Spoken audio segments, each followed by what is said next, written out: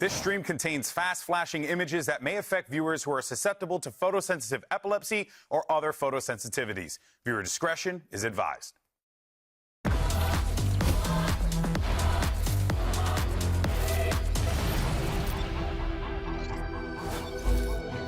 Today, our last two teams enter the competition, and it's anyone's game. Hello, everyone, and welcome to Day 4 of VCT Americas Kickoff, coming at you live from the Riot Games Arena. Where at?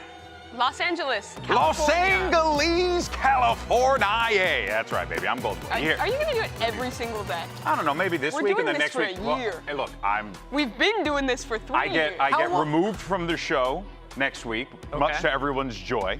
So you won't have to deal with it for a while. Fired. Yeah, I mean, and then I'll come back, much to everyone's dismay, and then I'll do it again. You can't get rid of me. In any case, though, folks, let's go ahead and talk about what went down on this stage yesterday, because we got our first look at Crew Visa's new lineup.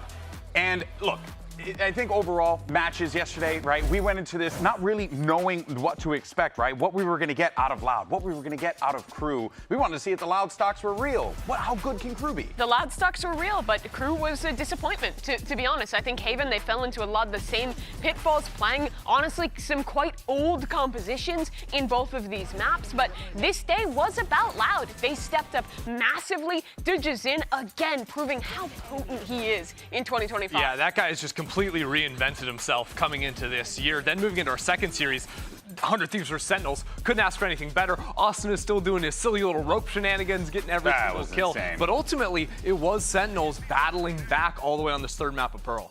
Yeah.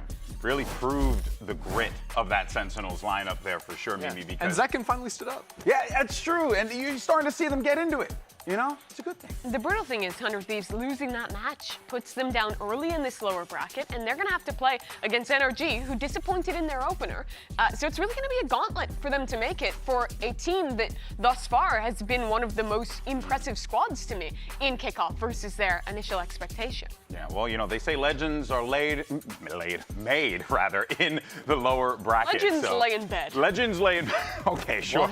But speaking of, though, let's take a look at the competition where it's at right now. And actually, funny enough, when you talk about 100 Thieves going down to the lower bracket so early, it is reminiscent of what Sentinels did last year when they went down to the lower bracket early and had to climb their way out of that. The ultimate irony is that the group of death last year was like Sentinels, 100 Thieves, Leviathan, Loud.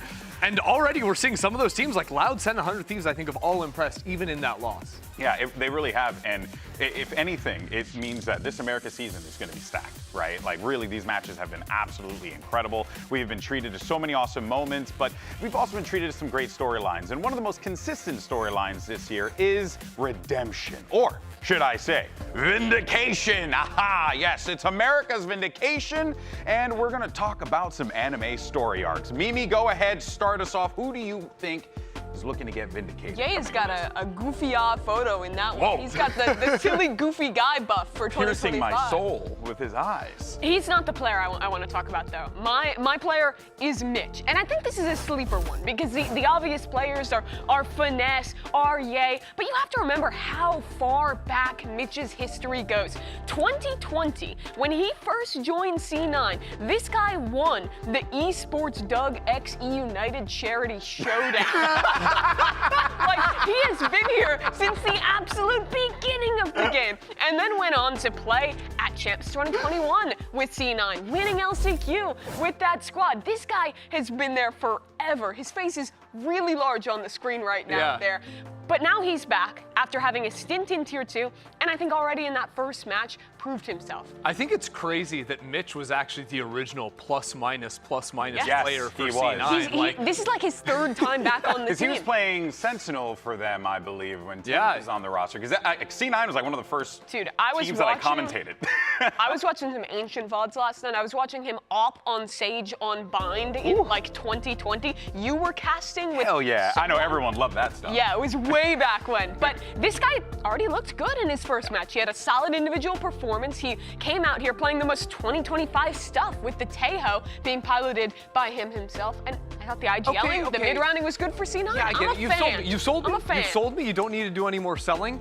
It's my turn, okay? It's my turn. I want to sell you Yay, okay? Yay. This guy, look, first of all, A little bit disappointing in that opening match, but I think in terms of a player arc that goes multiple years, returning back to this America stage, like El Diablo was there, lifting it all, but then in 2023, stepping onto Disguised Toast after being cut from a C9 roster after a very disappointing kickoff, not finding much success there in Tier 2, where you'd expect him to be absolutely dominating, to then move over into Pacific on Bleed in 2024, play 8 maps only to again step off that roster. It's incredible that we really haven't seen this guy play consistently at a top level in the last 2 years, and now he's on EG and he has to show up. But which guy is he gonna be? Because the first match, I'm not gonna lie, it was looking a little bit more like one of these guys than that guy back there. What's giving you the faith that he's gonna find that I form thought the again? chamber was pretty solid, though. I mean, It was fine. I mean, it was nice to see him on it again, but I hear you. I mean, he wasn't putting up the top numbers fair, that he this is was in fair. the past. But ultimately, it is just literally his raw talent that I believe in. And I also really believe in the system that Potter has going on over on Evil Geniuses. So I think that maybe he does need a little bit more time, but ultimately, I think he's going to come back swinging very quickly. All right, And well, I'm sold. I decided to go a little different of a route. Rather than going with a player, I went with a coach, and I went with Coach Fraud from MIBR, because this guy is a world champion. He has lifted a trophy with Loud before. He's also an America's champion in 2023. Exactly. This guy has found so much success, but then he makes his way over to MIBR. They have a really bad year last year, and yeah, I see this guy in the hallway a lot. You know, get an opportunity to chat with him. You know, he's always keeping himself positive. He's always keeping himself optimistic about the future. But even though they did fall in their first match, and it hasn't been what the success that I'm sure they would have wanted out of the gate, I still believe in guys like Fraud to be able to deliver results, especially with the players that he has now in MIBR. Do you think if he vindicates himself, he gets to name change? That's so No silly. longer a fraud. No longer a fraud. He's just vindicated now. That's his name. For people that don't know Fraud's story too, he's not Brazilian. He's not a native Portuguese speaker. He's a native Spanish and English speaker. Yep. And then, I believe he's Cuban. yeah, for Valorant, learned Portuguese, went onto a Portuguese team with Loud, initially as an assistant coach, then took over there later down the line, and now has come in to MIBR, back with Aspas again. It was a rough start, but with him and Aspas reunited, it does feel like the team to bring Fraud his vindication. And what's wild is that's just his journey as a coach. Let's not even talk about I mean, he's his got legendary tens career. of years of history before that. So, you know, we'll see, of course, how this all plays out. But one team that doesn't need vindication is Leviathan, because there are returning America's champions, top 3 at champions, though they did lose 2 big members on this team in Aspas and Mizzino. They have made some new additions, one rather demonic one that I did not see coming at all. Demonic one. I didn't realize that. I mean, okay, stop. I swear to this God, I didn't realize nonsense. that. He's referencing Demon 1 in case you guys didn't realize. No, honestly, Reference. like, obviously, you lose the best player in America's, maybe the world, in Aspas, you're going to be hurting. But I think as far as the talent pool goes in America's, Demon 1 is the next best thing. Obviously, had a bit of a disappointing year on NRG in the last one, but I've got full faith on him to sort of come back into this Leviathan roster and look very strong. And being with Calm yet again is big. The other big thing was that I think surprised everyone, myself included, was picking up Natank, who was playing on Gentlemates back in EMEA. Yeah. Making his run through Ascension in Tier 2. You worked there before. Tell having us a tough about it. year, I Why'd they pick I this used guy? to I used to make fun of him, calling him North America Tank when he didn't, And now perform at a top he is level. the North now America he is Tank. NA Tank. It's crazy. No, but seriously, this guy was. If you watched last year on Gentlemates, that team was a bit of a disaster, so it's hard to get a full read of their skill. But in 2023, when he qualified with Gentlemates through Ascension, they were not the favorites to win it. They ended up going on some pretty big upsets, taking down an Apex to make it through onto the finals. And for Natank, what he was for the team was the ultimate flex player. This guy was mainly initiator for them, but they played so much double duelist, so he was often on the Raze and his signature Phoenix. Like, this dude was tearing it up on Phoenix in BO5s, putting up ridiculous numbers. So while this guy on paper, I think you'd have to say, is a downgrade for Leviathan, I can still get excited by the flexibility of this guy and sort of the individual flair of his playstyle to still pop off on agents like the Phoenix. The context is you're losing your America's MVP of last year in Mizzino, but still Natank, I think, is a guy who has a lot of room to prove himself on this roster, and if he is, you say he is, right, like that flex player, he'll do well to fill in the gaps, give space for guys like Demon 1. Yeah, and great opportunity for Natank to also establish himself and have that, or give Leviathan that confidence, right? But see, Natank was a pickup from EMEA, and we also got Narrate from Carmine Corps, which, by the way, he's American. He was American anyway, American, yeah. but, you know, we'll go ahead and glance past that. That's right, baby. In any case, though, right, we do have some great teams here, but we won the roster trade. Surely we won the roster Did we trade. win the roster? You are terrible. Okay, let's list it off. We lost world champions. Les, Sadak, gone. Fluorescent, a GC champ, gone. Crashies, another champion, gone. Look at these units. Flya, Kowalin faded. So many tier 2 players taken as well. We got Natank in return. No offense to Natank, but that's like, look how many players. Look at that smile on Narrate. He's beautiful. But you know what? I got to be honest. Like, shout out EMEA. They couldn't beat us in the server, so they had to beat us out of it. Oh, wait. Actually, hold on a second. Production is actually telling me that our friends over at EMEA, the broadcast team, feel actually the same way that we do. Let's just go ahead and send it over to them. I'm sure it's going to be a gracious and loving video. What's up, VCT Americas? On behalf of VCT EMEA, we would like to welcome you back. And thank you for being so uncompetitive that not 1, not 2, but 3 Valorant World Champions decided to leave you and come over here and join us for the upcoming year. Oh, by the way, thanks for sending us the good ones, because there is no way in hell we would have accepted and you might be thinking you've gotten a nice trade with Narrate and Natank, but let's not forget that Narrate also chose to come over to EMEA in the first place. And as with my boy Natank, what can I say? Go get your bag, mate. Just don't forget to buy me a drink when we see you in Paris. And then Narrate left again and came back because he wanted to play. And also, she definitely said Baby Bay behind that tweet. That was 100% Baby Bay. Yeah, also, she That's said crazy. that they left Americas to go compete in EMEA. But, like, that doesn't make sense because they left a very competitive region to go to EMEA. Dog, they couldn't because win they couldn't here. hang in America. Yeah. You know what I'm saying, Sadak? I'm looking at you, Poppy. I'm kidding. Are these players dead to you now, or are you like still like No, chill? no. I think they're all great. But also, I mean, Floor's a goat, so I mean, she's awesome. To be fair, the one that I'm actually the most salty about was Floor. Yeah, no, that's so That messed offended up. me, personally. I was mad. I was angry. Me too. And I How do still you am. feel? I'm still Still angry till this day, right? When I found out, Devastation. devastation. Of course, though, we wish nothing but I success guess for all Berlin's those better than folks. Calgary, so I understand their choice. We, of course, wish them all the best and, you know, all the success in the world. But you know who EMEA didn't get? Demon 1. That's right, baby. The former champion is back with Calm, as we were talking about before, and he's looking to bounce back from a disappointing 2024. Some of it out of his control as well, but I think it's a great opportunity for Demon 1 to really, really establish himself yet again as a force in the VCT. Yeah, and I'm sort of curious what Demon 1 is going to look like on this roster, because you remember, obviously, the incredible stuff he was doing with Evil Geniuses, flexing a lot into the smokes role because of how their system actually worked. But then moving on to NRG, it was a bit weird because he seemed to just be playing Jet on every single map. That was kind of the initial criticism of NRG towards the start of the season, that lack of flexibility in a way. So I think for me, I want to see a Demon 1 that is back and playing a variety of different agents, putting the time in, especially on the stuff like the Rays and whatnot. Yeah, he left mid-season from NRG for personal reasons, stepped away from competing, but now is back. And I do feel like this is the perfect team to bring him back to the top of the competitive scene, especially getting to play with his buddy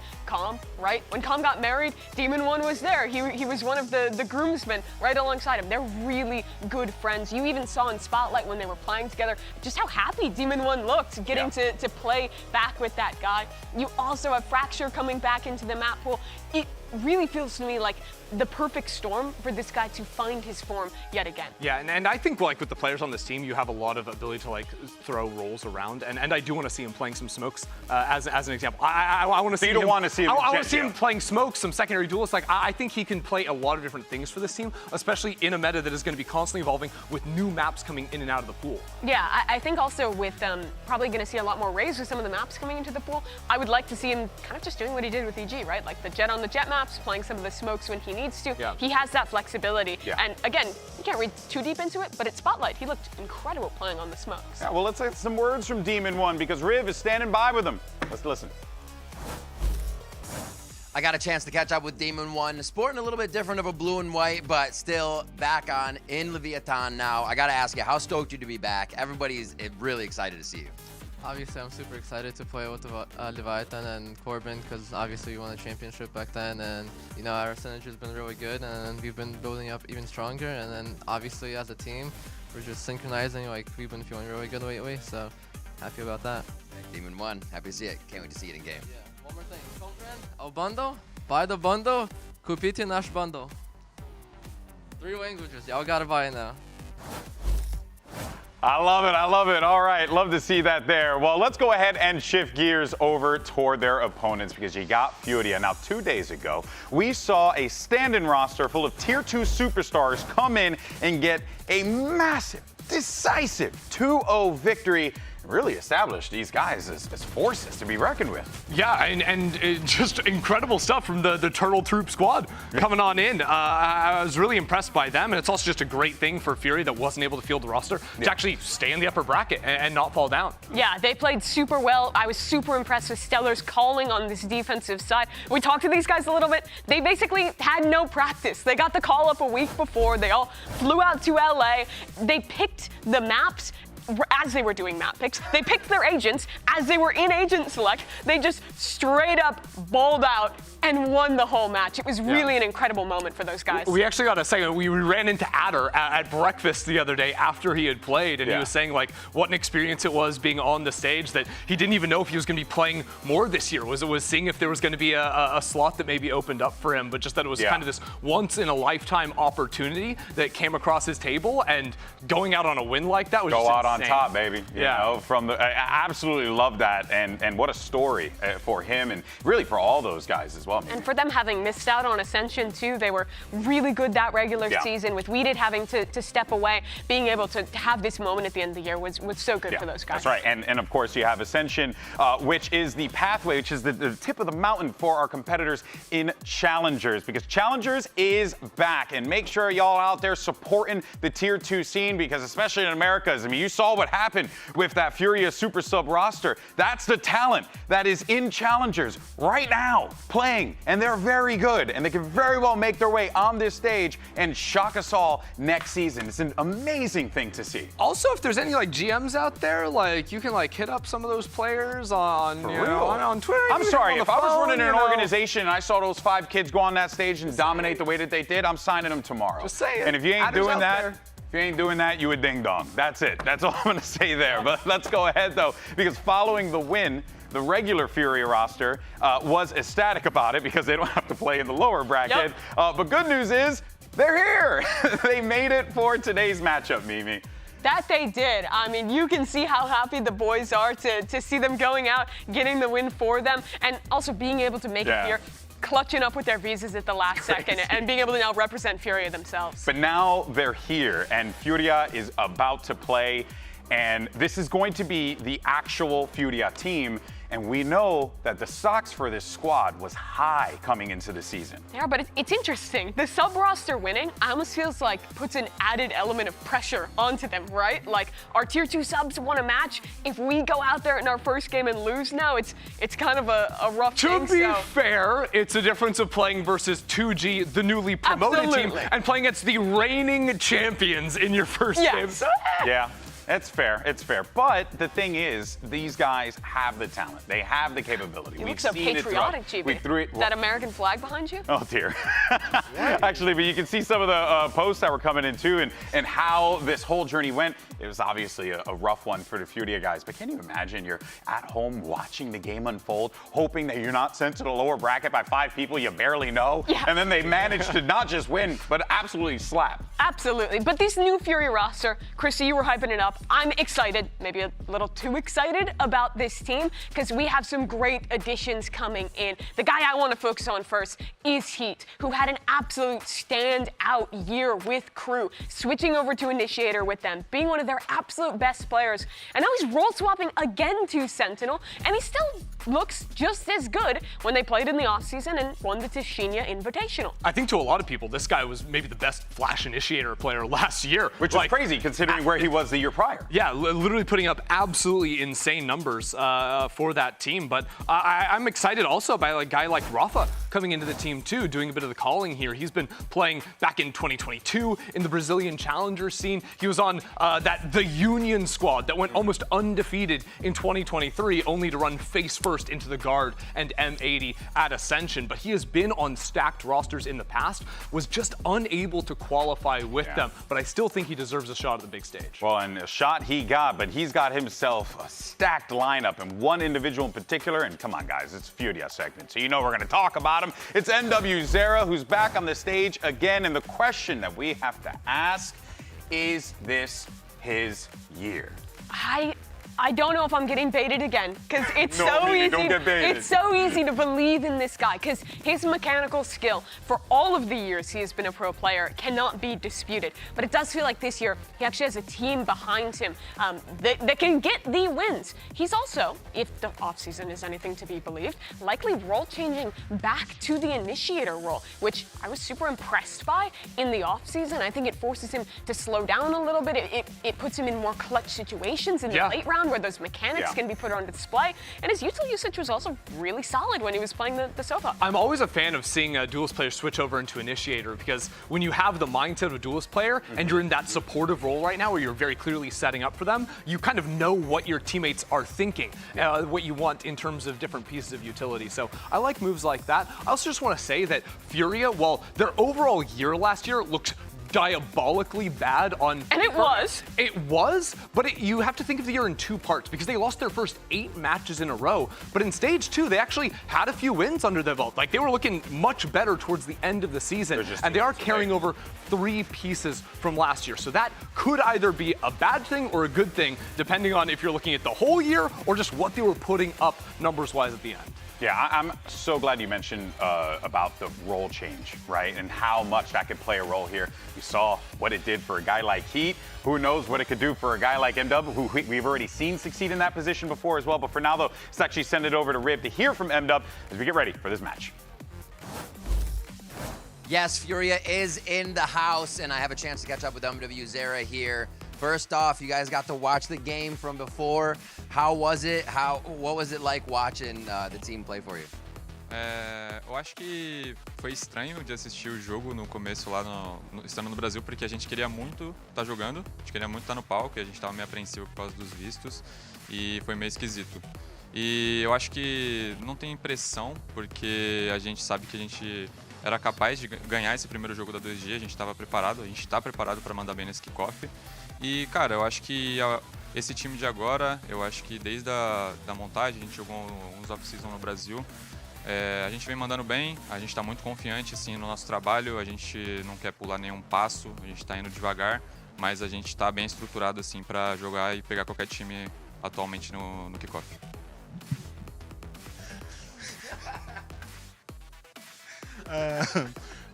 It was kind of weird watching the game from Brazil. We were always, anxious about the visa situation and everything, but there's no pressure. We are feeling very well about this team. I think we put together a very good team. We are very excited to be here. Of course, we wanted to be on the stage for the first game, but we made it here now, and I think we're gonna show some good thing.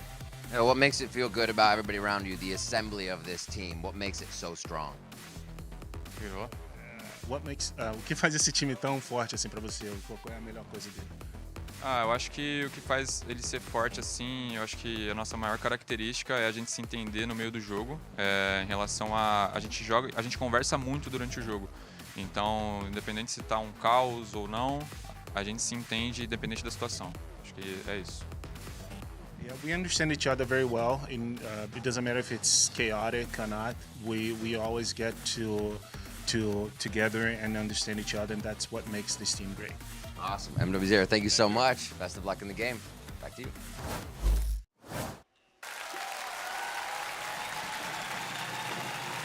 Hello, everybody, and welcome to the VCT Americas Fashion Week. We're here to critique all of the new jerseys dropping in 2025. I am now joined by esports style icon as well as fashion expert. You have Baby Bay to my right over here. You also have Ender Wintour down low. And you cannot forget about the stylish one, Mimi. Look at her, so stylish. So stylish. Let's get the focus up. Does Bro think he's Nosferatu? Now the point of this is we're going to talk about the jerseys that our players are sporting on the runway today, and we're going to rate them. Nay, we're going to judge them.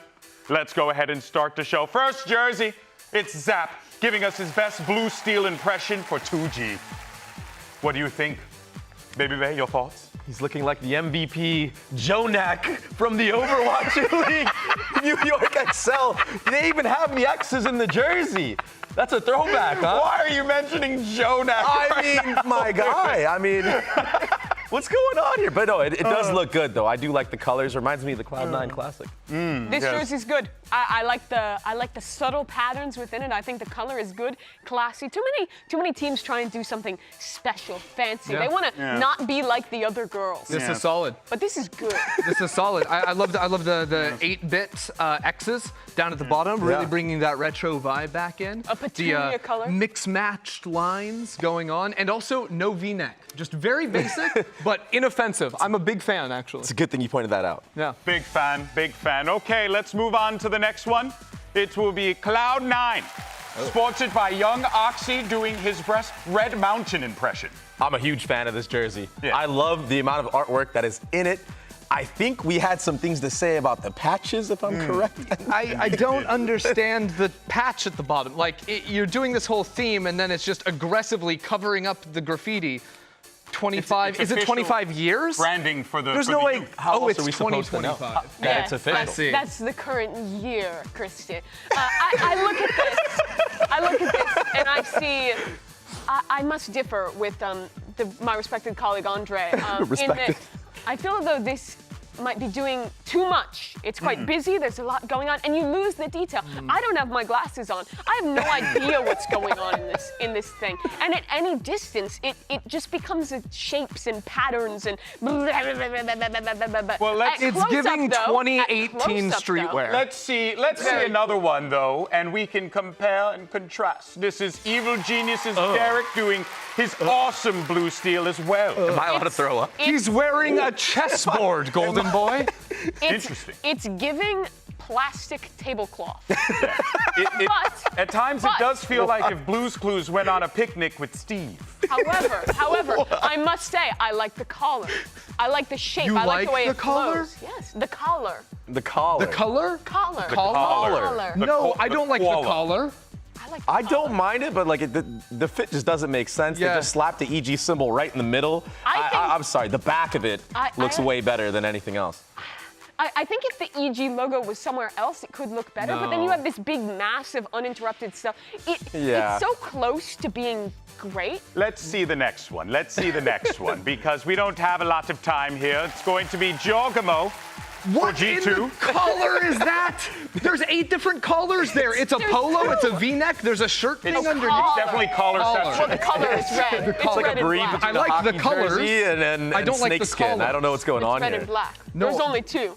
Do we need to call the fashion police for this one? No, but we need to go next, is what we need. We need to go next. All right, let's go to the next one. It's going to be Leviathan, modeled by Demon Uno. It's the same collar. It might be the worst one, though. It might be the worst one. Oh, dear. I don't know. I think you should have just, if you're going to go V-neck, I say go all the way. V down to the nips. Do it. What are these shapes?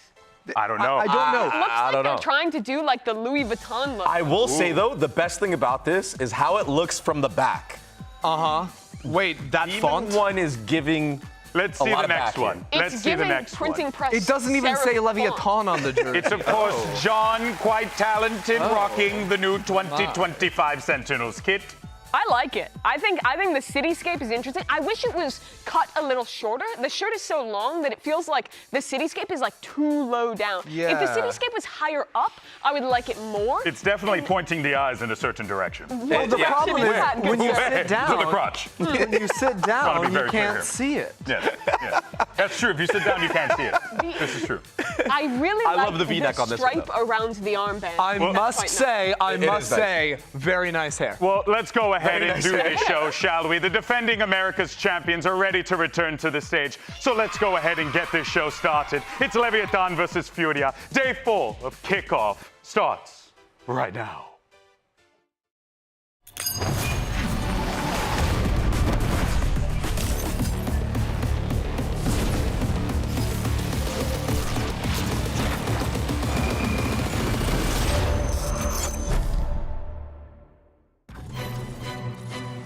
Look at me.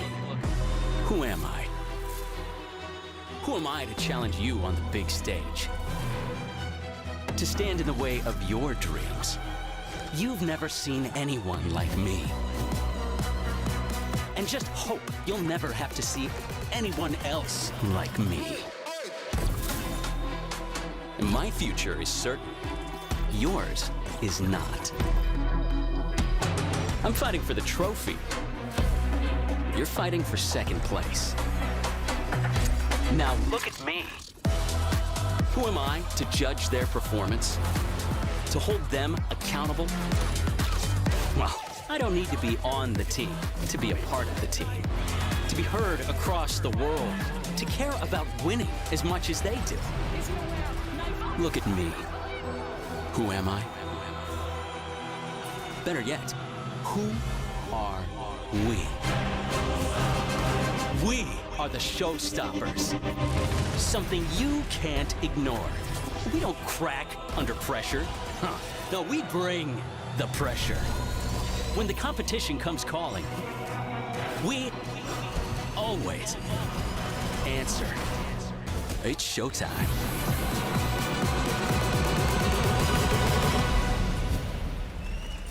There's no turning back now. Agora sim, 100% brasileira. Façam muito barulho pra Fúria!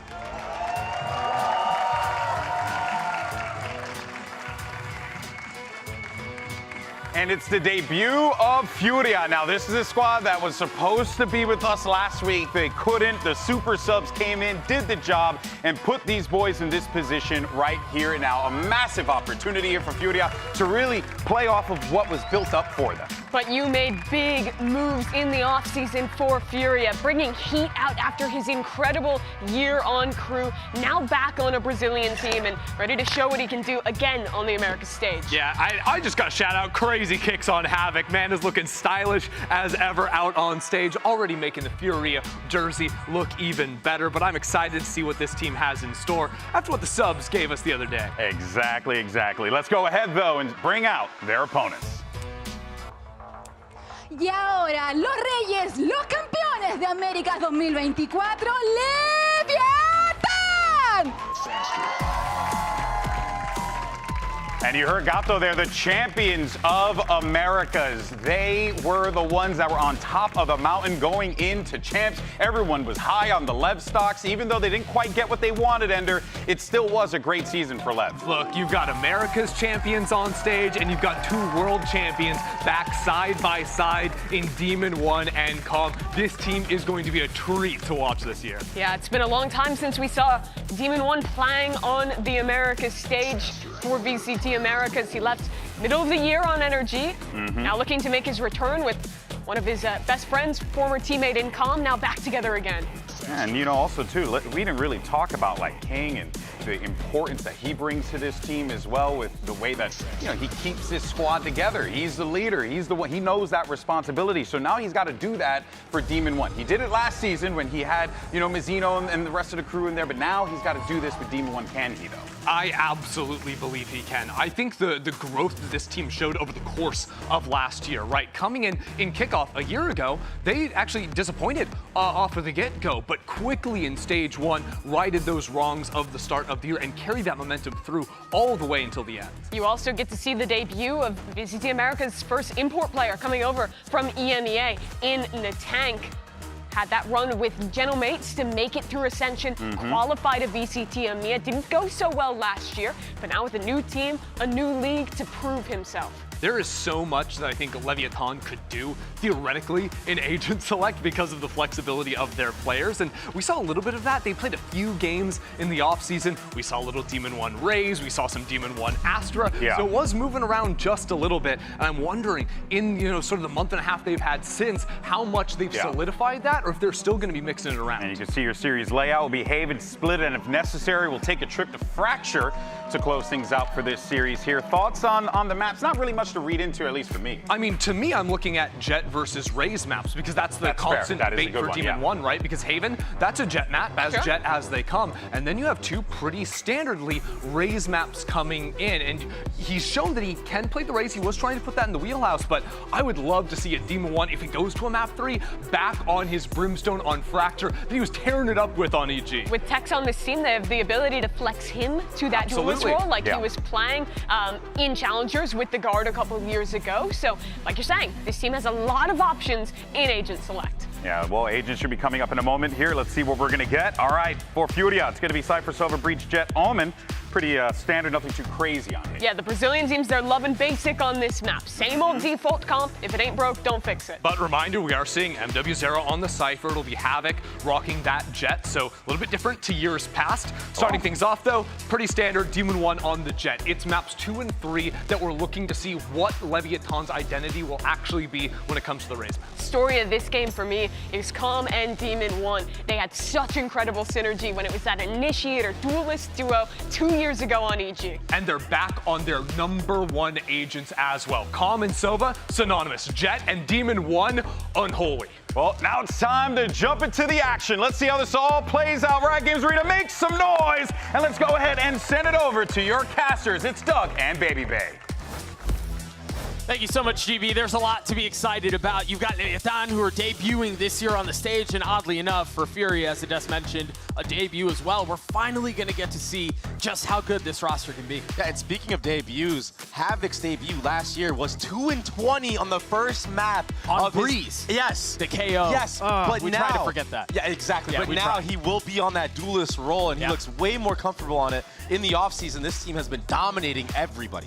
Yeah, I think there's a lot to talk about as we go back towards the Furious situation. You got Heat, who was a duelist, went to Initiator last year, and is now on Furia as a Sentinel. Yeah. I mean, that's a very different, the guy's been around. Yeah, but a lot of duelists now are switching to that role because of the fact that there's a lot of contact styles. You like to take a lot of 1v1s on that Sentinel role nowadays, especially with contacting. So why not slap a duelist on that role? If he can learn some of the overall macro and do some setups on the defensive side, all of a sudden you have everybody that can hit heads.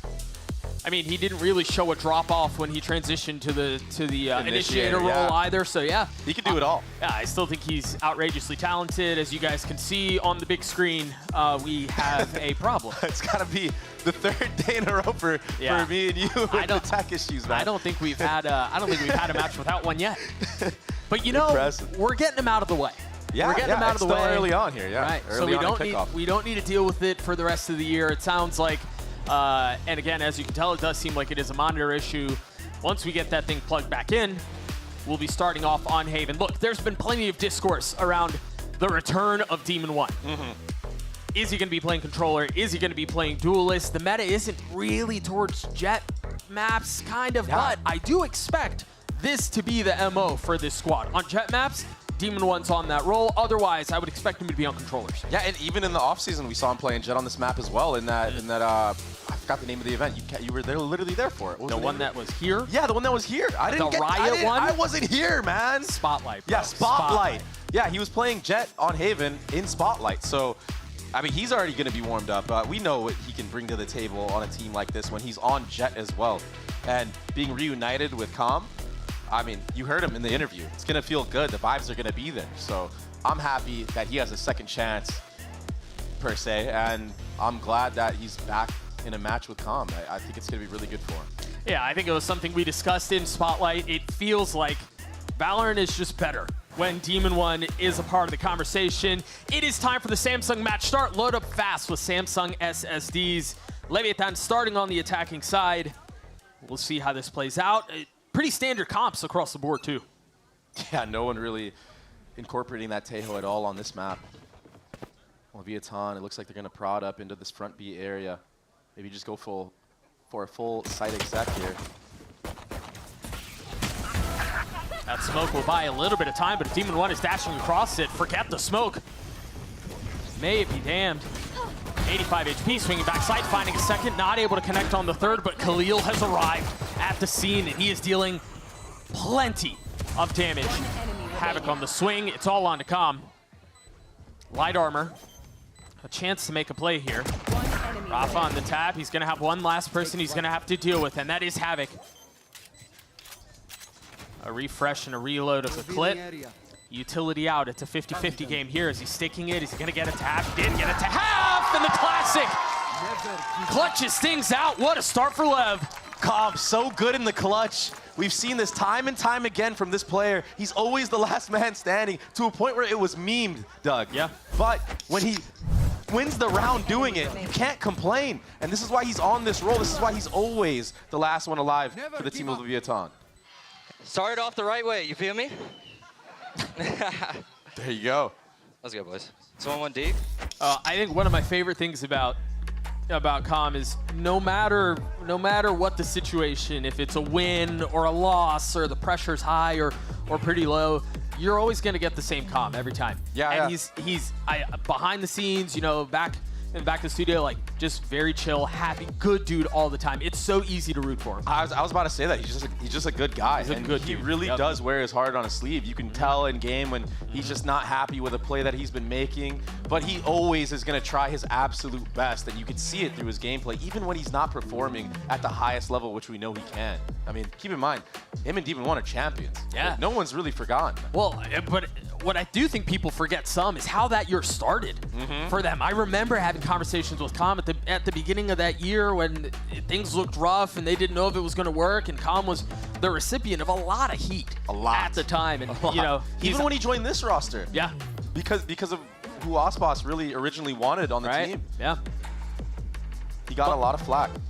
He did, but as always, as seems to have been really the DNA of his career and the brand, so to speak, is he handles that criticism, he handles all of the flack, and he still succeeds in light of that, as we saw in that pistol. Back into the action we go. See, we talked the whole time. You guys didn't even realize there was a tech boss. It was very short. Absolutely. Up on the barrier C. Keep a close eye on that for Furia. It is an eco. The little flash, a little dash. Maybe something like that. They're still waiting for it. The dash is proc, the swing is there, and there was no utility behind that. Kill traded though. Yeah, great follow-up. Khalil, he's stuck right now. He's gonna have to TP out. He does so. Right now, although there was some trading going on, Furia got the short end of the stick. 3 members taking some damage, or two members taking damage at this point. A lot of the middle of the map has been taken away, and King has been left to hold the line by himself. One found. No smokes. What can Rafa do here? Khalil is close by. Oh, he can get a freebie. Both a little beaten and a little battered. Remember, Rafa's one of the new additions to the squad, and Calm. Perfect timing on the swing. Right on time. Yep. Spike planted.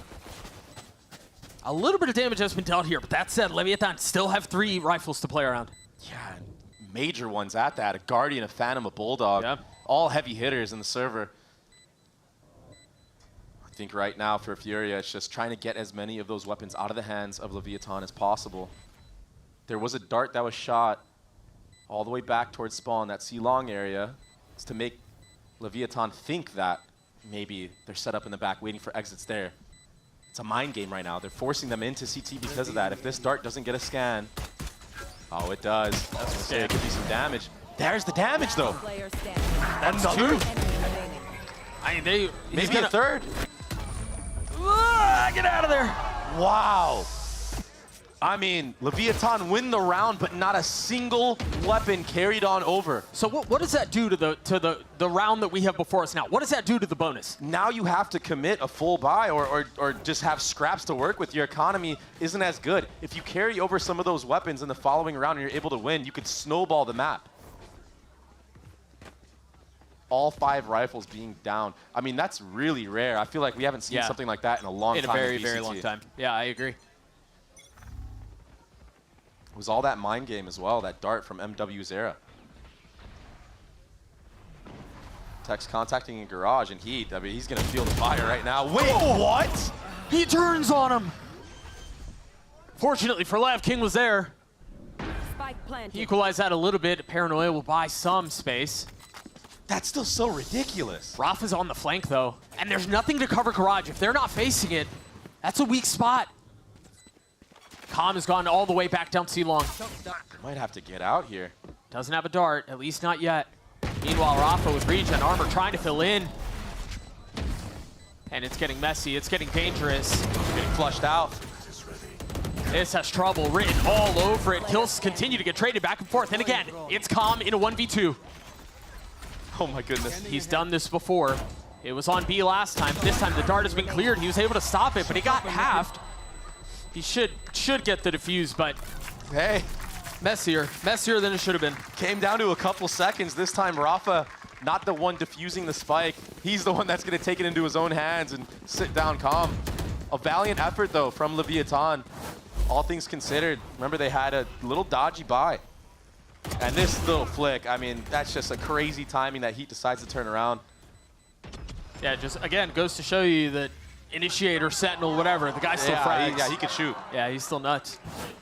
A lot of the members of Furia can shoot, and that's what we saw in the offseason. So yeah, they've started off a little bit slow here, but now these are the defining rounds right here. If Furia can take this one away, their economy will start building. Oh, watch that TP back in Swan. He stuck it. King is behind enemy lines. Does Heat know? Nope. On top of that, Calm getting a kill with the Sova ultimate on the Havoc. It's going to be a 3v4, but all of C is free. And look at how slow Khalil has to go through spawn because of the presence that King showed. And that buys so much time for the spike to get planted and the post-plant positioning to be set up. I mean, he could literally be anywhere back there right now. Ooh. Meanwhile, the rest of Furia have to be a little pacey about this. They've invested the ult facing the other way.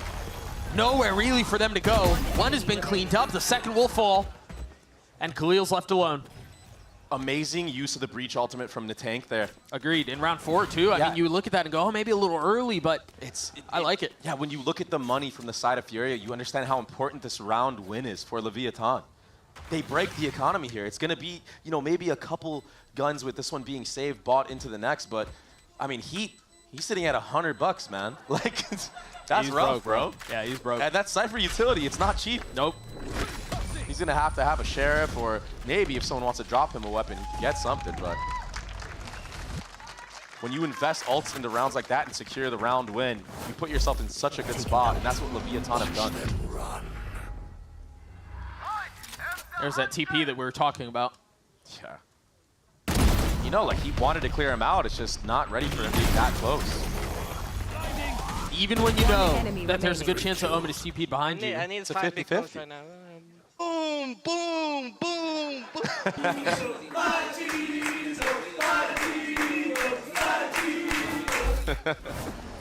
A default this time around from Leviathan.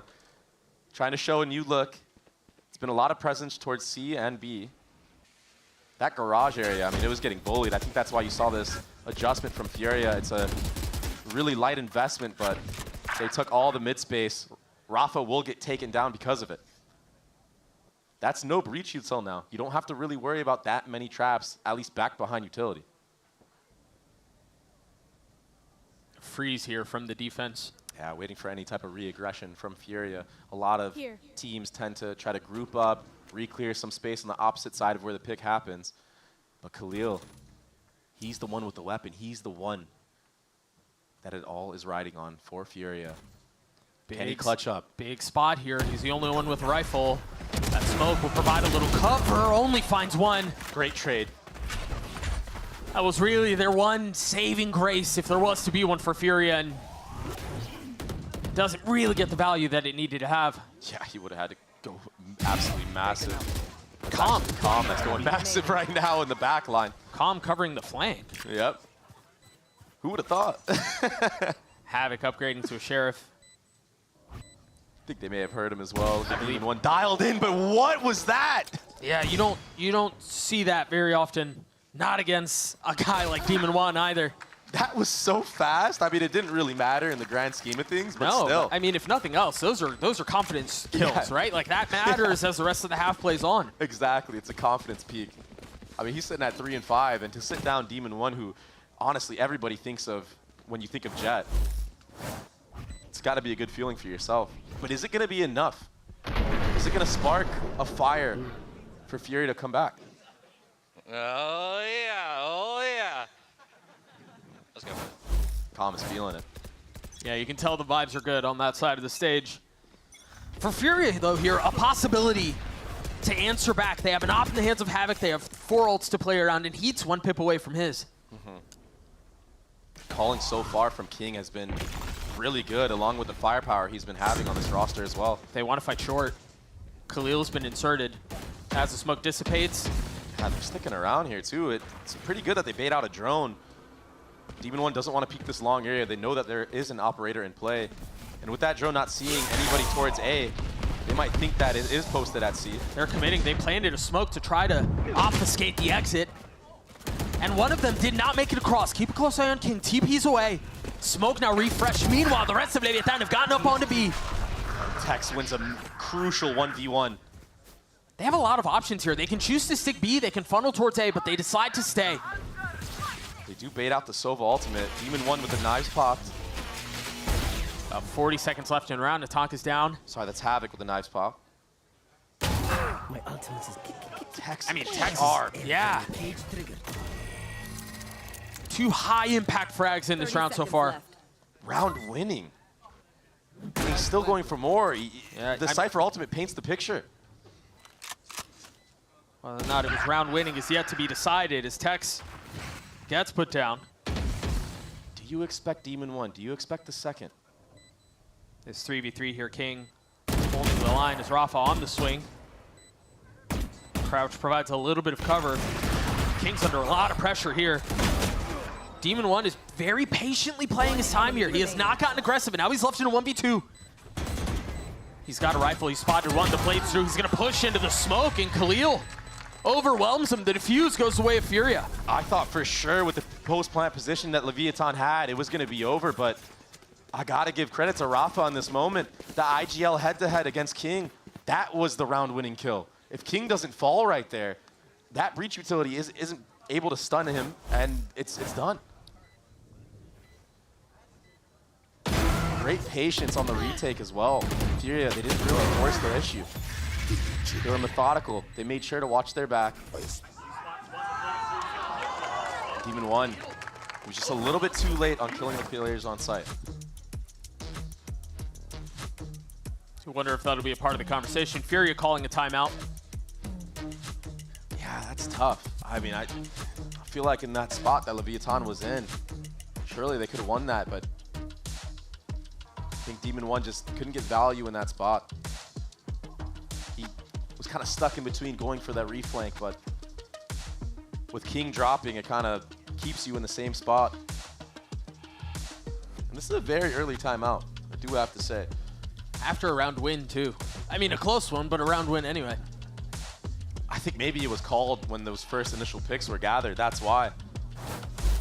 But still, it's good to recollect your thoughts, keep everybody calm. You kind of got away with one right there. You can keep that momentum going. You can muster up a little bit of a comeback here. But Calm, he does have another Sova ultimate online. We know how good he's been with these Sova ultimates throughout the years. Yeah. Seems like he's always good for one. He does. I want to draw attention towards what's happening C long. Havoc still has an op, and Demon One is there. And it's a walk down with a cam as well. No cam, actually. It's Heath that's on the move.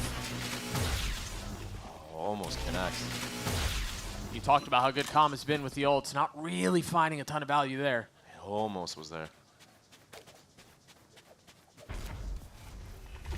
And so what have Furia done on the other side of this? They've gotten their Cypher deep down C-Long. Now they can rotate off of this. They have the triplets covering Garage too. The op is just repositioned, picking up that front B line. Breach is able to lean over towards that A. That short smoke was definitely heard from the side of Furia, but it's all a ruse for now. I think there's going to be a re-clear on this C area, and Heat right now, if he gets flushed out, it's not going to be looking good for him, but already a heavy lean back towards C. Yeah. It's a fake. Havoc is the first one here. It's a fake. Wait, a good bait, though. Are they going to bite? Heat's now starting to move. They hear the rotations away, and Atan gets caught. But somehow Tex wins another 1v1. MW up close. Tex gets another? 30 seconds left. It's ridiculous. 20 HP now. The op has arrived at the site. Oh, you gotta be careful here. Looking for a life to take. But nothing allowed. Might be his own right here. Here's the head-to-head. He whiffs. And now they know where he is. Anybody utility to try to flush him out. The second dip is good onto Demon 1. What else can they do around this Breach utility? If they've got the stun, that'll creep them out just a little bit. But there's still so much more to be done. King down in hell and taking him with him. Lev gets a 5. Such impactful kills across the board this half from Tex. And he has gotten repeatedly, too. infinite value on these lurks. And he was alone with Spike there as well. If he drops, this could be a completely different round, but look at how sharp he is. It was a good try from Havoc, but One enemy remaining. it was an uphill battle the entire time. And just like that, Furia's economy is broken once again after a round win. They've never really had footing, have they? Not at all. Another A-side default. This time, Omen TPing to the close left corner. He was in a cubby last time, maybe not trying to get flushed out. This is way more decisive as well from Leviathan. In previous defaults, they haven't really peeked long A like that, but they know, since there's no operator, Demon 1's confident to take that fight against a Sheriff or a Marshal, whatever it could be.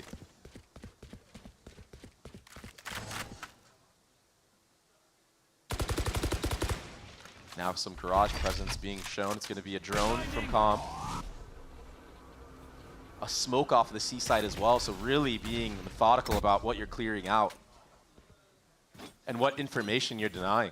I mean, that makes 2 players have to stay in C because they're so worried.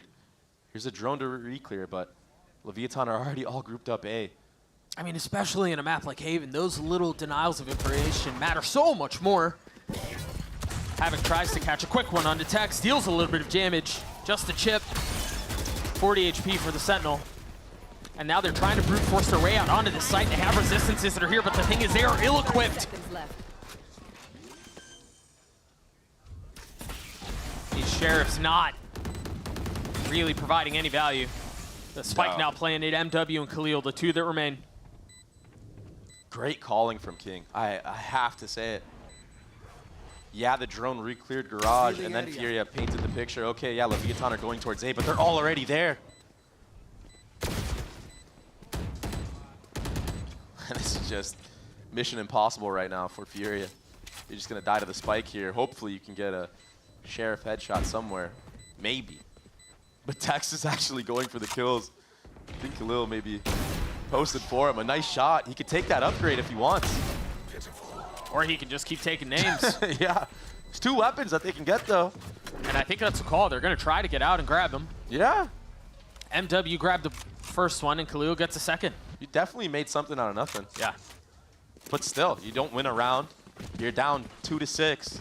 This is not a good feeling on the CT side of Haven. You have to come back right now. No, but given how the half is gone, you've got to take any win you can get. Yeah. And even if that win is you carrying over 2 rifles, then you'll take those. Yeah, at least those players get full armor, huh? What's the setup here? There's a lot of presence towards A on both sides. Yeah, it's trying to counter this Leviathan A default.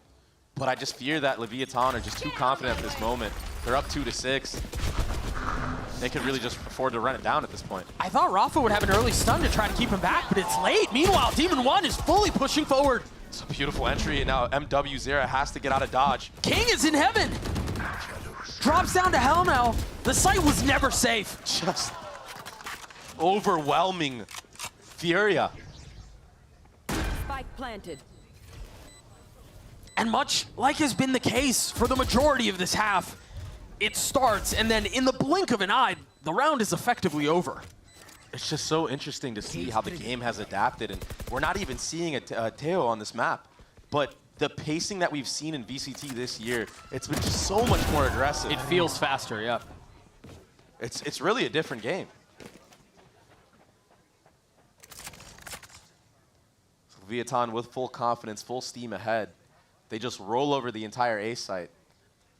And that entry was beautiful from Demon 1. Yeah, he gets traded out, but Rafa, he's stuck in short with breach utility. I mean, it's just not really many places you could use that for yourself. No. Especially now when Leviathan is just pounding the site. Yeah. Like,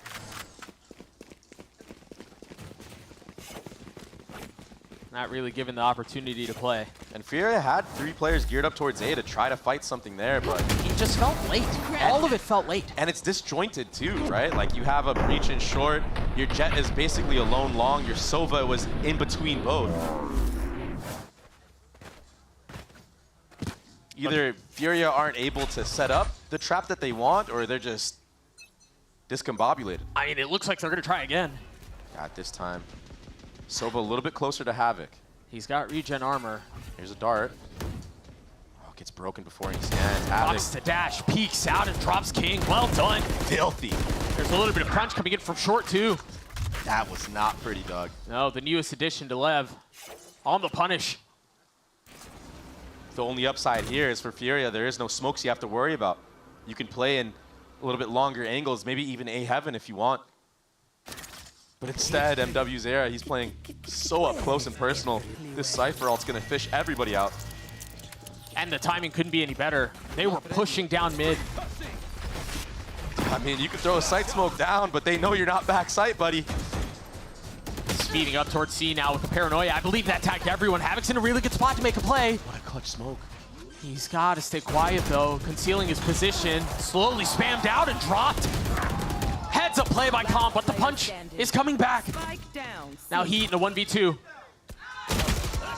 Jeez. That's such a tough clutch to win. He was so worried about a flank. He was going left and right, couldn't make a decision. But Calm, he's been very decisive. 14 and 6. I mean, it was the start. It was the very start of the map, the pistol. Yeah. All the way up until now. He's looked great.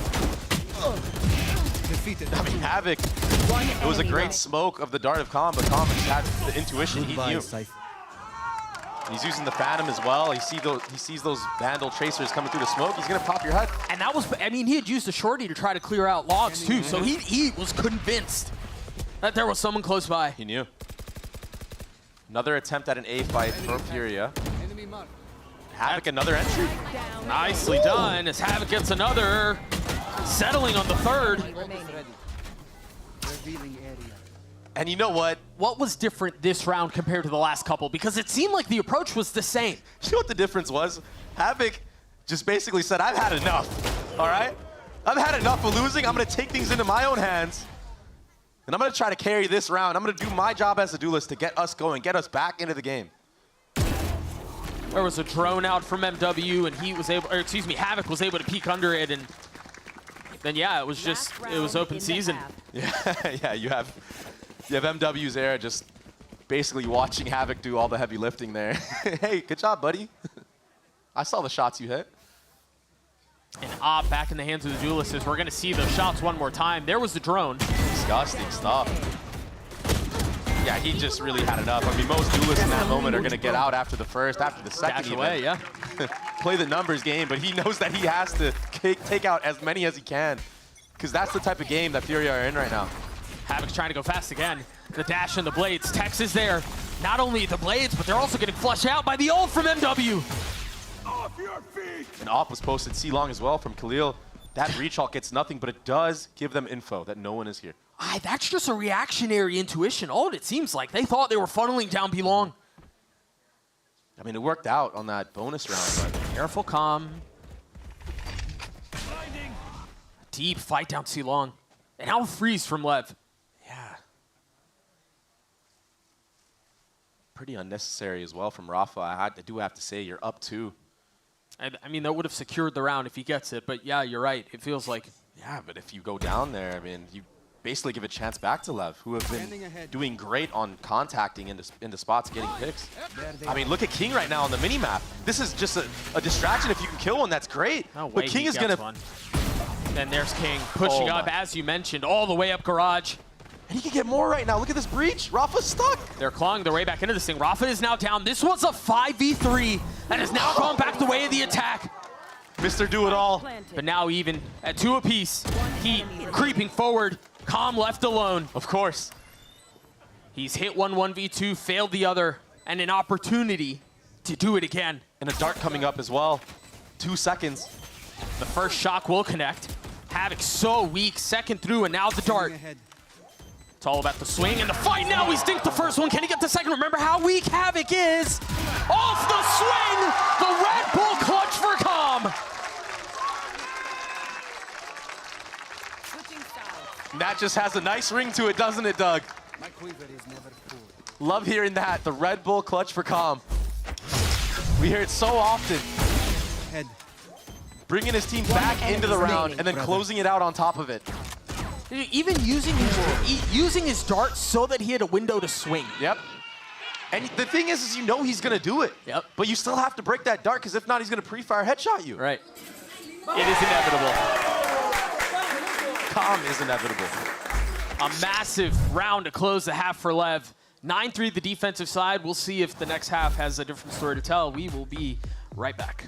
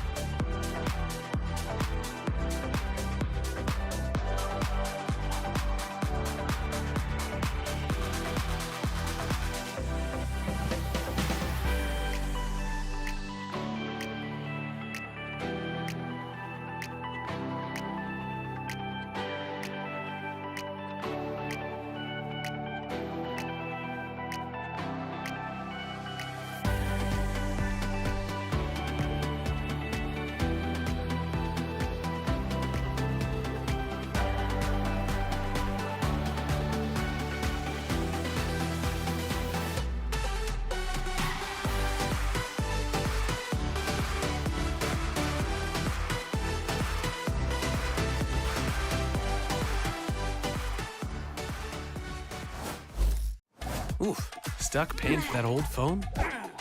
Don't be. You know, at Verizon, we'll pay off your phone. And you'll get iPhone 16 on us. That's a value of up to $1,600, only on Verizon. Welcome back to VCT Americas Kickoff. Calm did it again. He did it in the first round, he did it in the last round, and honestly, he did it a couple of rounds in between. A 9-3 half for Lev. I'm Doug. With me on the call here is Dre. That was, I mean, you can't ask for much more. That was pretty damn clean out from Lev. Yeah, Demon 1 hasn't even gotten on fire yet. Now on the defensive side, he's going to have a chance to hold a lot of these angles, maybe get the defensive side operator up into his own hands. And he's so quick with it, just like Havoc taking this garage. A stun and a dart. Yeah, but you know Calm is here. That's a second shock, and that doesn't feel much better.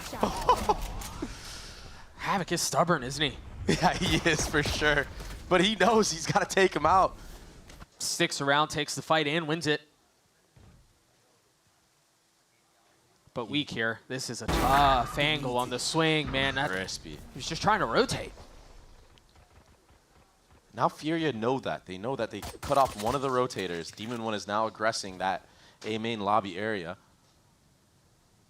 And he's gotten it pretty far. And the thing is, those trips, anything else to cover that is really deep. Yeah. So there's a lot more real estate he can gain before he's caught or punished. And I think Khalil has posted on it, but not anymore. Demon 1 does find the timing. He takes out Heat. And now they know there's pressure from either side. King has to win this fight just to give him a chance, and he does. 5 HP, though, and now he falls. Amazing shock. Demon doubling 1 up. in a 1v3, and they've got him spotted and surrounded. The pistol for Furia. Yeah, and it's all from that entry from Havoc. I said in the last half, Havoc has had enough. He's taking things into his own hands. A lot of teams would get away from the player that has 18 kills on the server, but Havoc, stubborn as he is, he stays. Hey, he had eaten full commits. He had eaten 2 shot cards. Yeah. He had eaten a breach stun. He knows that if he gets that kill, the odds of them winning the round are significantly higher. Take Calm out as soon as you can, because you know he's going to clutch. And that persistence is rewarded by an anti-eco. Heavy investment here. He does get scanned by the dart, so Leviathan do know that all of A long is gathered from Furia. It's a heavy A-side default. That's why you saw Tex on the minimap taking all that C space. He's pushed up so far. This lean towards A, if it ends here, could be trouble. Yeah, drone clears out the lower part of short A, but with that Omen smoke coming out, now you are left wondering. There's a lot of presence here. There's not a lot of guns, but the personnel is close by. They've got to win these gunfights out. Good trades. That 1-for-1 will work out. Tex is still on the other side of the map, too. Yeah, Tom gets caught. King does, too. And that will secure the round. So Furia, they navigate the pistol through their persistence, excuse me, and get through this relatively cleanly. We talked about it at the beginning. It was a heavy investment. There were 3 Vandals and 2 Bulldogs, and barring some heroics from Tex, they will carry those over. Yeah. They definitely played the gun advantage perfectly in that moment. It's Leviathan had it stacked, but you're just so limited on where you can play. And yeah, if Furia just contact up A long like they did and just play that trading game, that long-range battle, and not really deal with that short smoke at all until it fades, it's a good recipe for success and not dropping many guns. Revealing area. So a good fundamental approach on the anti-eco was Furia. And now maybe a chance to get a little bit of momentum back in their favor, maybe start a comeback if they can convert this bonus. I mean, you have 3 Vandals and a Guardian in play. You're basically on a real buy. This is a scary round for Leviathan. Yeah, this is one of the strongest bonuses we've seen in a while. It's interesting that they're not buying up around it more. Yeah, really playing for the long haul. Yeah. Hey, someone can at least buy Khalil a stinger, surely. Okay, he's going to buy his own. There you go. Huh. But still, I mean, 3 Vandals, a Guardian, all these guns long range can take you out in an instant. Yeah, you're right. The lack of investment does not mean the round is secured. that might mean the round is secured. Calm sees the cage popped out. He's going for the spam, and he takes heat right out of the server. A clear of the trip. Lever here, though. Yeah, there's 3 players here. Utility out. The dash procced. He knows where he is. If they try to crunch, this is trouble. They can get pushed through garage. It can get pushed through long, or they can get dropped before the crunch even starts. A great paranoia in exchange. I mean, they have to think twice here. I don't know that there's a way in. You're kind of forced to have to hold W, though, because you don't know what's going on at A with that early pick on heat. MW. Creeping forward, contacting up. In a spot like this, 1 kill found, 2. Off the flash, looking for the second, and Tex will fall. Great spray from the tank. A 3v2. Furia not committing to the spike plant quite yet. Looking to see if they can find any other free kills. Khalil still has a stinger. Yeah, still so difficult. Calm, he might get a dart up. Some pop shots into the smoke. He knows something's afoot. Here's that dart. Oh, man. But is the he fully reload, convinced? dog! The reload gives it away, you're right. And now Demon 1 falls. That tank is left in a 1v2. What a round from Furia. A 3v5. That's the second, what's the second one of the map? Yeah, Leviathan had one to close out the last half, and now Furia get one of their own. But the fashion in which Furia did it, no ultimates in play, just a walk-up. The follow-up flash from Rafa onto Tex, that was insane.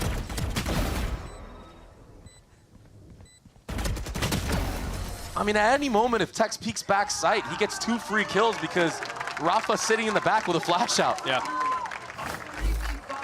Stone cold. And that bonus sets the scene for a potential comeback. Leviathan calling a timeout. 3 rounds between the two teams. Yeah, the eco's not great for Lev either. You don't need to be worried yet if you're Leviathan. That's why there's an early timeout here. I'd be a little worried. Yeah, you still got one more timeout in the bag, though. Remember that. So, okay, everyone chill out. What can we do to get Demon 1 online? What can we do? If you can get Demon 1 going here, maybe save up for an operator for him, get him on some good aggressive lines. Yeah, but that's what, 2 rounds away? Yeah. But if you can build for that now, if you can get him warmed up, surely you take this home. Surely, right? We've talked a lot about Havoc on the side of Furia, but MW is quietly top fragging for his squad. He does have that Sova ultimate online. Doesn't want to have to use it on this round. No, but they are all A. It is a stack A. Last time Furia were on the anti-eco, they went A lobby. So a great call from Rafa to go the other way and having members sit outside of A as well to identify if there is a stack. That dart and Omen Smoke. I think that makes it a little bit of a question mark for Furia. They don't want to mess with that yet. That's really bold. Calm just took a timing to peek through the Omen Smoke down A because of what the cam saw C. And that instantly calls for their rotations back. This contact style. They've got to be careful here. This spike is up really far. Oh, there's the jump spot. And they're set apart here. Yeah, with that breach stun coming out, all of Furia decide to back up. The Outlaw still posted. Here. But look, while all that happened, front B was gathered by Heat. He's posted up now. It's going to be re-clear of A. They're taking full map control right now. There's pings on B from Leviathan, but Calm, he's going to get flashed off this angle. And if he drops here, it's a free A site. It's a delicate and elegant dance that Furia are putting on right now. They're dancing around him right now. You see the Leviathan players in spawn going back and forth. Should we go A? Should we not? And they're committing. They're sticking to this C site. I don't know that saw him. No, they're going back and forth. Yeah, they're rotating back anyway. Dogs are going to be here. 20 seconds left in the round. I still don't know what Fury is doing. After all this back and forth, A and C and A and C, it's very likely that they end B. Yeah, he walked through. Havoc getting one. The spike getting planted. The trip catching Calm. And now Havoc has to understand that there's at least one more. Yeah, he's pinched. Calm's looking to chase him down. Can he settle shots with the Sheriff? Yes, he can, right between his eyes. But they've gotten the spike down. And they've gotten spawn. Fully clearing everything out. Again, on the Sheriffs. The need for a play, and they're just not connecting.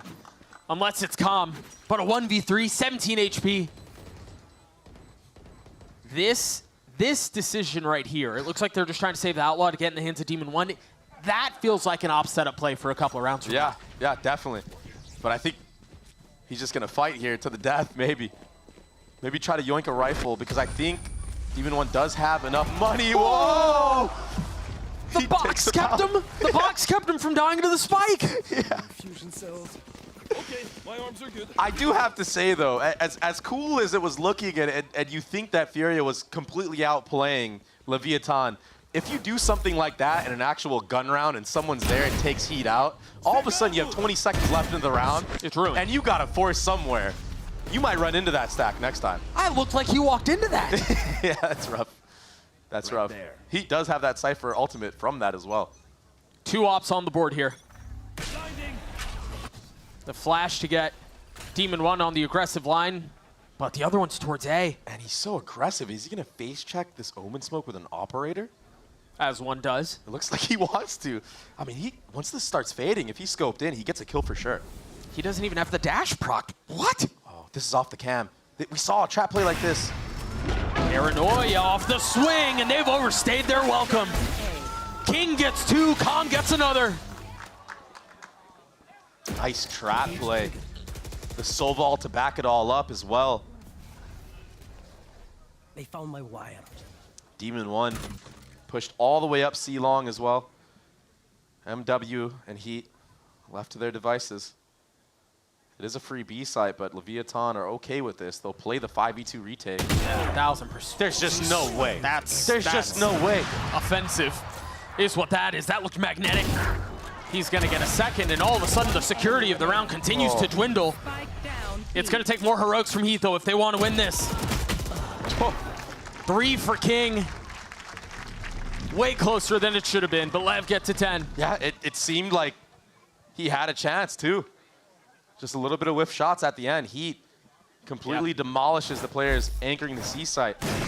But this trap play from the start of the round, that Sova ult to follow up to make sure there is no escape at all, it worked flawlessly. I wanted to see that Heat snap one more time. I know. The mechanical skill on this team of Furia, it's been upgraded so heavily with his pickup. Lev still hanging on to this lead. A lot of noise towards C. Yeah, a big change of pace, a fast rush. Dart scans both players on site. And Havoc punishes.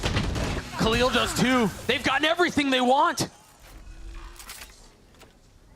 I mean, poor Demon 1, he was just chilling in the smoke. He gets spammed down and the Sova ult connects onto him. Again, some of these rounds are ending as soon as they start. And it's honestly a pretty good call from Furia. Rafa, he's been doing an A default for the past 3-4 rounds. It's been very slow approaches to the rounds as well. Yeah. A big change of pace at a crucial moment to win a round. Just when it felt like Lev get to a point where they can maybe create a little bit of separation. Furia just stick around. Shut down. Tukam is just on one right now, 23 and 12. Not too bad. He's just headshotting everybody. This is a crazy form that normally we see him in later in the year. Yeah. For him to start off so hot, I wonder what he's been doing in the offseason. Wonder if anything's changed in the routine. Well, whatever it is, it's working. But it has not been enough to put Furia away yet. Again, they continue to hang around. They continue to just be enough of a nuisance. Just be persistent enough. It's like a little mosquito in the room. You know he's there. You've been swatting him a little bit, but he just won't give up. He's flying all over. Weird buy here for Lev. The setup for a push mid. And it's perfect. The spray through the wall. The up, down.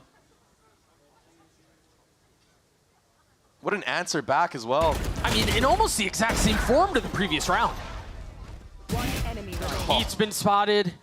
Rafa's been dealt with. Calm is still alive. That, again, that feels almost identical to how we saw the previous round go down. Yeah. Furia decided they're going to pound C and there's nothing Lev can do about it. And they win the round as instantly as it starts. And now we see a bit of the same. It's such a risky play from Furia as well. You have utility. None of it was used. It's just a dry swing into the front B window. I mean, you got to be very, very confident if you're going to make a play like that.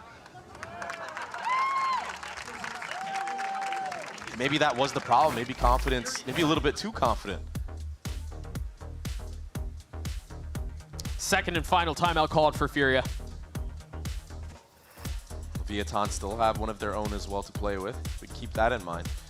They're sitting comfortably 3 rounds ahead right now. And with that last round win and that little dodgy buy, their economy is looking pretty good for the rest of the game.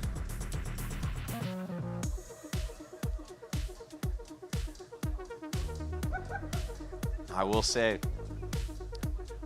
Leviathan, what they showed in the last round was a 1-3-1 setup. And I'm wondering now if they're just going to play that type of style to be able to fast flood to wherever Furia goes because of that pace change that was called by Rafa on the fast C hit. The benefit of playing 3 players towards that B site more often is that you can quickly rotate. You can get to either side fast. But I think they're going to try to set up Demon 1 here in the short A peak. Off of the stun or something like that, yeah. It's something we saw Havoc going for on his defensive side. It's a very common thing to do if you're a Jet. And sometimes it works, sometimes you get headshotted. So we'll see here. There should be an Omen smoke coming out from King as well to cut off any sight line in the back.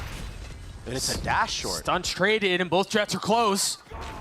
They're right here. Now they've invested the rolling thunder. So we'll see. To get up high, and we're guessing as to what happened, but Demon 1 wins the duel. Demon 1 happened. Heat goes down. Oh! And this might be the finishing touches on the map.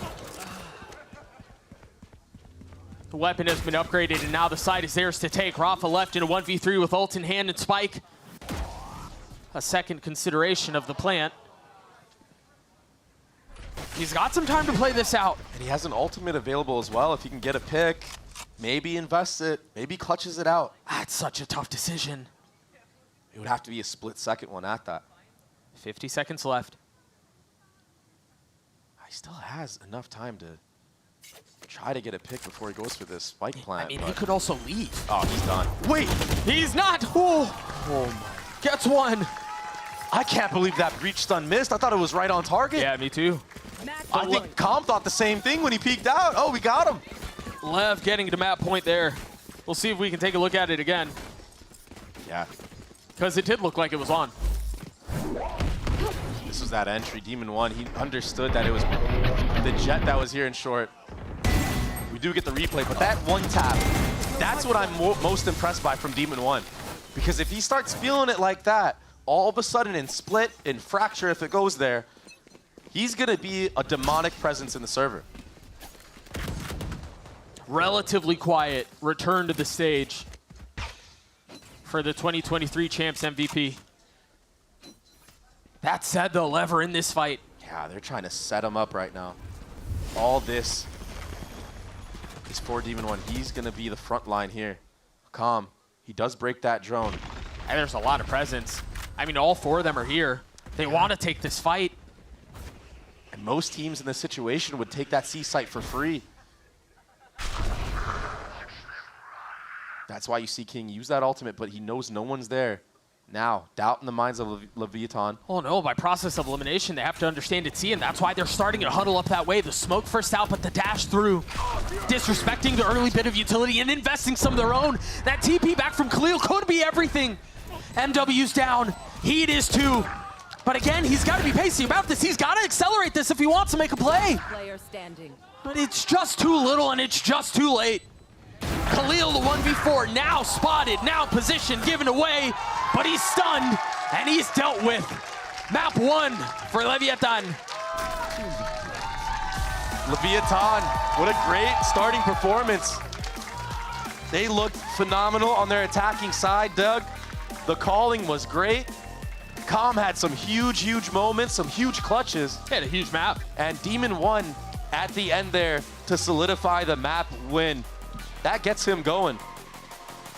A confident Demon 1. It's the demise of many teams.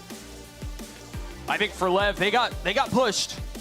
I mean, they got tested. Again, Furia felt like a team that just wasn't going away. Like they were just missing that much of the punch to put them 6 feet under, and ultimately they were able to do it. But I think any big takeaways as we start to think about the rest of the series, split and then potentially fracture if we do end there.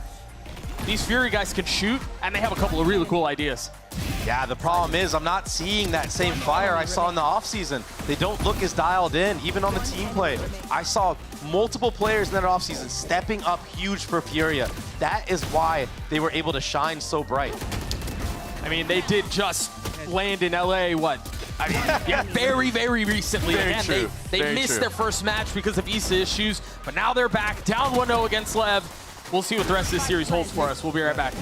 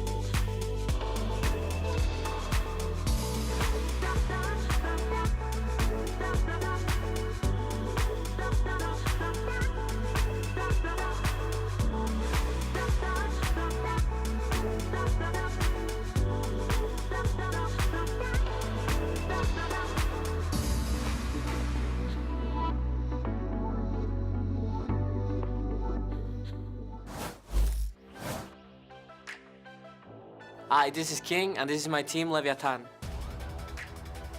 First of all, we got Tex, that's my boy, he's a quiet demon. Then we got Calm, the clutchest man in the league, always lurking. Next, Demon 1, the return of the king, the GOAT, nothing else to say. And last but not least, Nathan K, the X Factor, always pulling through sticky situations. Yes, I am joined by Itapata between maps. Thanks so much for taking the time. I gotta ask, you know, looking at that first game, you guys started off so strong, but then lost a little bit of footing as you head towards split. What are you gonna do to clean that up to make sure you guys just fire on through? Well, you know, Heaven is an attacking side of the map, so, you know, it was a little bit hard to control them at the start. I feel like they were playing very aggressive, so we had to, like, adjust to their aggressive playstyle. And I think after we found out the key, it was, like, pretty easy to close all the map. Awesome. And for split, what are you going to tell the team to make sure none of that happens? Just control the game the same way that we did on Heaven. Perfect. I love it. Itapata, thanks so much for the time. Best of luck in game 2. Well, a strong start for Leviathan on their debut in VCT 2025, taking map 1 of Haven over Furia. I'm Mimi back on the desk, joined by a very special guest. It's Stellar of YFP, and kind of Turtle Troop, and kind of Furia, who just picked up that first win for Furia just a few days ago. Thanks so much for joining me, Stellar. Yeah, no problem. It's my pleasure. Yeah, a tough start for Furia in that game, but you were playing on that stage just a few days ago. What was it like coming out there with your squad and getting that first win? I mean, it was great. I couldn't ask for anything less. I think playing with some of my good friends and former teammates and current teammates, I mean, I couldn't ask for anything better, to be honest. I think, especially Adder and B-Dog's first time, you know, I'm super proud of how they played, and I wouldn't want it to be with anybody else. Yeah, it was an incredible game from you guys, but this Furia got off to a little bit of a cold start. What do you think went wrong in that first half of Haven? I just think, I think Lev was playing a really slow game, and they kind of read into Furia's early aggression, and I mean, every gun round that Furia won, they just got reset the next couple. There's a couple 5v4s that they also gave away really fast, which never really helped, and they just looked a little disconnected overall. I think Lev was very tight-knit on their attack and was trading out well. Spacing was good, and Furia just looked a little bit, you know, nobody was there to help. On the flip side, I think Lev, you could see it in their setups. There was layers, Omen Flash, trap plays, breach ult trap plays. People were following up with the utility, and you didn't really see that from Furious. So hopefully, you know, it looked like they were starting to warm up towards the end of the defensive half, and on attack, they were showing a lot of fight. So hopefully we could see that going into second half. Yeah, we saw Rafa making his debut as an IGL on the VCT Americas stage. You know what that's like from your time with 100 Thieves and that last game there. What are the pressures like as a leader stepping on to that stage? I mean, obviously you want to win. It's hard when you're down rounds too, especially. There's a lot of pressure. You could see it in your teammates. It's a different game on stage versus practice, especially just on a stage like VCT. I think, you know, when things aren't going your way, it's hard to come up with solutions. Sometimes some of the players might get quiet, and, you know, you have to be that person to speak up and you know, try to find those solutions when that happens. And sometimes it just doesn't happen. So, you know, Rafa played good. I think they started to warm up super, you know, towards the end. And, you know, like I said, hopefully that will continue. Yeah, on the other side with Leviathan, I think it was the pretty much best map one you could hope for those guys. Calm especially really impressed me getting to play again with Demon 1 on this team. Yeah, they played great. I think Calm and King had a fantastic game. Tex was getting a ton of lurks open and made Furious super scared early in the half. I think, I mean, Calm clutch King, he won, what, 2 1v2s? One at the end of the half, and then the first half, and then one on pistol. So obviously that'll help them a lot. And I mean, they're frying. Nothing else to say about that. You and your team impressed a lot of people getting that win on the Americas stage. I'm wondering if people want to see more Stellar, see more of that Turtle Troop core, where can we expect to find you guys this year? We'll be in Challengers. Not sure what's happening with Turtle Troop. Can't speak for them, but obviously I play for YFP right now. Me, Thief, Physic, Penny, Jakey. So we'll be playing in Challengers. So please, whoever's watching, I would appreciate if you guys could at least follow the players, recognize the teams, players, try to follow matches as best as you can. This is where the VCT players come from. This is how the ecosystem will thrive. So if you guys could please support Challengers in Tier 2 and even Tier 3, as best as you can, I would, you know, that would go, it would be amazing, right? It would go the distance for everybody involved. It'll help VCT in the long run. It'll help challengers overall. So please, please, please, please support as much as you can. Yeah, NA Challengers kicks off in just a few days, and it's the same thing down in Brazil and Latin America as well. So make sure you check that out. Stellar, thank you so much for joining me. Got it. Thank you. Let's check in now with Furious coach after map #1 as we prepare for Split. I'm here with coach of Furia, Peu. That first map was so close. Lev has split for the second map. What are you telling the team to make sure that's a win? Eu acho que nessa Heaven a gente acabou pecando um pouco pela falta de ritmo, tanto de competição, porque a gente jogou um off-season já faz um tempo, tanto de treinos. A gente acabou conseguindo voltar bem no mapa, dificultamos o jogo, mas ainda assim não foi suficiente. Na Split a gente tem algumas mudanças de composições, de coisas novas que a gente treinou recente, então eu acho que é um mapa que a gente está melhorando na nossa pool e eu acho que a gente pode surpreender eles com isso. Yeah, I think there was a lack of practicing and time for working so we could take Haven. But for Split, I think we have a good strategy, and I think we have everything we need to bring this to us. Hey, can't wait to see it. Good luck. Thank you so much for that, Riv, and great to hear, of course, from the coaches there as we get ready for Split. But real quick, I did want to revisit something that Stellar said. Watch Challengers, seriously. It starts up in a few days, and you don't want to miss it. The depth of talent across all of VALORANT is wild, but in America's Challengers, it's freaking awesome. But we're going to take a quick break. When we come back, we're going to get ready for Split, set that up, and we'll see you on the other side. Good job.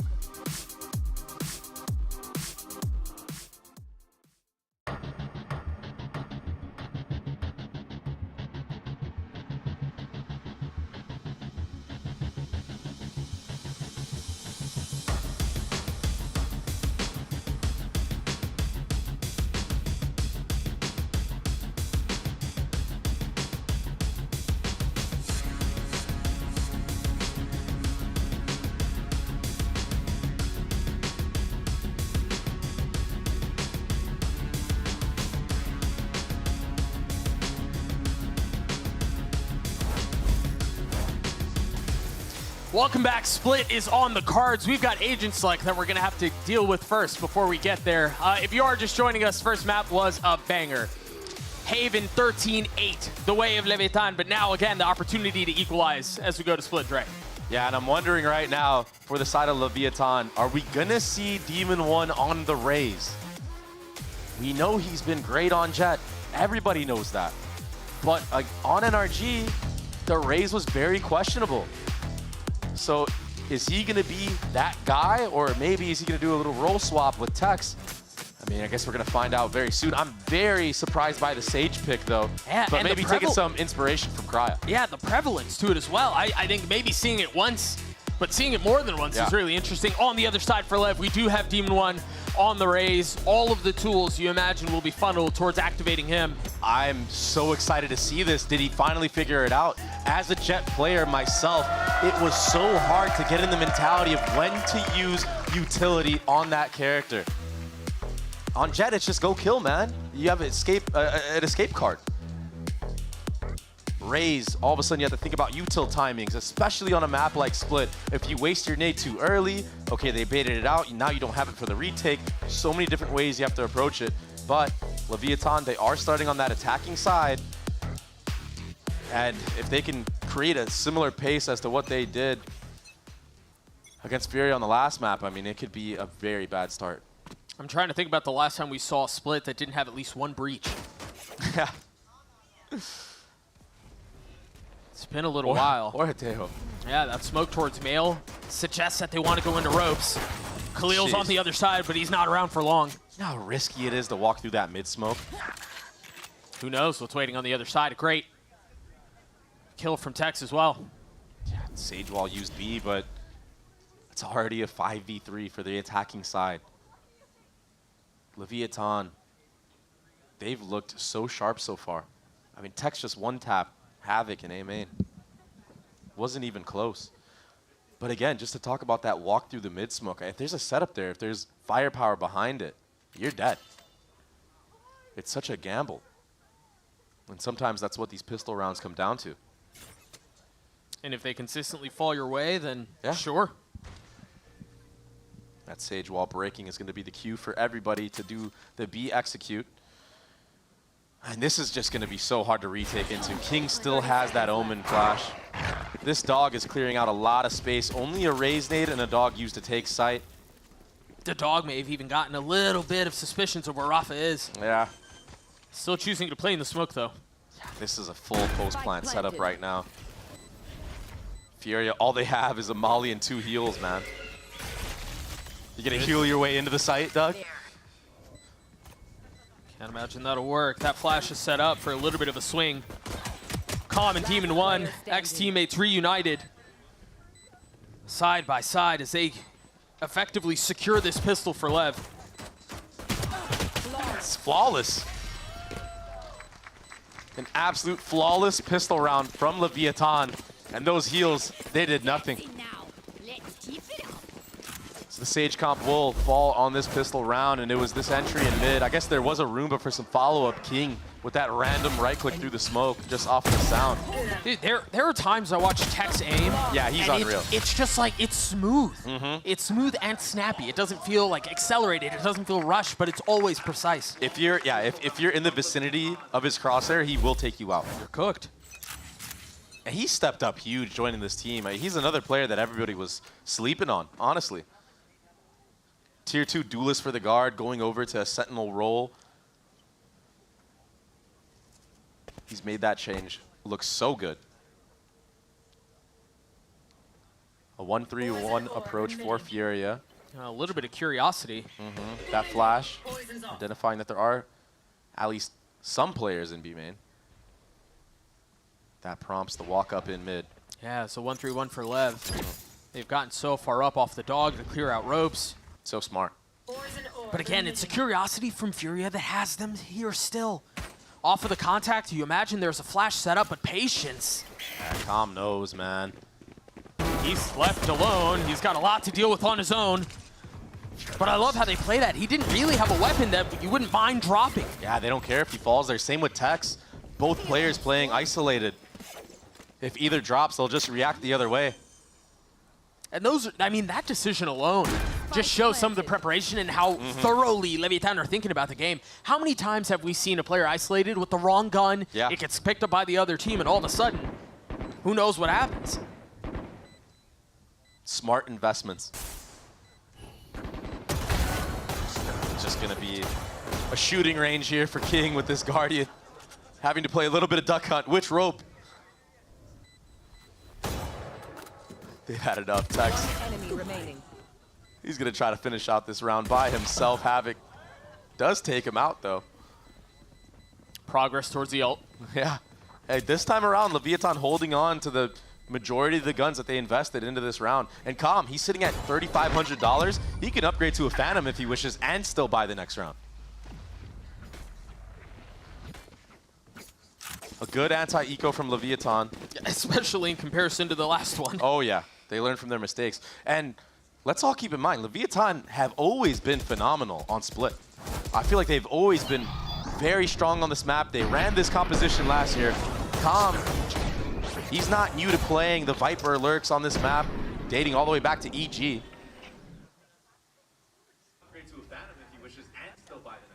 Maybe Demon 1 being slotted into this raise with the structure that Leviathan already has on a map like this can really make him shine. We're going to have to find out. We will see if that is the case. He is the tip of the spear so far. Flashes, but no speeding up behind it. No satchels out. Nothing of the sort. As Heat has been perfectly segmented, playing in between the walls, and the spam out from Havoc will punish. One of the 3 Phantoms from the side of Furia.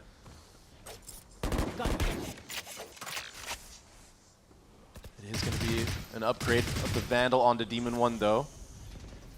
Doesn't have any more armor. Those Phantom sprays chipping away. A big head-to-head here, Khalil. You got to be careful here, man. If you fall, you're giving a way back in for Leviathan. The fact that he jump peeked that after was crazy. Bold. Yeah. the gall you have to have. Again, a spam kill. A spam kill, that smoke going up a little too late. Could have definitely worked against Heat. Gets a little bit fortunate there. Fury have the advantage, but the round is far from secure. Proactively taking some of the space towards A. This fight is big. Calm has to win this out. Instead, the Satchels trying to dissuade and trying to push them back. They know where the hit is going to be coming from. 13 seconds left. Looking to find a way to commit. If Havoc plays his timing perfectly, he can secure the round on his own. But it's only one kill found. Not a lot of time. Reinforcements arriving as King holds the line. 3 on the round for him. Khalil left in a 1v2. Members weak on the side of the attack. A winnable clutch. But he's got no armor, Dre. He does have a smoke to play around. Spots a gun barrel. And that's all it is. Yeah, but King has his smoke up now, too. They're just going to double swing right here. And my God, what a highlight from King. Peeking out of heaven because the time is running low. That's the only player, I think it was Rafa, that can deny the round win at that moment. And he was weak. I want to say he had like 30 HP in a classic. And he just runs him over like a truck. I mean, look at this, 20 HP. And then we're not seeing the highlight of the right click, but he just decimated him. You fuck with that? I mean, deleted Rafa from the server. That one, this is a family-friendly show. That one, we missed that one. we'll catch that one next time. He's built different. 2 Buckies for Furia. Here. In the hands of Heat and MW. And Lev have just been outplaying Furia on both attacking halves. And this time it's not that crazy of clutches. I mean, yeah, King had a big moment right there. But it's not a 1v2 from Calm that wins you the pistol round. It's way more clean. I feel like Furia maybe a little bit of those nerves setting in. First match at VCT. You just flew in like you stated. Yeah, they haven't been here long. Again, they were forced to field a sub-roster. Yeah. Which they did exceptionally well, by the way. Someone signed those guys. But they didn't play. And also starting on the defensive side, 2 maps in a row, you're not really able to set any type of pace. You're kind of playing to the other team's will. They're going to challenge us, MW Bucky. 30 seconds left. A little bit of a misfire there. It was too deep. I don't think he caught him! MW gets 2! And now the flash in the smoke. The reaggress. They're TPing out. I don't know that that was the plan, but this has worked out nicely. Yeah. The problem is he's by himself, and they're not fully convinced that that's where it is. So all of the defense is heading A, but the spike being planted B. Spike planted. It's still going to be so hard to pull off if you're Furia. Heat is upgraded a weapon. MW has as well. Calm does have that Viper spit still online. King still has the paranoia. It's just gone from impossible to unlikely, but there's still a chance. Calm's timing is gorgeous. Tex is there with him. What? Rafa running out of spawn like a Rambo, just on his lonesome. Gets 2 back-to-back Sheriff headshots, and he secures the eco round win for Furia. But it wasn't the upgraded weapons. But it was MW, though, that gave Furia the chance in this round with that Collat Bucky. I thought this gun was nerfed. I mean, Demon 1 had no chance. Oh. That's as satisfying as it gets if you're Rafa. I feel like he needed that, too. He's been getting the short end of the stick in this series.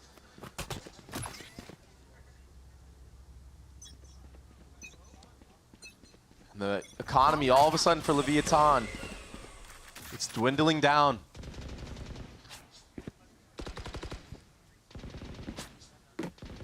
Eyes on Demon 1 here. A little bit of exploring towards mid, and again, it's the Frenchman who punishes first. Heat has been getting taken out in this vent area, either 1-for-1 or just dropping for free a lot. Which is fine if you're running a double control comp like they are, but it's still far from ideal. Yeah, I mean, that wall is great. It's It's good for a little bit of delay, but Demon 1 getting over the top of that. But honestly, it did what it needed to do. They weren't able to fully continue to flood out. It was just enough of a pause for him to be able to punish from screens, or from spawn, excuse me. Yeah, and for Khalil to sneak out here onto the actual site Exactly. Rafa's still in a very good spot. Khalil is finding value off of that peak, but that double face like that, Demon 1 again, finding another king up in heaven. TP not followed. MW, a 1v3. 30 seconds left. Such a storied player in a clutch situation, but not able to contain the shots. And Lev get another round. It's always those ones that are the hardest. King not looking at you at all. He drops, does a little 180 on you. But Demon 1 with the trades on the actual site. I think Khalil is feeling himself a little bit too much, over peaking in that moment. One enemy remaining. That Sage Wall ends up working against them, having to retake from that vent area. King, he was so confident they weren't in CT. A quick answer back from Leviathan and a quick timeout from Furia. King sitting at 9-1 right now. Yeah. By the way, on the last map as well, started 9-3 alongside Calm. He's been very, very good, not just in his calling, obviously, but in the individual playmaking. And for Furia, an opportunity, or I guess a demand, a need to go back to the drawing board and try to figure something out here. It just feels like they're getting bullied, and he's been taken out a little too much early on, you know, like in that vent area. Whether it was the pistol round, now it was a gun round. That's 2 rounds just going the way of Leviathan in advantage because of that. And I get it. That was a lot of the success that Furia has had in the offseason, taking these individual fights. But when you're playing at a level like this against a team that is playing so close together with trades, you can't just do it all, man. Not on the Viper. You look across the board, and it really does seem like all of them have been bullied. For Furia, a need to turn the tides here. He's alone again in mid. Maybe this time he'll play a little bit more passive. But if he gets taken out again, he's really just dying by the sword. Khalil on this off angle is just tricky to deal with. But you're in a 1 and done. Yeah, no one's here. Look at the rotation on the mini-map now. Members will be here close enough for the retake, but this nade will delay it. I mean, that's textbook. The paranoia out, the double satchels and the nade, but now Fury can try to flood him behind it. The Seekers pop, but the rocket is perfect for the delay. Yeah, he doesn't even need to do anything off of this. Just the fear alone of popping that ultimate. Look at how much space he's gathered. He has all of spawn even. I mean, he had cabbages of his own that he could follow. Now he's been inserted so deep. Demon 1. His kill is big and it's snappy. Rafa down. Furia down. Just easy work right now for Leviathan. Khalil, he's so far pushed up. Again, these 1v1 exchanges. Yeah, he gets a kill, but the trade is right there from Lev. And then it's a free B site. And you just look at the mini-map and you just know the round's gonna be really difficult. Yeah, you're forcing yourself into heroic situations there, right? At best, he gets maybe 2, right? But that's still so hard to demand from your players. Difficult to see it, and I think right now you're seeing the problem with running a Sage instead of a Cypher. You can't really fall back on that utility. Even the info that the cam can get on this map on the defensive side, it's so valuable. I haven't really seen... Demon 1! Nice, good job. Had to get one in. I haven't really seen too much benefit from running the Sage in this composition for the way that Leviathan are playing. I mean, you're walling certain areas off, I get it, but I think the way that Leviathan are taking their time with certain areas of the map, taking space with one another, it's not really getting the value. Even when he used it in that vent area, it got broken instantly. Busted by for the defense. A little bit of presence mid, and again, it's Heat, who's been picked on.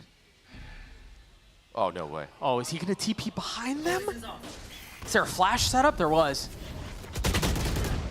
And Wow. again, Heat's down. And that smoke was still popped up on his screen, but it wasn't for Leviathan members. A good reaction from Furia, though. Yeah, a little bit of push and pull. Now Rafa, only one found. Havoc falls too. He gets caught switching his weapon. And now the site is open. Furia in a position, though, 30 seconds to maybe left. make something out of this. A rifle for MW, a rifle for Khalil.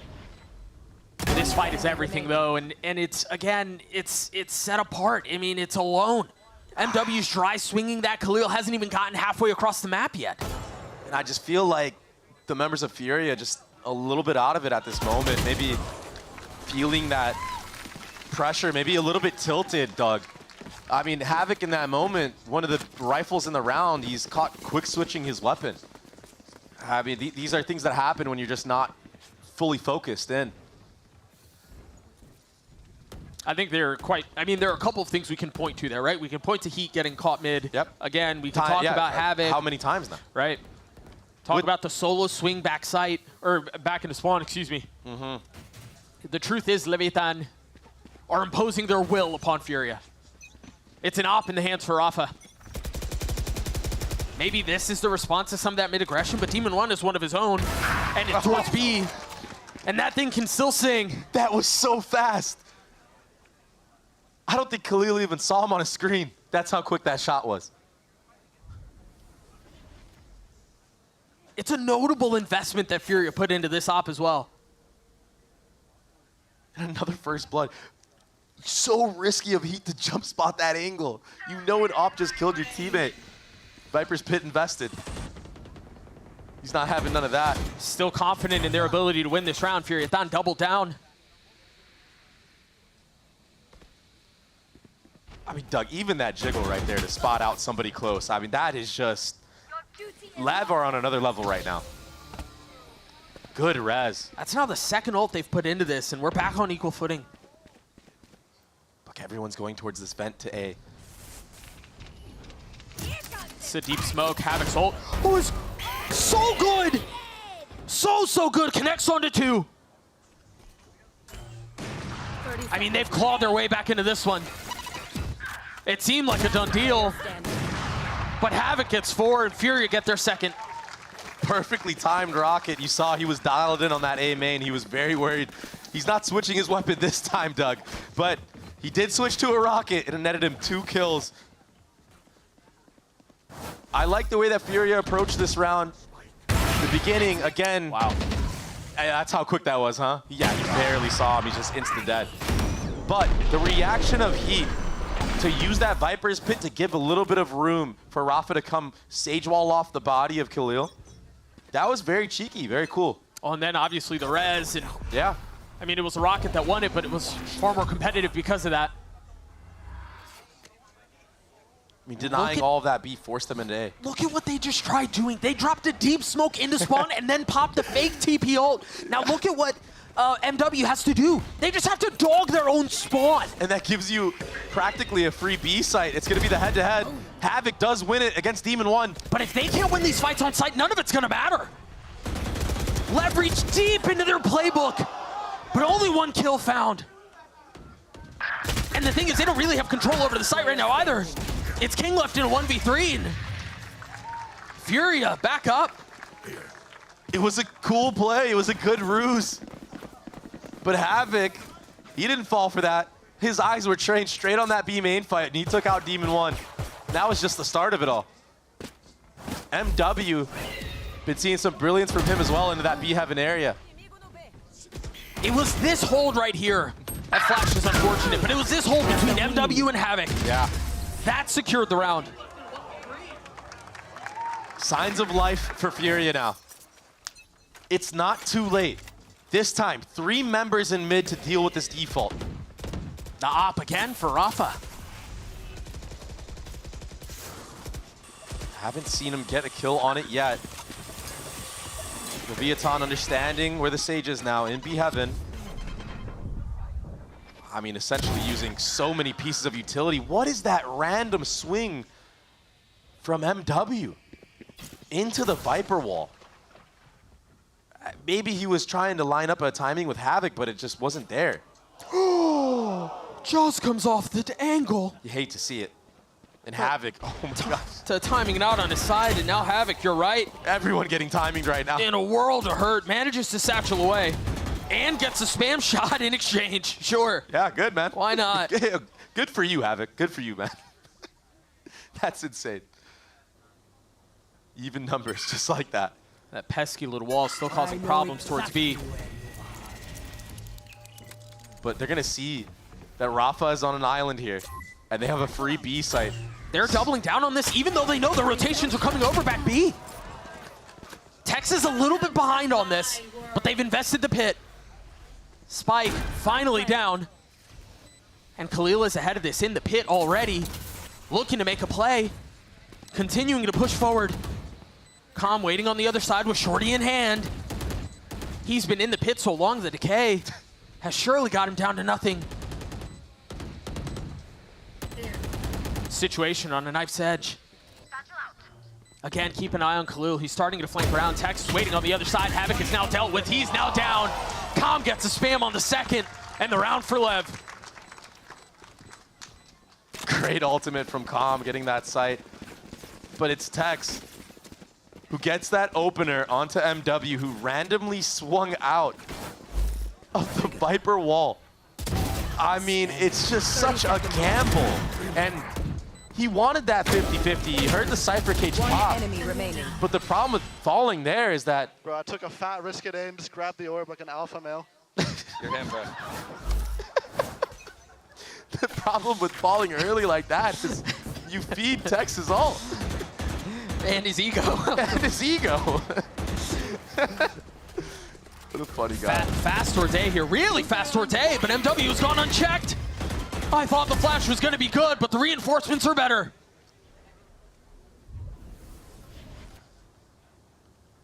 Calm doing the classic. The lurk in mid. Seekers pop. Tex hasn't skipped a beat. Oh, another headshot. The alpha male strikes again. yeah, he does. Maybe once more. Flash up in heaven. Khalil disposed of. And this is surely a save. This is the round. Lev will get to 8. And it really just looks like Furia has to do the absolute most in order to win rounds. Leviathan make it look easy. Their trades are on point. Tex is confident now. He's just taking things into his own hands as well. This is why you see duelist players switching over to that Sentinel role for those 50-50s. If you win them on the attacking side, it just makes it that much easier. And Rafa, yet to get value with this operator. I'm not sure if it's because King has a good read on where he's set up with it,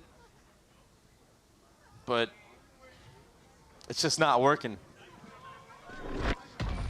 Is he going to save the op? Nope. And so they're going to go into the last round of the half with essentially nothing as far as money goes. Yeah, and Leviathan get to go in with an op of their own on Demon 1. Who, by the way, has been playing a good race so far. I haven't really seen many mistakes on satchels. No, yeah. I haven't seen misplaced nades. He's done everything Lev have needed him to do. Yeah. All he needs to do for himself now is get a rocket kill. That's the true test, Doug.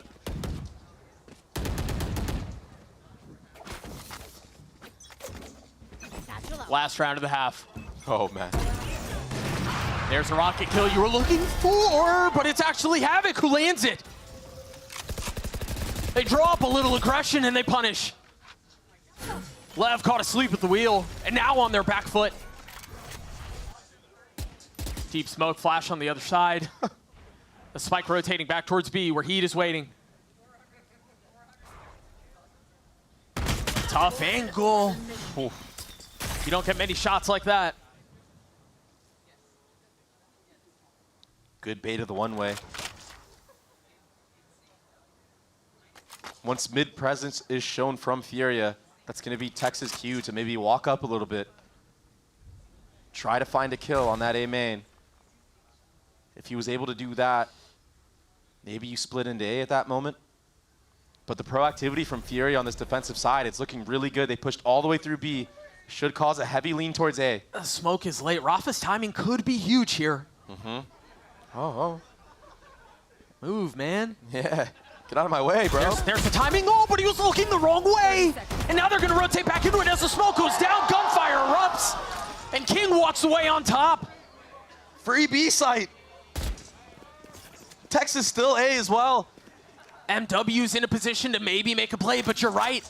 Tex unknowingly could secure the round. Spike planted. Flanking the flanker.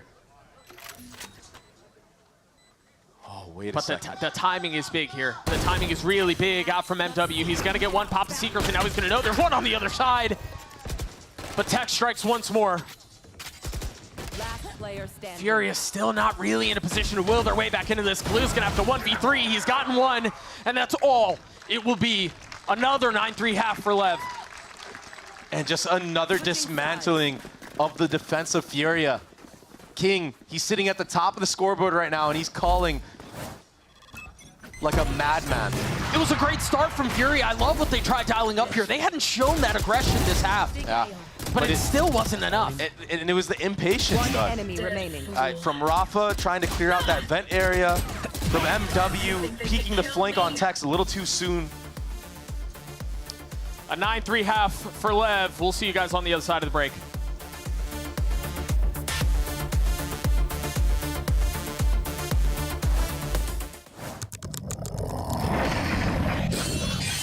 Red Bull gives you wings.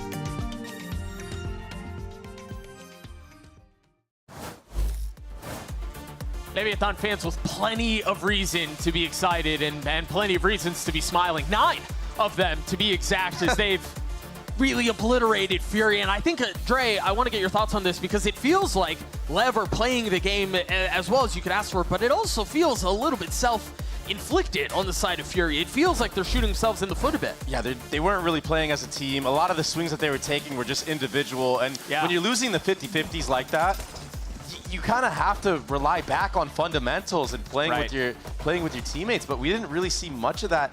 Maybe towards the end we saw, you know, a little bit more re-aggression in that B main, but it's just too late at that point. We've said this many a time. They need to win this pistol. There's really no other way to paint that picture. Or else this will be quite frankly, a really sad debut for a team that had a lot of expectations and a lot of hopes. And the Sage Wall got broken here. There's a little bit of a gap in it, but Havoc, he will take out Demon 1. Rafa took a lot of damage there, but the double heals allows him to get topped off too. Yeah. Calm with the second, the spike all the way up in heaven. Quietly too. There's a lot riding on Texas' shoulders right now. Where in the world are they going? If he doesn't get overwhelmed by many players peeking him, he could get a couple kills, maybe even the score, give his teammates a chance that are so far away. Against 5? I mean, he has to. He has no choice right now. Dodges the flash, somehow still alive, a little left, a little right, can't find anything. Spike planted. The King can. And all of a sudden, there's a shot at this. One enemy remaining. What? They've ripped this thing back out of their hands. How? It seemed done, it seemed dealt with, it seemed dusted. But Rafa in a position all the way down to 1v1, and of course, who else but Natank? 3 on the round. The pistol, again, stolen from Furia.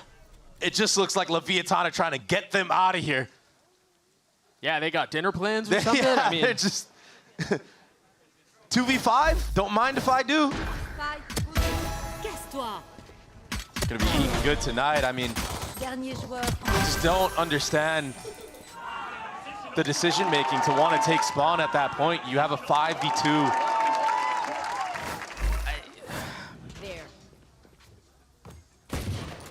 It's rough. It's gonna be a rough VOD review for Furia if they can't bring this one back. it doesn't seem likely. Satchel's up, flash out, space taken.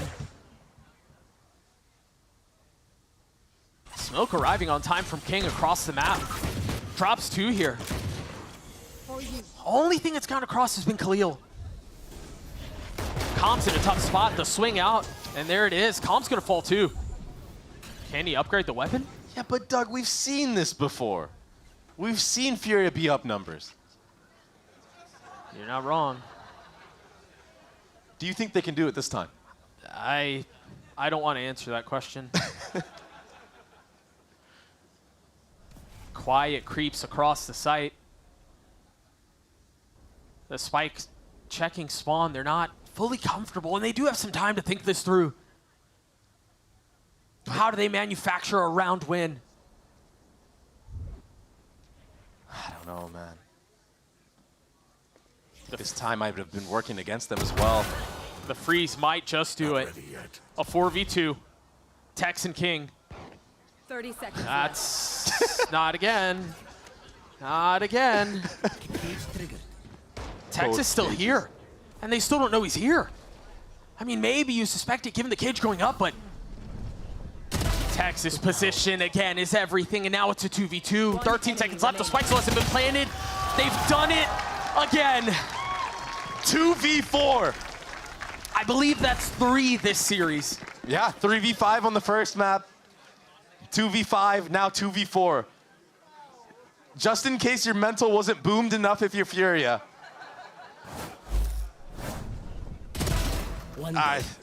It's such a rough spot to be in. And I've been there. It does not feel good. Light armor, 5 rifles for Furia. And it's again a lot of the same pace, but this time the paranoia from King is just so good. Yeah, it denies all that space for the time being. And now a second attempt from Furia to take what they were looking for at the beginning, but it's so expensive. They're having to invest so much utility. Yeah. Just now creeping up. They try to clear the trip. The kills, are traded. And Calm arrives at the scene of the crime, but the spike still not made its way out. Khalil once again ahead of everything, but in a position to potentially strike. And Heat did just that as well, taking out the enemy Sky. And they want this so bad. They're playing it so disciplined this time around. Khalil's really far up, as has been the case. Now committing to the spike plant. 1 rifle on the board for the defense in the hands of Demon 1. Not again. Rafa's weak. He's very weak.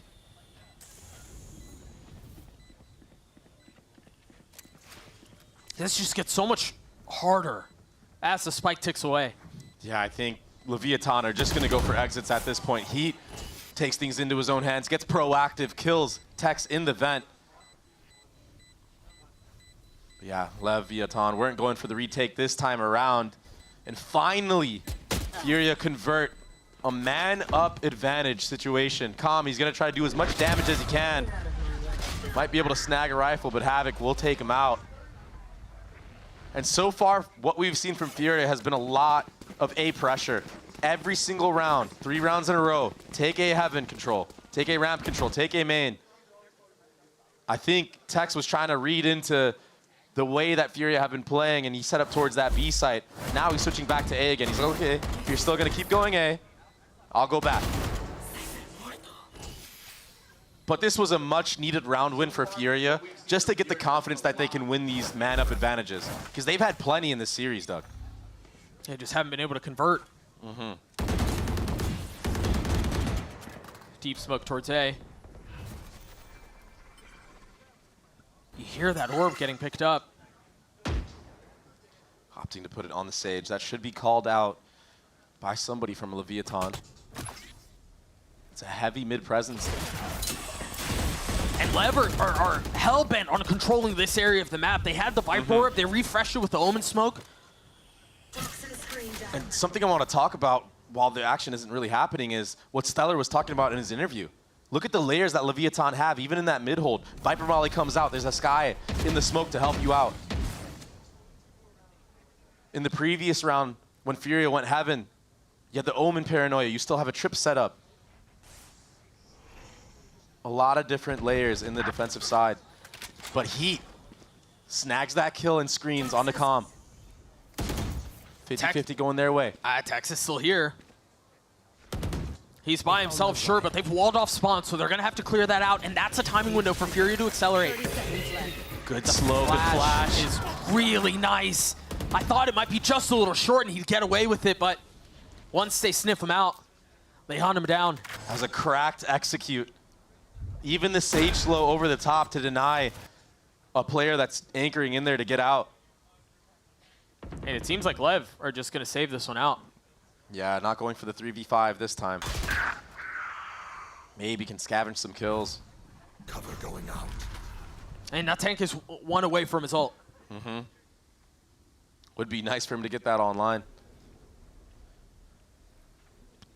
That execute from Furia, that was really nice. I would love to see how that kill went from Heat onto Calm, his counterpart. I'm not sure if he just snuck right through his smoke. But Calm was all the way in screens when that happened, so that opening was great. The Sage slow with the Sky Flash elbow looked really rehearsed and way more decisive than what we've seen before. There's that pop that we were looking for. This was nice. The Sage slow as well, if anyone's stuck there. I mean, Havoc's just going to dunk on you no matter what. Yeah, that was just... You've got nowhere to go. Gorgeous. So a little something positive to say on the side of Furia. Yeah, glimpses of brilliance. And they've gotten up to 5. They're still in this thing. Havoc has his ult. Everybody's towards B here. Yeah, this is a fast B hit. That Sage slow is going to take out all of Heaven. Off of the flash, the satchels through, the paranoia paving the way, and Havoc with the rocket. I don't think he realizes he's there on the other side. It's going to be a little too high, and King playing around the box and punishing Havoc. They try to speed it up, but they run into a brick wall. But maybe the second attempt will be what breaks it. Calm double dipping, opportunistic in his swing. Again, an advantage the way of the defense. He might stick this. He knows he's there, cancels it out. And a freeze to the round. A minute left here. I like this lurk smoke a lot from Heat. Yeah, you can play on the right side of it if you're on the defensive side, but it blocks off all of Heaven, and he's just deposited right now. The problem here is the Cypher utility on A hasn't been trampled with at all. It's still set up. Ooh, Khalil. He was looking at minimap. He was looking at minimap. Slow on the trigger. So unfortunate. You could see his head just look to the left for a moment. Yeah. Last player standing. And now it's just Rafa with the spike in a 1v4 up in Heaven. The little sidestep from Demon 1 is just too good. Nice jiggles, and he gets the headshot on top of it. Match point. Good defensive setup from Leviathan. What really made it or broke it in that round, though, was that random swing from Calm and Natang into B main.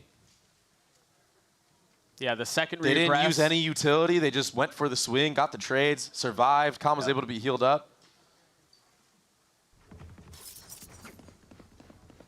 And so again, it seems like this highly anticipated debut on the stage for Furia will go down with nothing more than a whimper.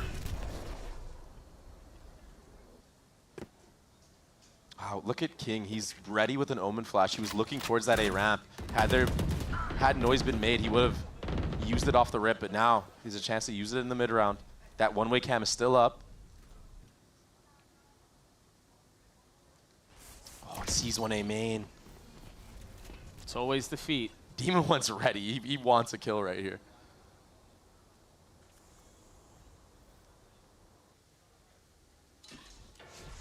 As that orb goes up, I mean, the timing on that's perfect. They're starting to rotate back mid. It's very well handled. Wild Lever trying to re-clear this A ramp area. Hello. And that's a duelist by himself. Meanwhile, the spike, the rest of Fury are headed towards B. But it's delayed by the molly from Calm. Are they going to try to go back A? Oh, Khalil! Crispy shots, and now the Sage Wall up towards stairs. B is theirs. 30 seconds left. Just busted the site wide open. Havoc can't connect. But with that Sage Wall being used in B Heaven, there's only two things you need to worry about. That's vents and spawn.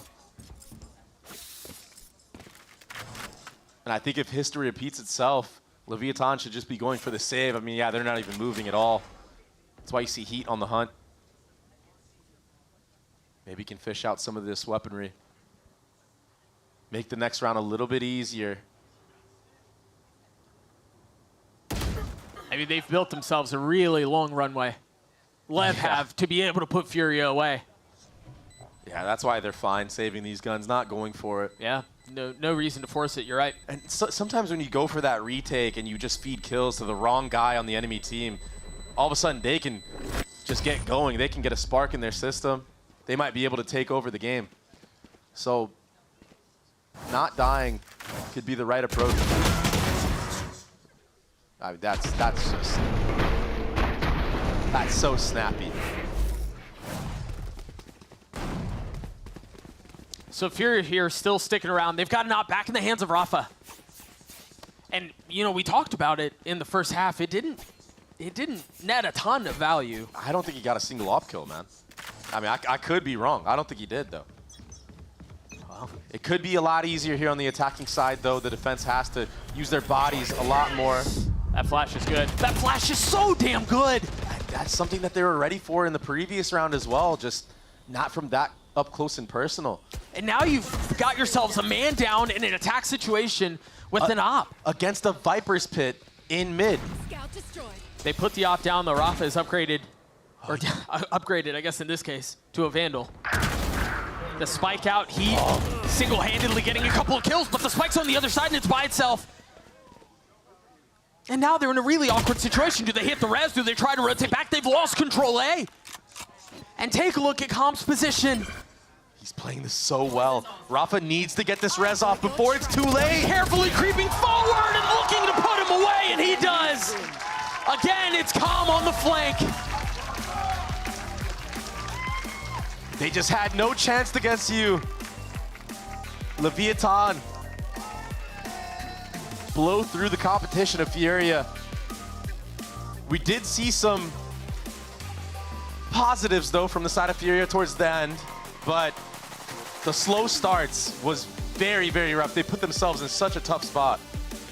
And I think a lot of that has to do with starting on that defensive side, not being able to really get in the motion of things. Sure. I like the way they approached the attack. I like the pace that they were making Leviathan play at. But it's just too late when you're down 9-3 both halves.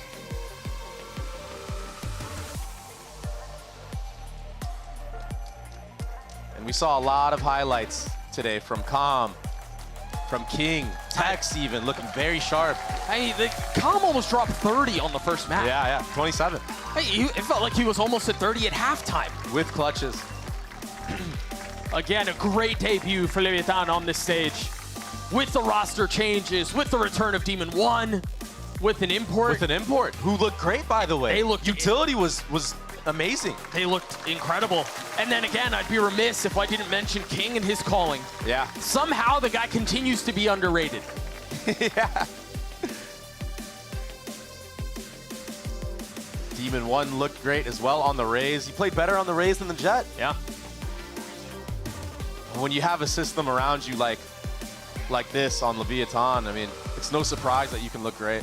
It's a great first step. Just wait till he starts getting more comfortable as well. Oh, that's that right click that I was trying to get a look at earlier. Up in heaven, yeah. That was so filthy. It unfortunately felt like, and yeah, maybe it was because they were down 9-3 every map. Maybe, you know, whatever the reason may be, it really felt like Lev were outclassing Furia the entire time. Yeah, definitely. The attack side calling from King, just running circles around Furia. Furia, I think, just taking too many 50-50s too early on in the series. And it just not going their way was a big part of their downfall. Oh yeah, 1000%. And then again, poetic maybe for the series to end the way that it did with Calm on the flank, no less, to clean things up. It just, the story really just kind of writes itself there. Yeah, it really does paint the picture very well. But just his timing on that, it's just great that he runs through his own Viper's Pit in that moment. Plays it perfectly well. Speaking of Calm, he's standing by with Rev on the stage behind us for the Verizon post-match interview. Thank you, gentlemen. Let's give it up for Calm and Leviathan. They take down Furia, finding a victory. I gotta say, the game looked great to start. There were some back and forth. So I want to ask you, though, what were the kind of the team's expectations and also kind of the realities you saw here in your first series? I think it was just getting a stage experience at the end of the day. And I think, as I said before, like kickoff is kind of like your way of seeing where you're at, also improving and just like honestly taking it one step at a time as a team. And I don't know. That's what we showed today. All right. If you were to like take one thing out of that game the team's working on or still working on as you came into the season, what would it be? I think we're still working on like fully being on the same page on certain things. I think that's every team right now though. And then whenever we get on the same page, you see in those rounds like it's clean, you know? So I would say that and keeping it consistent to like every single round. Awesome. Talking about being on the same page, perfect segue, thank you. The Tank on the team, how's it been playing? He actually had a few sick clutch rounds there. What's it been like kind of synergizing and bringing him into the fold? It's cool. I don't think played with like someone from Europe before. Okay. So he has a different view on the game. You kind of learn from him and see what he thinks, you know? And also he's just a great person in general. All right, and another great person in your life. Talk to me about being back on a team with Demon One. I mean, this guy was in your wedding. You guys are so close. What's it like to be able to regroup with somebody like that and have such a close synergy on the team? I think it feels really nice, especially like having someone that you went through so much with and then kind of like reuniting with them. And also, you know, as you can see, he's smiling a lot and having a good time. And that's all I care about, especially after last season. Like, I want him to have fun. I want him to be back to the best player in the world. All right, heck yeah. And final question for you. It's a two-parter, but Cloud9 G2 next. Who do you got, but who would you rather be facing coming that next game? G2 100%, because I feel like a lot of people consider them like the top of NA and stuff like that. I think it's always fun to like play the best team and see where you're at. And yeah, I got a shit on Jaw. All right, perfect. There you got to hear from Calm. There is going to be some stank on the next game between them and G2 if that's the team that takes it. But that's what we got next, Calm. Thank you so much. It is going to be Cloud9 versus G2. Don't go anywhere here at VCT Kickoff. We'll be right back.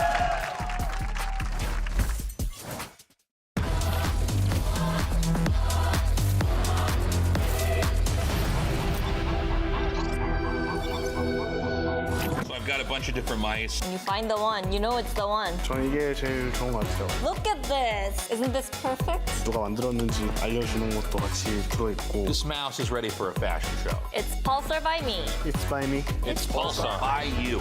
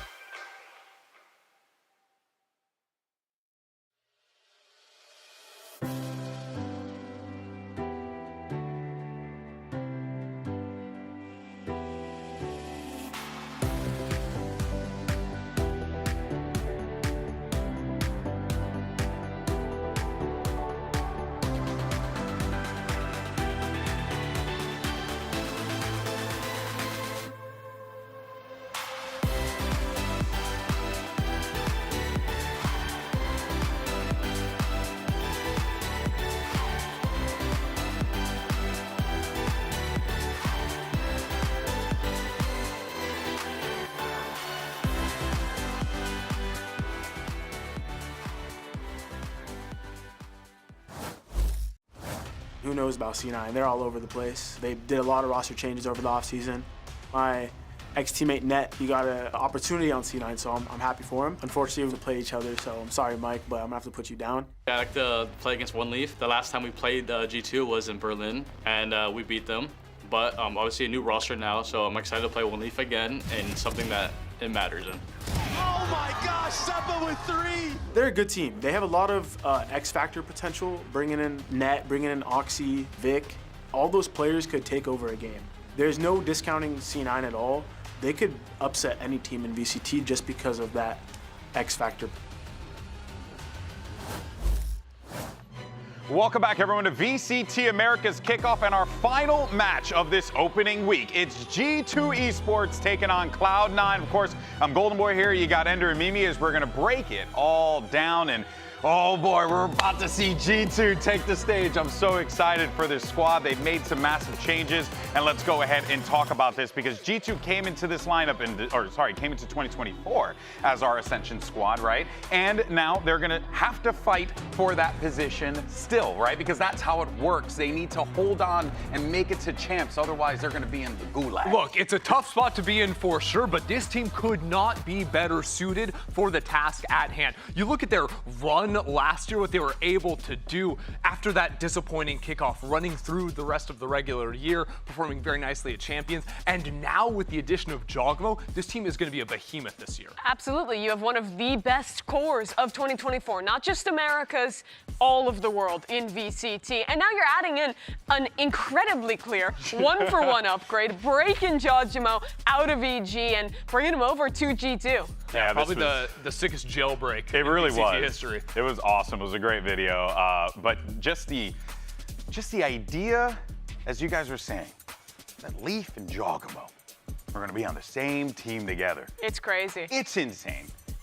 And also, like, Jogmo's also going to be getting calls from Valen, which is like equally as insane. It's so imbalanced. Like, just straight up, this is one of the most hyped rosters I think I have ever seen. I'm so excited to see this team play because, look, I think what G2 was able to do last year, and remember, it was a bit of a rocky start, right, with Net leaving the team after a kickoff. Then they bring in a rookie Icy that had never seen the stage. I think G2 performed at such an incredible level with a rookie duelist. What they're going to be able to do with a proven top-tier talent, not just in Americas, but in the world with Jaw, is going to have to be incredible. It's an Ascension roster, but on paper, they look to be the best team in Americas. It's just insane. And you were mentioning a lot about having Jog added into this roster. I think it's going to be really interesting to watch how he differs as a player to Icy. Icy was known as being like super passive. They were constantly talking about like he's a system duelist, But Jogmo is not that in the slightest. Obviously, he's a team player, but Jaw's the guy who's going to deliver you highlight plays, who's going to be hyper aggressive when he needs to, and who's going to come out here and get to play in a meta where I think Raze is going to be super prolific. Yes. And for my money, he's the best Raze in the league. Look, Jaw has the best movement in the game. I think when it comes to using those satchels, especially, his entry pathing has always been excellent. And now with a team that has been so details-oriented, like this core has been together for so long, they know exactly how they want their hits to work. You insert a guy that's got the moves like Jaw, you're going to be looking at some of the best execs, I think. And what I personally want to see from the team is kind of what we were seeing last year with EG when Potter was talking about, just putting the faith into Jogmo. And it did lead some success, maybe not so much success as they would have liked, but they did have some moments. I would just like to see G2 be a bit more freewheeling with Jogmo on the lineup because you have that flexibility because, I mean, he goes crazy. I do think to quickly touch on last year, it is important to temper this a bit and say Jogmo did not have a crazy 2024, especially at the start of the year. There was a lot of talk because him and the rest of EG came out much quieter. And I think towards the end of the year, we saw a little bit more of what we expected. But I am thinking that on this new roster, it will be the Jaw Bolt. I'm a simple person. All I remember is that Bucky clip, and I'm excited for Jaw. Hey, she's a simple person indeed. All right, well, let's go ahead and send it over to Coach Josh RT, who's standing by with Riv. I'm with Josh RT before the game versus Cloud9 today. My question for you is, 2024 to 25, the big Jogmo transition for the team. Does this really change the dynamic of the team overall? And I think we know the answer, but why Jog? I think internally with the players, team chemistry is still the same. Like, he slotted in perfectly. But as far as like the actual gameplay, the dynamics definitely shifted.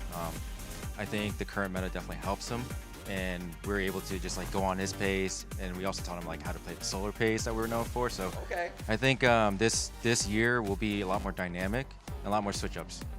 Josh, thanks for the insight. Best of luck in the game. G2's gonna beat the boring allegations this year. They're doing it.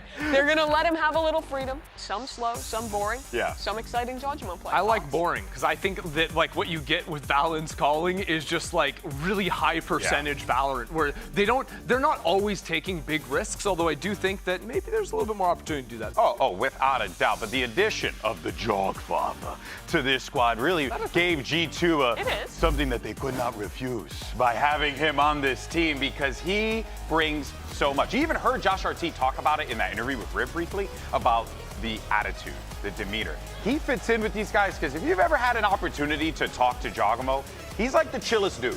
He's really calm. That's so real.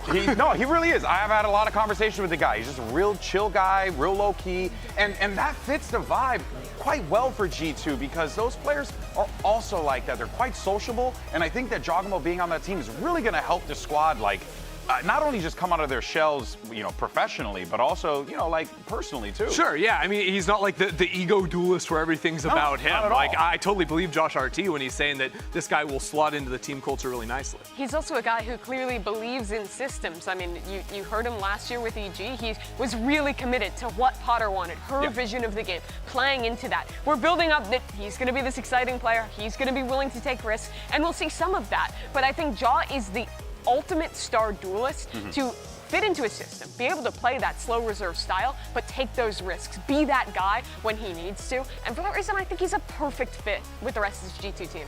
Yeah, no, for sure. But let's also talk about another player on this roster, Cloud9's Net, which actually was on the G2 roster just last year and then was released.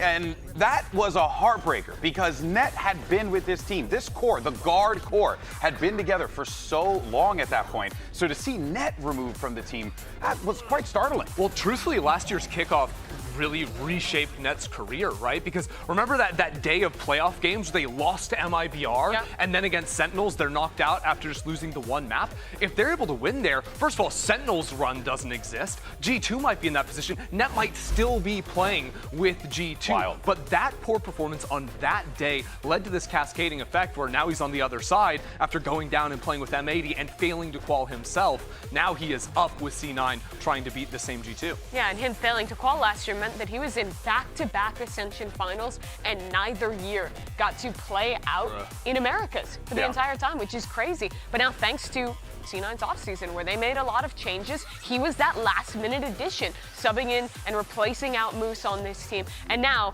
I think in a very poetic way, has a chance to almost immediately play against his former team and try and prove himself again on this Americas stage. And you get that opportunity to play against your former team, but you're also going into that one with a big, big win because Net managed to pick up a massive dub when we saw him take that stage last in front of his whole family. They were all cheering him on, and that has to be such a motivating factor for not just Net, but for the entirety of Cloud9, a team coming into the year that people were really low on for good reason. Lots of drama, lots of wonkiness, excuse me. Sure. But here they are. The roster shuffle. The roster shuffle. But they make their way to the stage against all odds. And they don't just win, they look good while doing it. Absolutely. You know what? If the debut was good, taking down a G2 that said bye-bye 365 days ago, it's got to feel even better.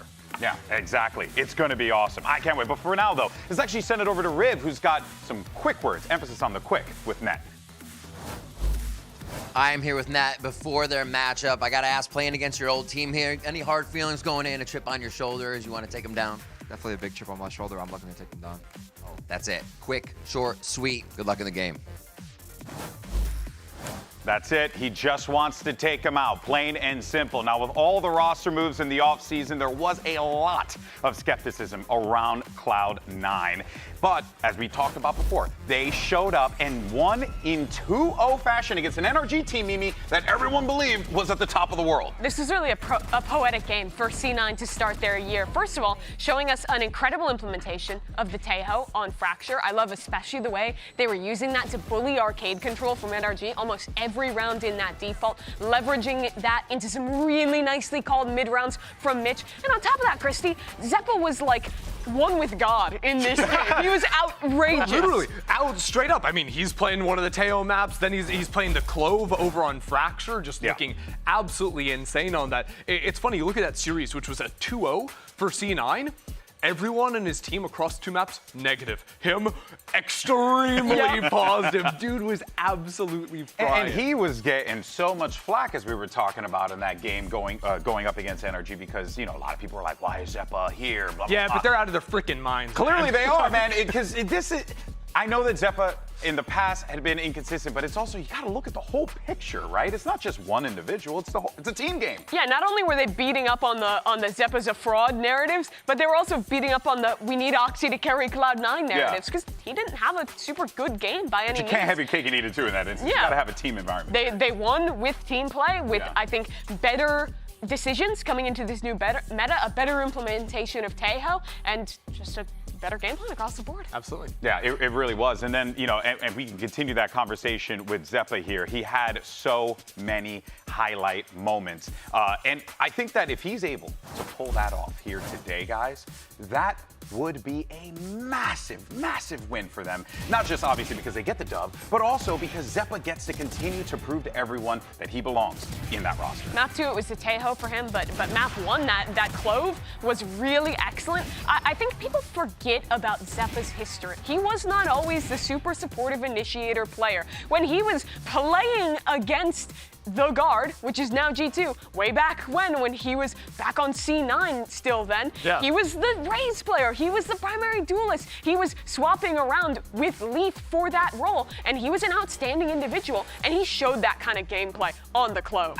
Yes, and I'm so glad you're like talking about like him and Leaf playing together, because we put so much time saying, oh, it's Net versus former teammates, right? But also Zeppa playing against Leaf on the other side of the stage. We've seen it before, but it's just so many fun matchups between these two teams ever since the Guard came back after playing in Challengers NA and to now become G2. I feel like watching these two teams match up is always such a sick duel. And that runs deep as well. It's not just that they were playing on C9. Zeppa and Leaf go way back. They were competing towards the end of Counter-Strike together. Those guys are really good friends, former teammates that are going to be super cool to see them face off again too. Oh yeah, it's always nice to see those baked-in stories, former teammates, now rivals. But here's the thing, according to Zeppa, that win over NRG, that wasn't a fluke. Don't get it twisted. This isn't even Cloud9's final form. Let's check this out. I think like our environment is really good, and I think everybody we picked up is like, you know, they obviously can contribute in fragging and like speaking up and having a voice and everything. This week it was me fragging. I'm sure next week you see Oxy, other week Vic, Net, and Mitch with the consistent calls. I would say that you can see this kind of performance and probably better, you know, like we obviously didn't like believe we played our best, but we played enough to squeak out the win against NRG. But I'd say we'll be better in the near future for sure. Real quick, I do want to let everyone know on stage, or sorry, in the arena and also watching at home, that on stage right now there's a little bit of a tech issue and we're getting that sorted. And once that's sorted, we'll be jumping over there. For the time being, though, stick around with us and we'll continue the conversation. But I know there were some things you wanted to talk about there from what Zeppa was saying. Yeah, something that I think is really cool, not specific about Zeppa, but about the history between these two teams, is the last time G2 played. They didn't play a ton in the offseason, but they did play Red Bull Homeground in Berlin. They were up against C9. They lost that game, but that was off of Rossi going plus 22, absolutely harvesting in the match, which is why people I can't wait to see Rossi own today. Yeah, well, that's kind of why people were so mad when Cloud9 dropped him. But now this is like the ultimate proof. If Yeah. C9 can beat them again with the new roster, Yeah. showing why they made that change and why Imi made the right choices. I would even personally be okay if it was just like a 3-map close one. You know what I mean? If you hold an L, but it's off of a really tough close game, that also is like proof. Like, hey, maybe we did make the right decision here. But I know for a fact, C9, they want to be able to get this win. How big would it be? This is a team that everyone's talking about, supposed to win the whole damn thing, right? Yeah, we've taken the last 10 minutes to just talk about how excited we are for G2. Yeah. And it was the same for NRG. They've already taken down one Titan. I remember our power rankings, G2 1, NRG second or third or something like that. Don't ask where we were going to put C9. Woof. All right. Well, of course, though, continuing the conversation, let's talk about VALORANT. Oh, let's hype G2 even more. I mean, let's just hype them up even more, baby. But yeah, this is, of course, the guy who's, a double award winner, right? IGL and Controller of the Year here in Americas. The dude not just frags, he calls like a god. This dude is unreal. I would go as far as say most valuable player, just bar none, in Americas over the course of last year.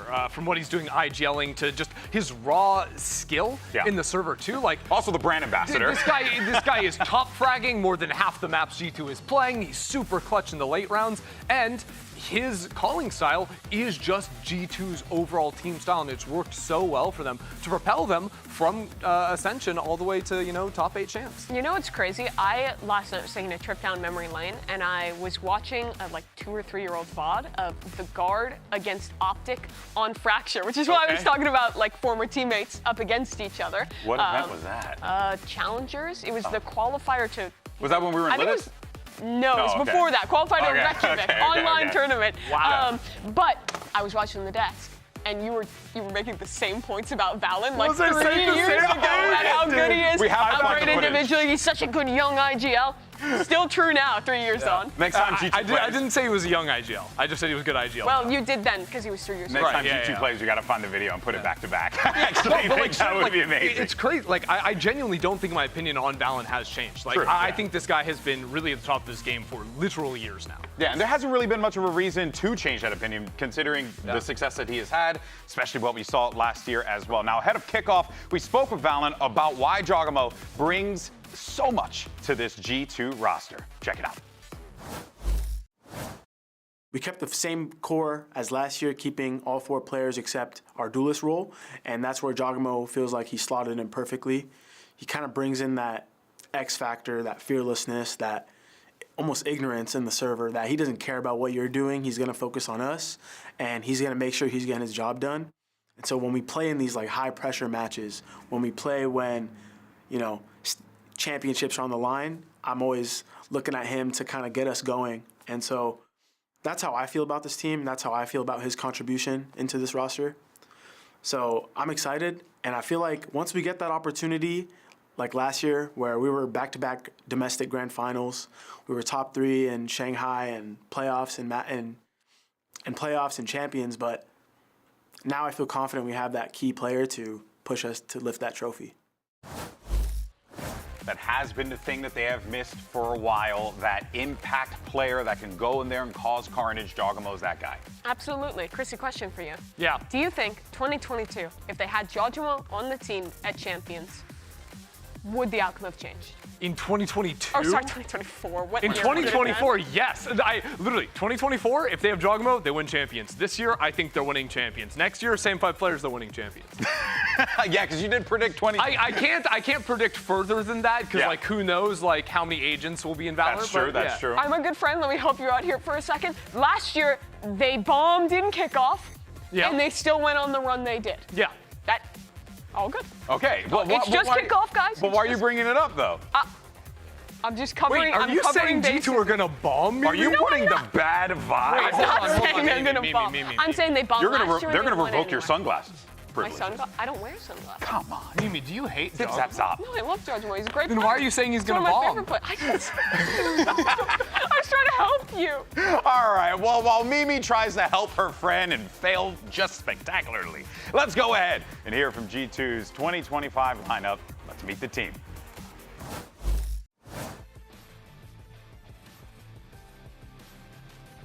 What's up, guys? This is VALORANT, and this is my team, G2. First up, we got the Professor. When he's in the server, class is always in session. It's Jonah P. Next, we got my right-hand man, the second smartest person in the server, besides me, it's Trent. Next, my Sentinel, who's better than your star player, the Mastermind, Leaf. And how could we forget the world champion, my fearless entry? I call him the can opener the way he opens up these sites. He's got that dog on him, it's Jogamo.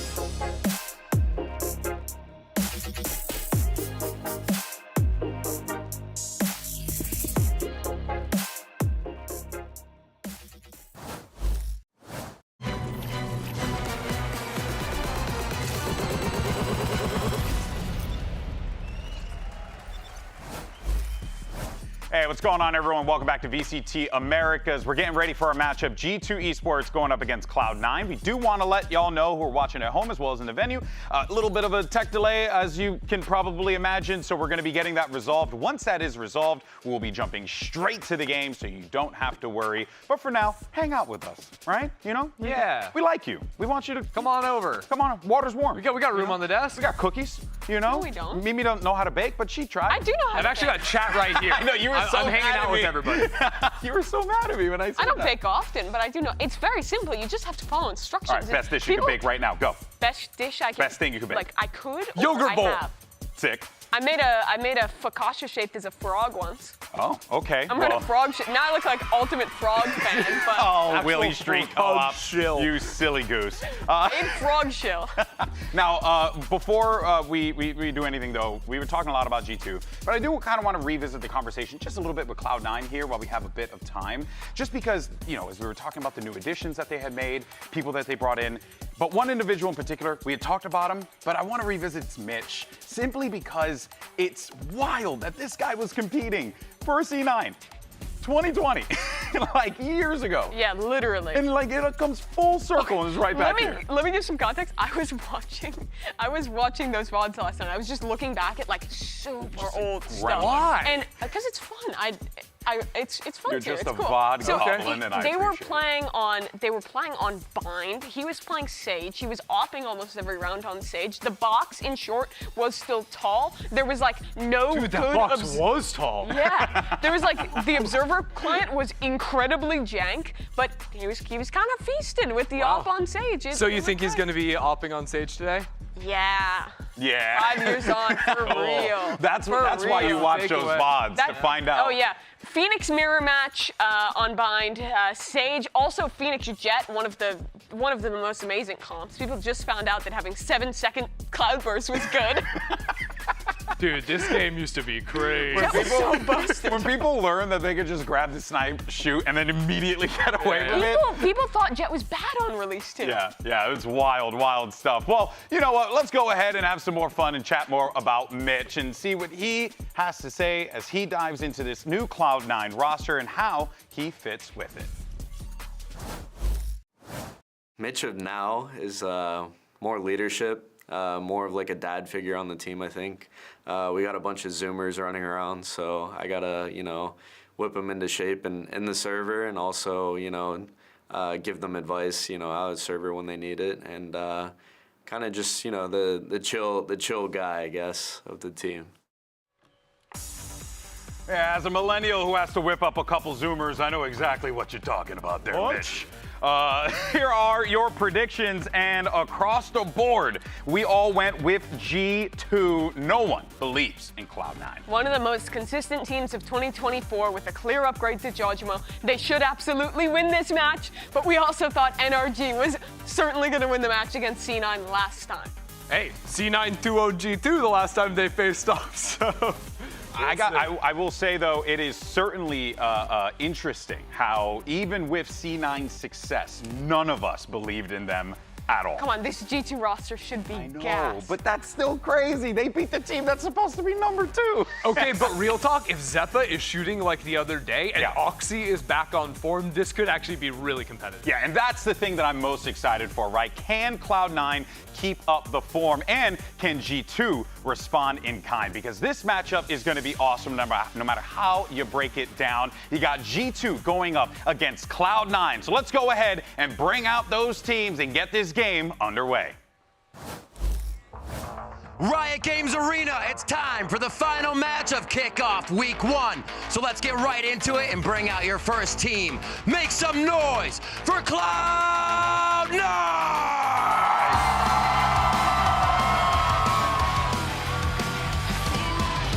And you're hearing Locked In. Cloud9's music content creator Kala created this original walkout song for the team.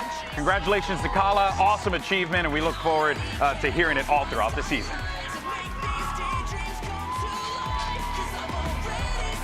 I'm getting with it. I'm with it, dude. It's got some anime intro vibes to it.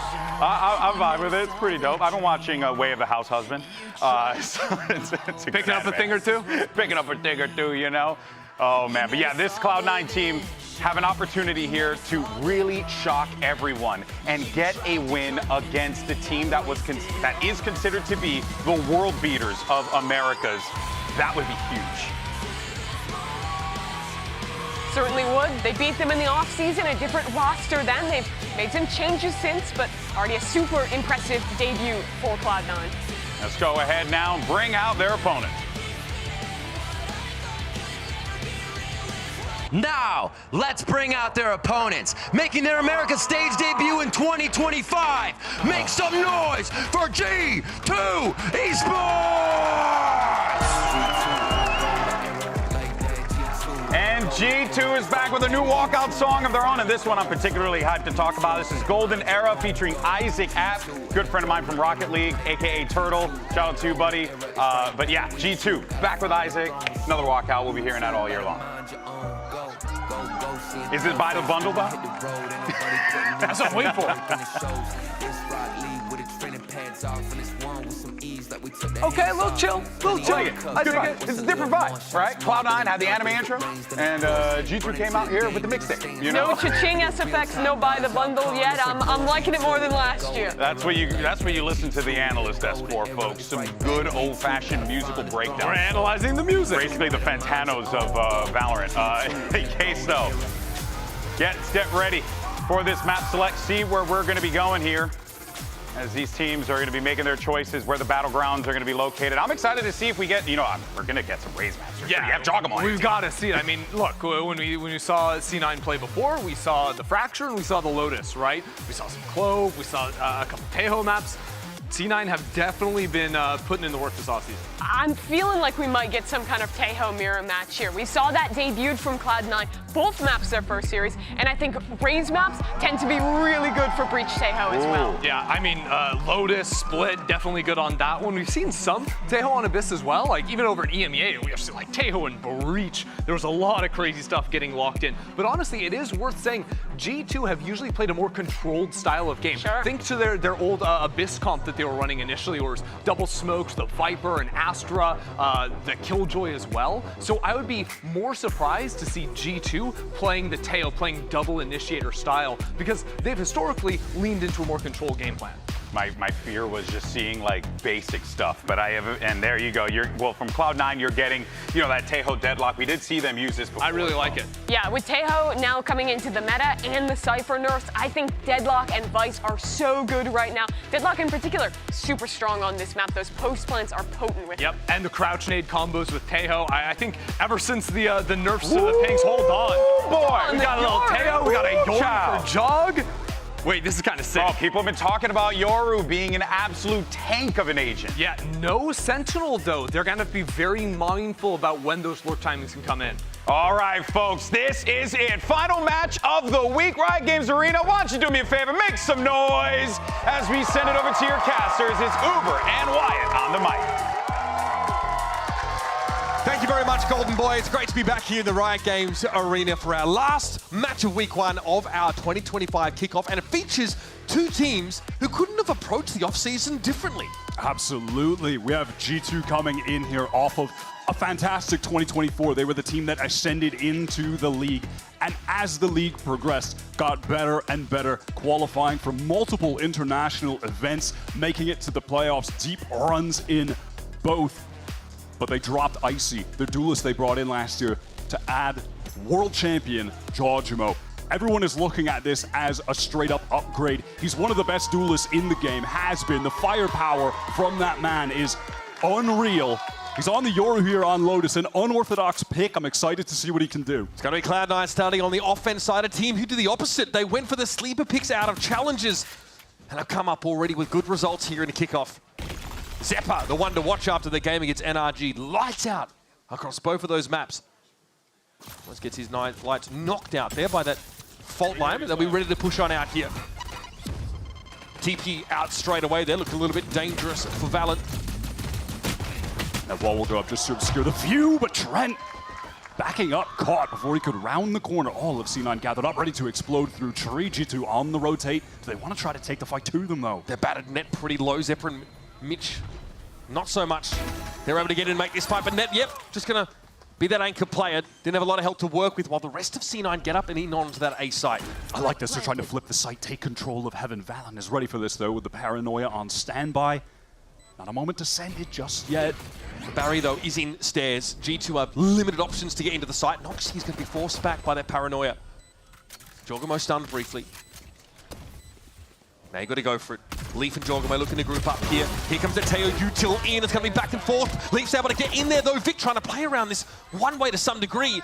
Leaf's already on the defuse. It's up to Vic here. Got to find a way through, but he's sticking it. Right clicks interrupt, but Professor P gets the job done. Oh, that was a cheeky little attempt from Vic. Played to the smallest win con he could, which was getting into the smoke itself, denying the plant. Good effort. Those waves of utility, the barrage from both teams, multiple Tejos again. This agent has defined this first week of kickoff. when you get the breach in the mix with him as well, it's so oppressive. Trying to get out into into that rubble area against that initiator duo is such a nightmare. But C9 paced themselves around it nicely. We're able to get into tree and get off that nice clean execute. And that deadlock util in the post plants makes it tough for G2 to retake Wyatt. We'll see if G2 allow them so deep into these sites and execute again. So you can see as an example here that Omen, it is standard to take that teleport, get over back rubble. That's what Vic does. And you can outpace the salvos that come in from the defensive Taeho doing so. You know, same if you want to have your raise satchel out there. Ooh, okay. Jogamo, 0 connection on either of those outlaw shots. The rarest of whiffs from the Dogamo. And now the smoke comes up, so Jorg has to play inside the site alongside Trent, who pulls back from tree, but C9 diving over towards the B side of the map. There is a snake bite on the ground, but one player snuck through. Yeah, still shouldn't be too much danger. Leaf. He knows. I think he spots Mitch's shoulder there. It's going to be forced back. Fault line. It misses. He steps to the left and he's able to take Mitch down. VALORANT there has to be the next line of defense, and heads are sheared clean off. Wow, G2 waste no time in regaining control. They allowed C9 to essentially go where they please, ready to pounce on them at a moment's notice with that superior weaponry, handled that anti-eco perfectly, retaining all of the bonus rounds, or weapons rather, into the bonus round.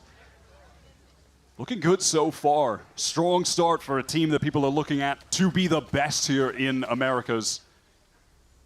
The last official that G2 played was actually against Cloud9 at Red Bull Home Ground, off-season event. They got absolutely dominated. Lost 0-2, only got 9 rounds in that game. First match of the season, immediate chance for some revenge. It's a different C9 roster than what we had then. That was the Rossi look. The hotly debated Rossi look into this new iteration that immediately off the jump just beat the bad roster move allegations, at least up until this point. Cloud9 here. Pretty slow about moving on out, but clearing these close corners as if they want to start hitting A little faster. That toxic screen, though, is going to allow G2 to play out from Hobbit. Again, you can see the defenders, G2, just gathering up, ready to explode onto C9 when they try and press forward in one of those transitional moments. A barrage of utils to come in, but now rotating away is that Taeho. Trent trying to meet up with Jaw on site, who still got that outlaw. Couldn't connect the shot on the prior round, and will have to connect 2 to kill anyone on C9. They've all got the heavy armors. Yes. In the head, buddy. There it is, Oxy down to 10. Mitch able to deal with Trent at the very least, and Net wants to go towards Baby Doll. What a catch! Off of his own Crav Net wide. That is huge. Jorgamon and VALORANT now have to put it together. The Lacto is a long way away, but Jorg takes a swing, takes a shot, and Vic is cleaned up, but man, he needs help. And the Mastermind is too far away. Unfortunately, it takes 3 millennia to reload the outlaw. You have to be far, far away. A literal ice age. Net here. There's no hurry. Yeah, VALORANT picks him up, but Net's been playing that position in the post plant constantly. All of a sudden, we've got some real danger, and danger aside, the economic damage already dealt from G2 is pretty good. More than enough to be happy to walk away with. VALORANT just goes down here. Denying 3 guns from Cloud9 on a bonus round at G2. VALORANT, if he can get just a little more, he'll be grinning. Good luck, though, against the breach. Taeho trying to defuse a spike with the clock ticking. There is a TP here for VALORANT, but won't be able to reposition now that Taeho util going to come in, and VALORANT hasn't left himself enough time. He'll be walking away from this one here as Cloud9 get themselves on the board with this buy. They only have 2 rifles to show for it. G2 will be content with that. They carry the Phantom over into the next round as well. What a play here from Net. Beautiful transfer onto the second. Leaf tried to get the trade, but really living up to his name there. It really is. Net has been a fascinating player to watch over the last couple of years. Obviously, one of the big stories coming into this game, his return to VCT Americas, is an opportunity for vengeance against his old squad that replaced him in 2024. He had to fight his way through challengers to prove himself to get back here. He's been looking so good as of late.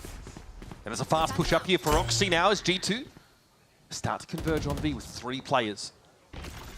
1-3-1, look for the defenders now as Oxy. He's hit with a concuss. He's going to take some damage here and walk out into the open. Just beg for his frag to be taken, and Trent finds the other. Oh, Mitch wanted to trade that out, but G2 had a few rifles trained on that choke point. I mean, even if Mitch got 1, he was going to go down as well. Advantage extended for G2. What a disastrous start to the round. Net throws down the grab net. Gets in onto that seaside. Elite is going to be forced away here. He lacks backup right now, and Waterfall smoked off. Happy to just retreat is Leaf. Wow, C9, they want to push fighting more. this? They want to take this duel. Okay, well, Leaf says, I'll have one, thank you. Yes, perhaps the wall now. That's cleared also pretty easily now. There's a chance here for G2. Net trying to push up now. Trent finds his third of the round. Zeppa, Zap back on the site. Get ready for a spray, but Fallon puts it to bed. And already G2 starting to emerge as a very confident contender here on Lotus. That is clinical. The Breach and the Taeho combining the utility for that free first kill, punishing Mitch, who just wanted to trade things back desperately. They play it safe, play to the man advantage retake. Those are the kind of situations where you can expect G2 to really always close things out. In terms of the fundamentals, they are one of the best teams in the world. Nice, boys. Jorgamo with 3 frags to his name already. First casualty in that previous round, but he's definitely the blunt object here for G2. Pretty classy finish there by, I guess, the rest of them. Valen looked good. I'm going to say, you know, there's a lot of talk about how Jorg is maybe coming down in pace a little bit, G2 coming up in pace to meet him. It actually doesn't feel like they're a perfect fit for each other, but rather two teams that value, or two entities that value each other enough to meet in the middle. It certainly felt that way watching them in the offseason. Things were certainly awkward at times. They played a lot of tournaments, didn't have a lot of success compared to some of the other teams in Americas, but have had a lot of time to iron things out. And Josh RT in the interview before the game said that he feels this addition, aside from just the firepower that Jorgamo brings, makes them a more dynamic unit that they can adjust the pace with a fearless duelist like him, a part of the team now. But someone who sets the pace as opposed to maybe someone who falls in line might have been exactly what G2 needed. Gives them the incentive to break out of the sort of confines they put themselves in by being such a structured team. Valen said he could be the X factor. This G2 team, they were making deep runs internationally before, and if he is that X factor, it could just take them over the top. We'll have to see though. This is a strong Cloud9 team. They have to best in their first match to make it into the upper semis. That has the Annihilation ready to go on this round. It is going to be an eco, but perhaps that could turn the tide. Looking like a war zone out there with his Taeho util already thrown down. Oxy commits over Rubble already with a stinger. He needs to close the gap, and it might be another blast pack that gets him there, but it's been a quiet outing for him so far. And that stealth drone's gonna spot him out. It's just too easy for Jaw. The rest of the Cloud9 team, they've retreated. They're trying to pivot over to this C site where Valen is taking contact. And he knows that he can just fall back, play this safe, allow Cloud9 to come in and again just play for this man advantage retake if necessary, and that will be the case. Dimensional drift earned by Jorgamo as well after that first encounter of the round that was Oxy out of commission. Once again, Valen not overextending for this. This wall's easily clear with that smoke in the way, and here's Valen, he gets his one. Jaw there, getting towards back halls now, and that's the wall cleared. I do like that aggressive flash peek. C9 trying to find some kind of advantage. He knows! That's overextended. Information there coming from Jorgamo. Jonah able to capitalize, and it's Trent from Waterfall. This is airtight stuff from G2. They'll put their fourth on the board. It is fantastic. Might as well use this dimensional drift that Jaw has acquired pretty early in the half to just lock things up in a retake scenario. And he tells Jonah straight away, someone is about to swing you in halls. Absolutely. Got that free kill onto net. Jonah getting close to the Rolling Thunder. Armageddon ready. This is an opportunity for G2 to begin snowballing the game. I mean, yeah, I think that, I'm not 100%, but did that drone only see him because it went up and just got outside of the dark cover? I think that might have been the case. I didn't even see it get pinged on his point of view. That is rough for Oxy. Yeah, he's been neutralized a little bit here. I mean, Valen is the kind of IGL that has said, I relish the opportunity to shut down star players. Puts them in trick room, you know, slows them right down. And we've seen for Cloud9 how important Oxy has been to their success, was the critical factor of them making playoffs last year. This breakout star trying to brute force into tree past the Viper wall will get control of the area. G2, they've rotated quickly to defend this. The Rolling Thunder going to come in, but the Annihilation is going to slow, well, you'd think, Cloud9 up. Instead, they're going to go for it anyway. Concuss does connect onto Mitch, but it's still all systems go for C9, and there's Oxy finding his double. Mitch rolls away, knows VALORANT has no choice but to take this fight, and it's an easy pickup, although Vic somehow in the periphery was down.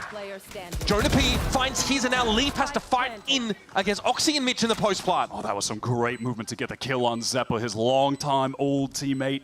But now, 1 versus 2, Oxy and Mitch trying to set up a crossfire. Leaf creeping upstairs, going for the flank at some point here. Oxy needs to be aware, so much time is ticking. Oxy knows. He has that awareness, but I think Leaf has managed to avoid detection. They're never going to check pit. Here's Leaf. One. Leaf! The mastermind! The Cloud9 in utter shambles. That's not a round you can afford to lose, and not like that. He has completely worked them. Cloud9 confused out in the open. Could have repositioned to a safer location together. Have to be frustrated that they didn't get into tree. Oh, years Leaf played with Cloud9. Just the trigger discipline to look for the second player, Wyatt. That is lovely stuff. Yeah!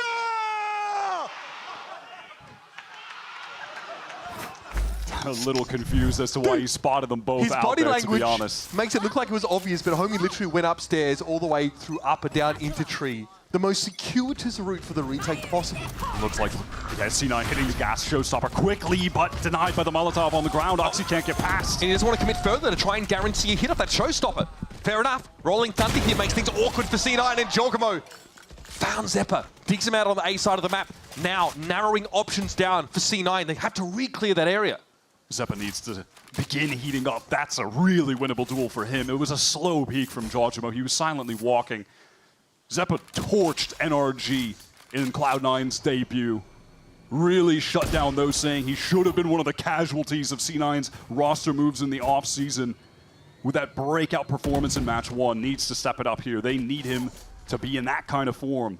But like you said, it could be anybody on C9. Any given day that steps up to that degree, but they could use a reprise of that performance from Zeppa right about now. Eyes towards B now. Cloud9 finally settling on their intended spike location. Oxy steps into a Trent. Okay, Trent cuts a bloody swath through Cloud9, and Net is able to salvage. 30 seconds left. But it's a grim landscape that he looks upon now with the absence of his teammates, and Leaf will put him out of his misery. This team is looking scary good right now. Cloud9's map pick looking like it's going up in smoke. We're giggling. We're guffawing. I can get Cloud9 are going to be sent straight back onto the eco via this hat-trick of kills. Crosshair is just steady. I mean, that was a conveyor belt of fresh meat, Wyatt. No two ways about it. C9 did good work just prior in the round 2, baiting out some of those ultimates, safely escaping out of the B site, but ends in tragedy. Early a fight again. But who is with him? Who is with him? The rest of C9 are forced back by the fault line. Oxy has no support there. And he's committed. He's stuck out there. He has to go for it. Another early round play goes up in smoke for the attackers. Trying to pivot now back to Mound or Cloud9. We've seen this story multiple rounds now, where they go for that early foray into A.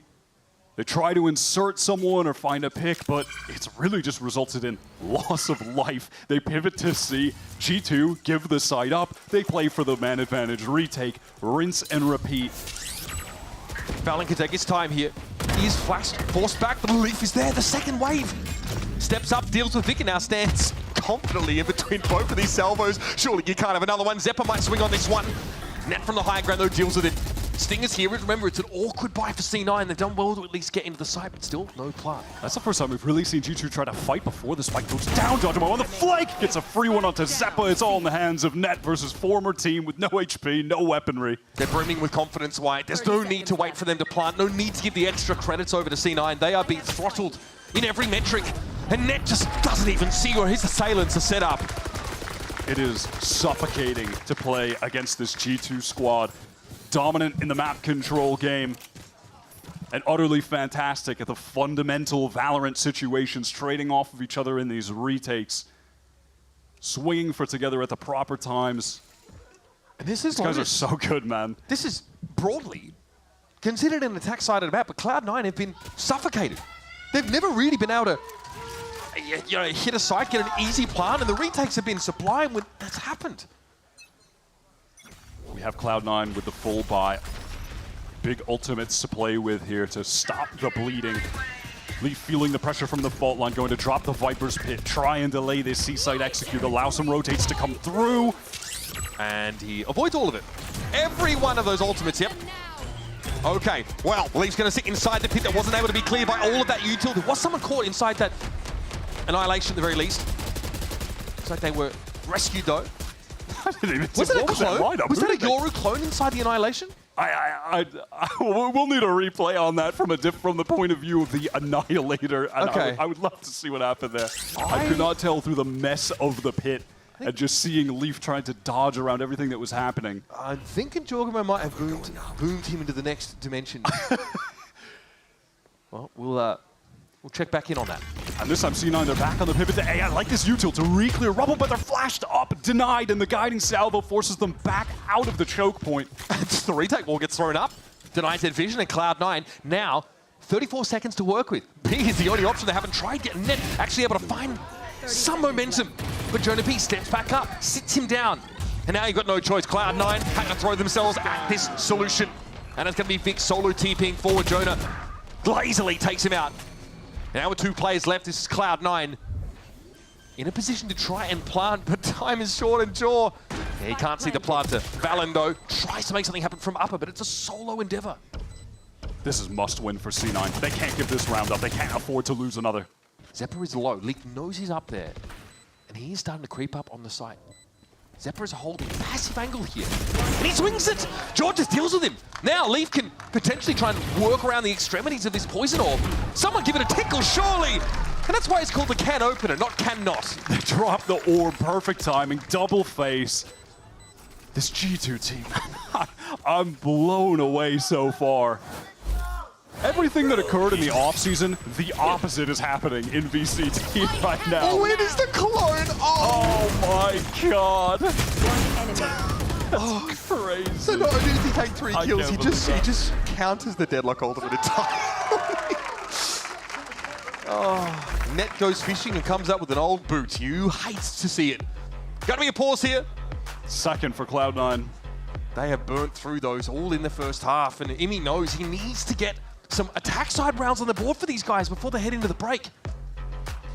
Historically, this map was leaning attacker-sided, though with it re-entering the pool, these new agents in. Not enough data to support that at the moment. Right. But still this idea that the defenders, by and large, are spread relatively thin over 3 sites, right? It doesn't feel like G2 have suffered as a result of that. They always seem to be where they're needed. It's been dominant map control from them towards A, and they end up typically being able to find a kill from it as well, routing C9 to another site where one player has pressed up, is holding an information angle, they give it up, they play for retake. This is textbook Valorant that they're playing, but it's perfect. And for Imi, I'd say this is the kind of half that'll make you want to pull your hair out, but, well, that's not an issue. Come on, man, It's they're been already brutal. down 8-1. It's been brutal. You have to do them like that, they're already... I mean, he looks pretty frustrated back there. We spent a lot of time talking to a very frustrated Imi last year as well, right? Just trying to get things on track for the C9 team. It's been a while since they've been at an international tournament, Wyatt. Many years, in fact. All missiles away. They're trying to get out into A, but again, it's G2 with this early control. The breach, the Taeho, it's just too strong on that area of the map. Wants to make a duel against Jaw, but he just can't win that. You can't beat Jaw right now. All right, Leaf going to be licked here briefly. Oxy, though, a little bit too late to capitalize on that, but still gets himself onto the side here. Once again, G2 not looking to interfere pre-plant. They're really giving a lot of space. C9 want to find a pick. They want to even this 4v4. Dimensional drift to get the information for the retakers. Okay, oh my Oxy, God. a little sharp. More of that. And Cloud9 will be smooth sailing with Jonah P. Chimes back in. Professor will book no nonsense. Jaw? Okay, just from the dimensional drift into a fault line, not ideal. Mitch sets that up well. Now the Rolling Thunder. Just as Leaf was trying to make a push, so Vic's able to clean him up comfortably and find a second from the back of sight. It's up to Old Faithful, Old Reliable. Valorant will fall, and Vic comes alive for Cloud9. Finally out of the timeout. They're able to win a round. Some proactivity, hitting that C site, fighting for halls together. Oxy getting a much-needed kill. He didn't need to do much against NRG the other day. Bam. But you are looking for this guy to be the star that we know he is. He was one of the best duelists of 2024. Outrageous stats for all of America's Stage 1, Stage 2. He's got to come to life. Big fan of that util there from Mitch. Rolling Thunder gets at least 2 kills for Vicky. Happily snaps him up. Now though, this is not a round that will be supported by mass ultimates. Wow, different from C9. They want to just contact out of here, but they're flashed up. Okay, we get there. It's a little dicey, but we get there. 2 sprayed down there with the Phantom. Jonah's going to have to stand and fight here, but he went for the weapon switch. And Zepp was able to catch him out. Great refight from Cloud9. They just need to seal the deal, trade down effectively in the 3 versus 2. They can go tree into A safely. Leaf already with a massive 1 versus 3 clutch earlier in this half. Vic still has a paranoia. Could be a big piece of util to have one of his teammates swing off of, or he can proc that when the spike is tapped, flash up the person trying to defuse. Jaw should be able to switch to a rifle. Yep, he's picked up a Phantom. Time to jump. Op really not really wants to be in a fight like this. Now they're making all sorts of noise here with the paranoia. There's the clone. A lot of damage being put on C9 here. Jaw tries to swing it. Leaf is there. Oh my goodness, Leaf. There's more work to be done. Very classy little right click here, and he knows approximately where Zeppo is, but not exactly. It's the 2 teammates, brothers in arms from yesteryear, and Zeppo this time wins it out. Shorty gets him there. Finally for Cloud9. It feels that they've stopped that bleeding. They're coming back into the game with some adjustments made late in the half, but at least they've made them right. They're getting a couple desperately needed rounds on the board, so they have a chance when they get to defense. This time opting to contact, walk out of the smoke, rather than just fully rotating off due to those, the salvos coming in from the Tejo, the fault line from the breach. And then they go for the refight after that when G2 were fully committed. That was lovely from C9. Yeah, I mean, Jonah P not ready for that at all, right? You see him actually switching to a flash at the time. Jaw this time happy to throw down, but of course, Cloud9 syncopate a little bit. They are going to walk up through this smoke still and clear that area with the aftershock. Yeah, Salvo forces Jawjamo to retreat, take that teleport back to A, double up with Trent. That is a strong duo to anchor this site. Armageddon comes through to try to force them off. Out Trent is caught. Trent! Okay! I don't think he knew where to go. Flashed out, it's unclear either way. Jonah hit with that grab net. That's the 2nd time Net has pulled off that play, following up on his own grab net. And there's Oxy, converting and doing what needs to be done. Perfect. Now we're cooking. Perfect timing on that one-way Net shutting down the rotators. And Cloud9 feeling the energy, the crowd getting behind them a bit as well as we get to the half, and now they've got a chance. That's enough rounds to make a run at it on defense. Absolutely, getting a good start in the 2nd half would be huge. Let's see how this played out. Okay. He was, oh no, he was in the stealth drone. So it comes out of it and he's got nowhere to run. Nowhere to hide. It's just unfortunate stuff. Still, both teams getting a feel for how that Tejo util is supposed to work. There it is, folks. Halftime in this match between G2 and C9 is 4 rounds in it. We'll see you on the other side as Cloud9 switch up sides.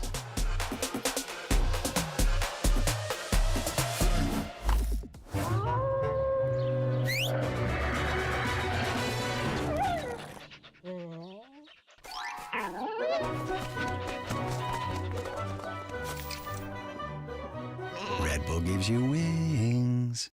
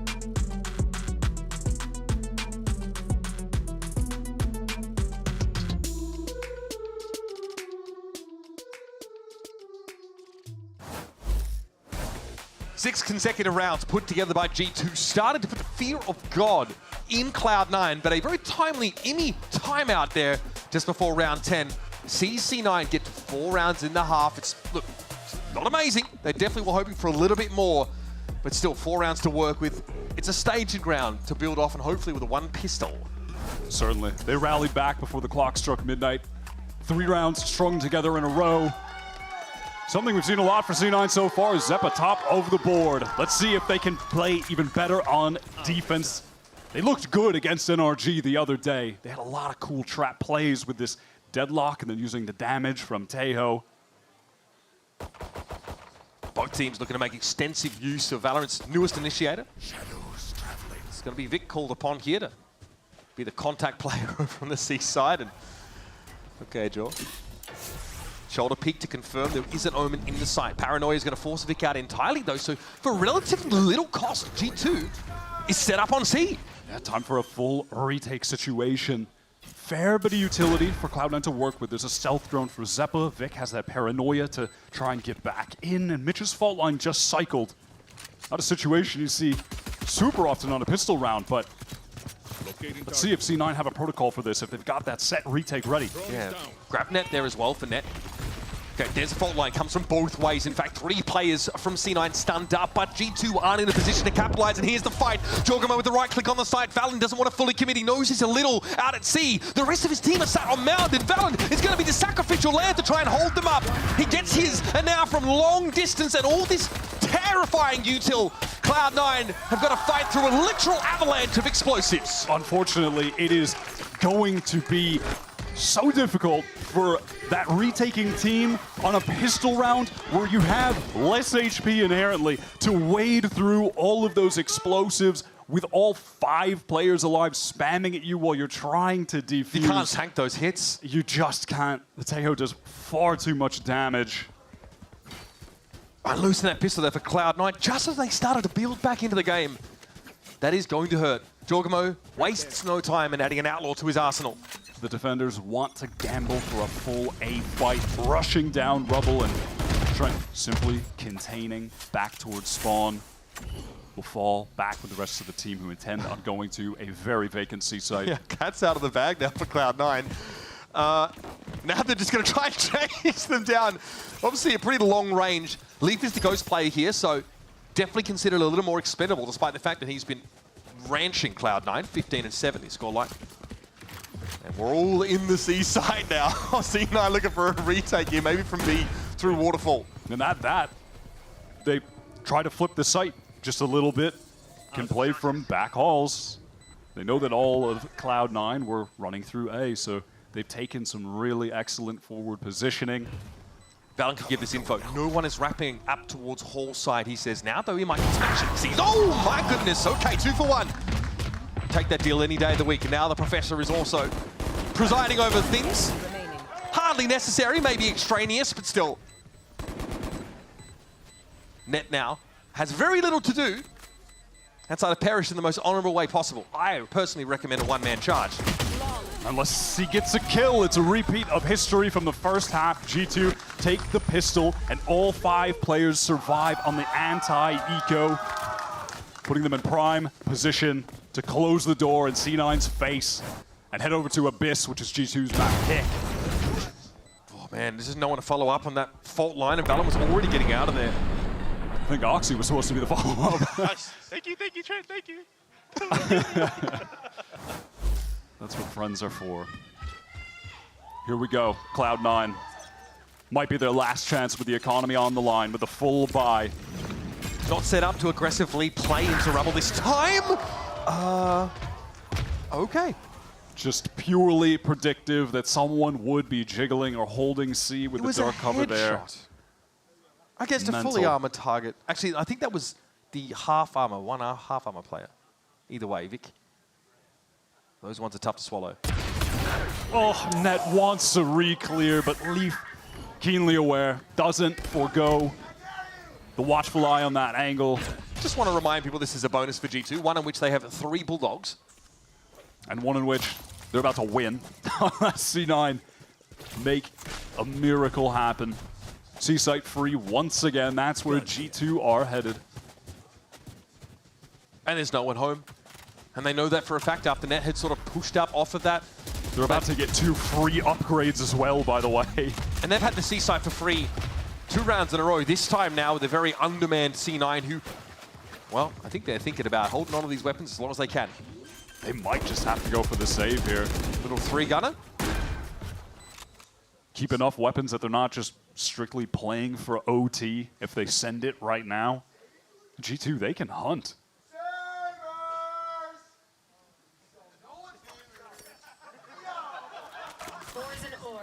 Leaf trying to do something with the Outlaw here. Oxy on the angle and a little bit too quick. Doesn't cost him too much at the end.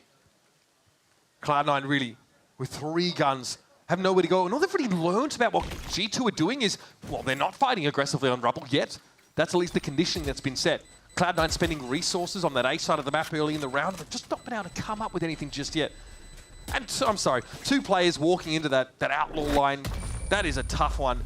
Also, 2 rifles taken away. G2. And have to feel at this point that C9 are rattled. 2 pistol round losses. What timeout? 2 clean anti-ecos. Yeah, they had to expend them in the first half. That's right. Imi just in wordless rage on the side of the glass case. Cannot interact with Cloud9 at this time. They want to go for something aggressive towards that C side. Net is glass cannon this round. No armor to speak of. Dark cover goes down. Pressure from the Tejo. G2, they tried to rush this through the smoke. Okay, Vic's able to recover something, but that util has been very, very good from Jonah P. Fault line sets an easy kill up for Vic. Okay, Mitch not too bad, finding 2 here. It's Zeppa and the armorless Net remaining in this 2 versus 2. And Net who's trying to push for a bit of information. It looks like G2 are going to end up walking into Zeppa over on that C site. It's unclear really if Zeppa's going to give them too much here. Can sort of go and scout this with the drone. Honestly, this is a ratty spot, Zeppa. That is extremely rodent-esque. He's getting out of it. Swinging on it. Oh, Jorg. Okay. That timing. Had his back turned. Yep, sometimes it's just meant to be. Zeppa again has to be the savior for Cloud9. The worst of timings for Georgimo. Just adjusts his crosshair as Zeppa falls into the angle, collects 2. This double spray down from Mitch was crucial in the mid-round, though. Just the fact that Zeppa could have sat in that corner, you know, and probably done it right, at least a 1 and done there. Gives up that position, walks out, and finds Jorgimo thinking of other things. We might actually see a fast play towards Rubble, so let's see if G2 have conditioned C9 enough against this. Minor signs of life for C9 in the second half. Oxy going in fast, wants to play top. Rubble. Jorgimo getting that information with the dimensional drift, actually pivoting into B where the rest of the team will meet him. Yeah, already flash pressure going to be there. Net going to force Net back. And immediately the judge goes to work, but Oxy with a spray down through is able to catch out the offender. Now it's going to fall apart for G2. It's just Leaf. Spike a long way away. He's playing from upper, still doable with those headshots. Leaf versus Vic. Old versus new. The mastermind versus the student. There it is from Vic. Your favorite player's favorite player closes out the round. A man who's been dominating in the challenger scene for a long time. One who's not always been as hyped up by the community, I think, as he's been, you know, maybe deserving of, but one that other pro players have definitely taken note of. Have mentioned him a lot as someone to keep your eye on. Finally able to play in Tier 1 with this Cloud9 team who've really taken a chance on some of these slept-on Challengers players that have been really good but aren't putting up the star performances always that are driving attention from the community. From Moist X Shopify to Cloud9, Vic has burst onto the scene this year. We have this deep dark cover place that's currently being worked around by Leaf.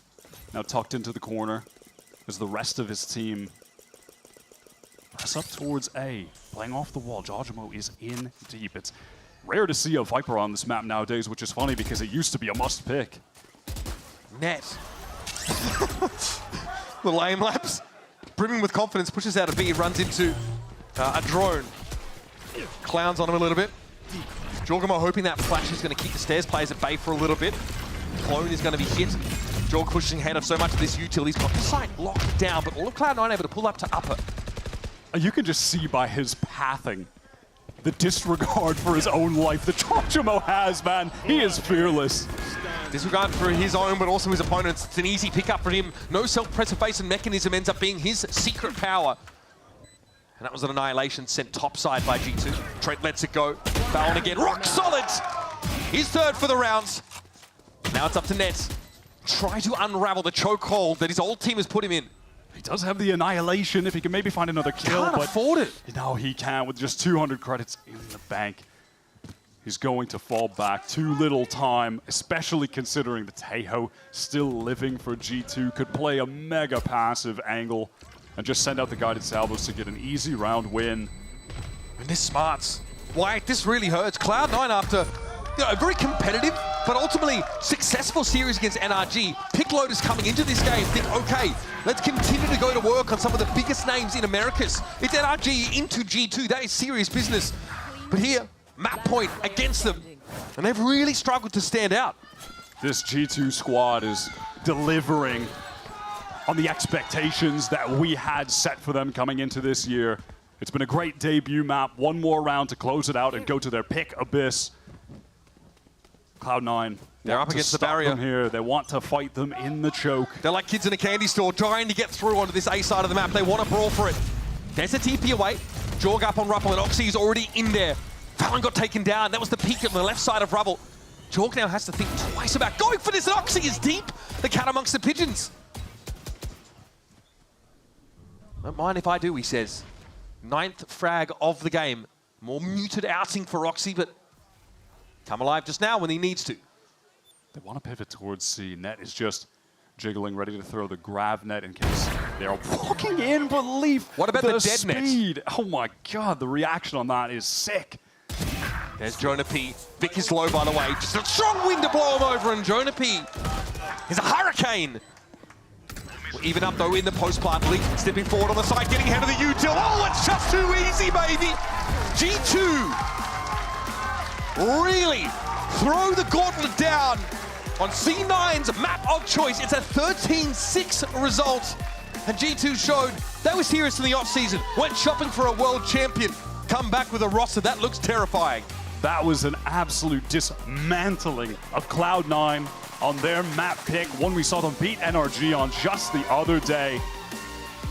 So far, so good for a team that has massive expectations. The roster that picked up that world champion Jorgamo, strong first outing, but it was Leaf at the end of the day who really stepped up here for G2.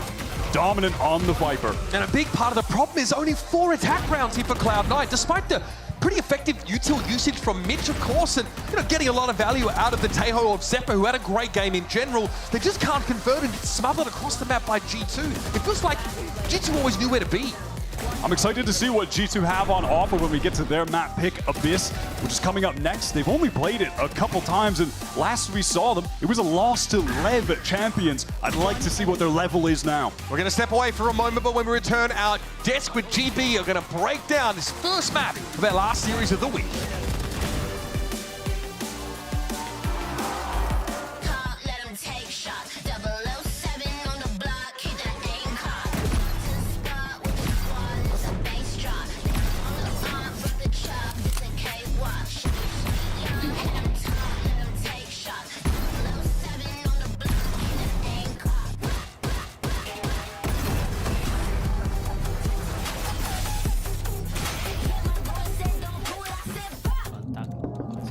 Okay, Team Secret, we need you guys on the stage now. Come on, let's go. Let's go. Let's go.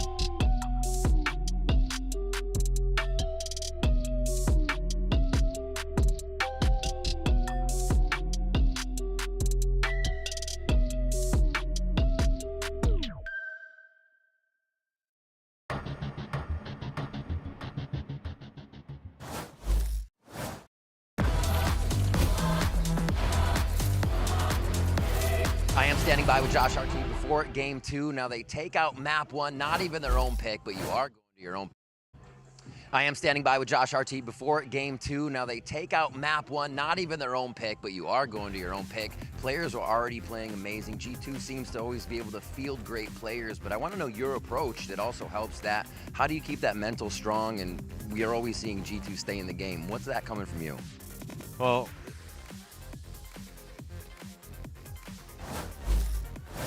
We'll never know. What an answer. What's it going to be? Which is- What's it going to be, Josh RT? Honestly, on pins and needles over here. We'll have to find out next time. But in any case, though, welcome back to the desk, everyone. GB alongside Mimi and Enders. We really just continue to talk about how good this G2 lineup looks as they win Lotus 13-6. And Mimi, I mean, you got to start right out of the gate.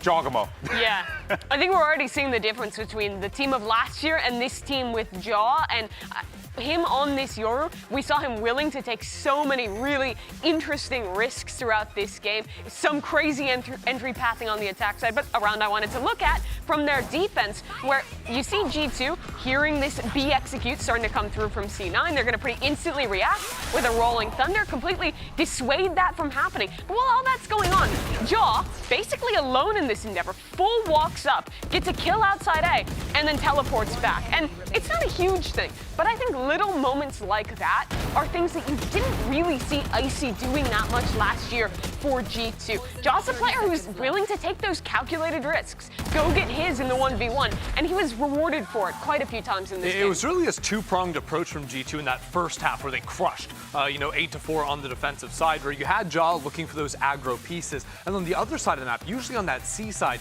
Leaf was just putting on an amazing solo anchor performance. I mean, there were numerous times where he's getting swarmed as a solo player and finding positions on site where he's dodging away from Teo util, breach utility, playing around his own orb and wall very, very nicely. So I think while Jogamo was putting the fear of God into C9, and some highlights. Leaf was the one popping up and get these multi-frags on those holds. We told this is like the revenge match for Net getting dropped from G2, but it seemed like it was one Leaf just taking his former teammates and absolutely putting them down as a solo anchor. It's clear he's got a little chip on his shoulder there too. Oh, without a doubt. But then, another thing that had really shined through in this matchup was that Tejo breach, right? Really on both sides. I really like these agents together. You get so much you could do with this, Ender, and really want to get your take on this. Yeah, well, I mean, really, these agents are just incredible at breaking a site, whether that's on the attacking side, getting in, or the defensive side, trying to go for these re-clears. And I think what G2 were able to do on their defensive side a lot was when they had to get back into a site, deal with the deadlock utility, and then overwhelm the opposition. The fact that they had the Yoru thrown into that mix as well, adding another layer of flashes, and that quick dash in to play off the utility, it just pairs so nicely together. Despite playing into the deadlock, I think G2 had a really good idea of when they were actually ready to use the util on the retake. You never saw either initiator pre-firing it. It was all perfectly coordinated on those retakes and clearly super well rehearsed for G2. You're seeing, the influence of Jogamo on this team, the brain of VALORANT at work, Leaf putting in some numbers. It's been really cool to see G2 dominate the way that they have, but C9 not out of it yet. Let's actually go over to Coach Emmy, hear what he has to say. I am joined by Emmy to get a few words here. Looking at map 1, didn't go your way to start, but it did start to come back there. Are you trying to settle the guys' nerves? Do you feel like they're all right? What's it looking like going to game 2? No, I think it's definitely a mentality battle right now. We just need to get in the right place. I mean, we lost both pistols.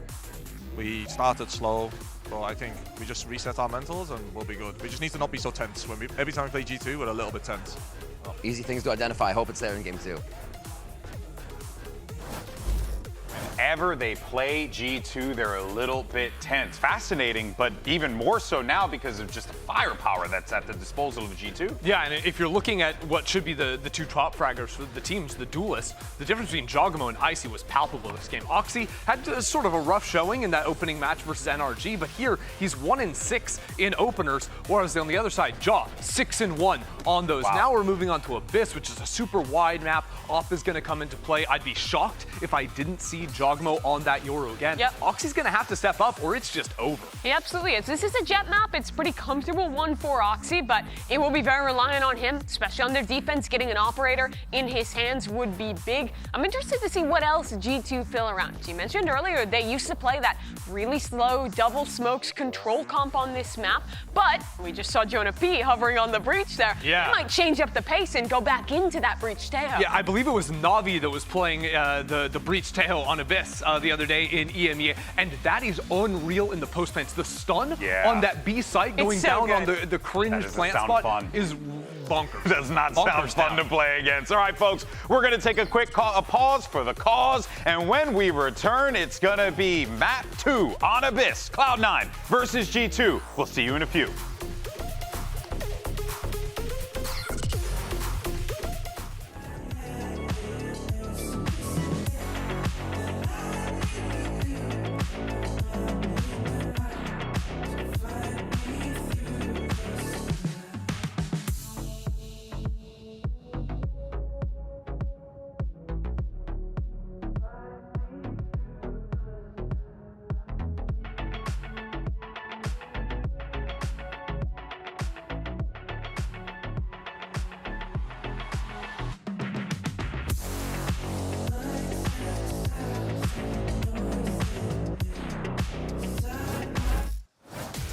Well, we heard from Emmy at halftime, and I think there's probably more than a couple of teams that feel a little bit tense when taking on a roster like G2 right now because they look sublime out there. Cloud9 map pick is Lotus, and G2 make it look like their home ground, baby.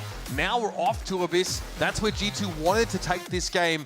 You've got to know there's something in store. We haven't seen Abyss actually played by Cloud9 in a VCT match before.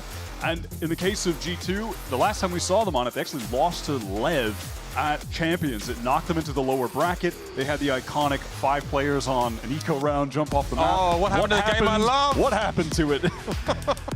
All right, we got the agent select. Cloud9 going in with a double controller look. This is what they did on Fracture, actually, against NRG the other day. It was very successful on their attack side, getting into the site and then cycling those smokes, making it really tough for the retakers to get back in. But they struggled on defense. And without a Sentinel, I think we'll see more of that here. And Ooh, we got a Sentinel here. We do have a Sentinel, not the expected one.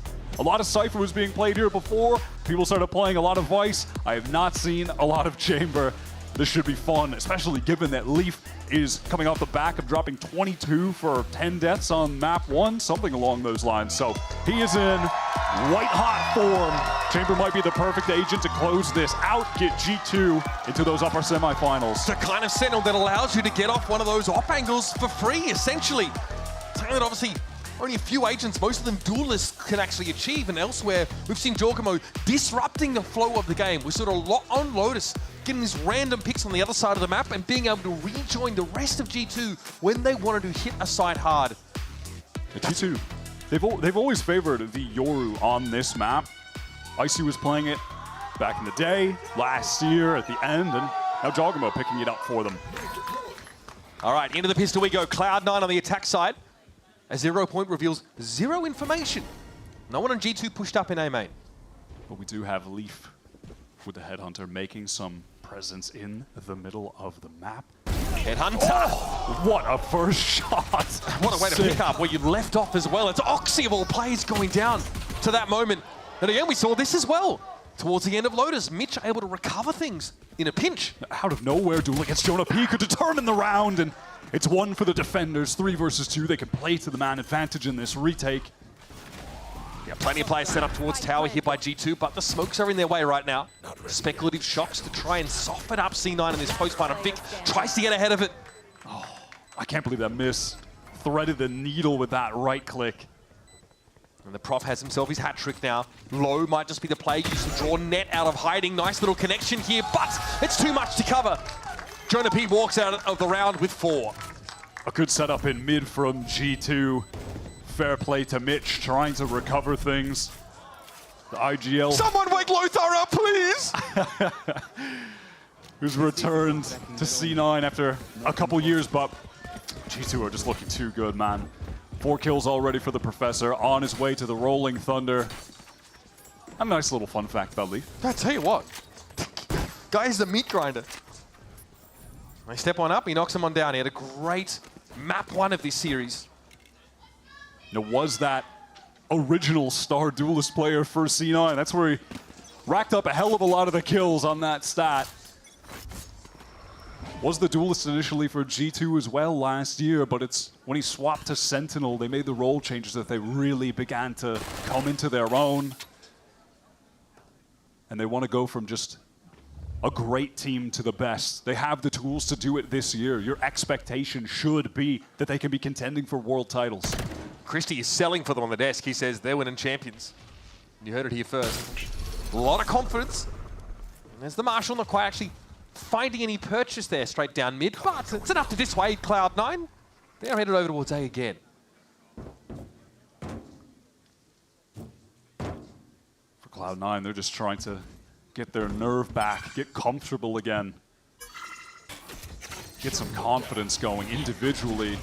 You know, they've had a couple small moments here and there, but they need someone to step up, take the reins. Look at this, push-pull. G2 now being tempted over to the A side of the map, and Cloud9 have pulled the wall down over their eyes. Can they get to B, though, within this window? Looks like they're going to hit it pretty fast now. Leaf, though, big catch. That's on the mid player. Mitch, the pivot, the fulcrum is down. And Leaf's in position to deal with anyone playing close. The double swing, though, it's just too much. Oh, my goodness, Leaf blows them away. Just a little too easy. Okay, Jorg. Yep. The internal canine makes its appearance. 3 pistol rounds taken by G2 in this series. Cloud9 just can't find that match to, you know, light something and begin to get some level of momentum. They've been fighting from behind this entire series. Spinning their tires.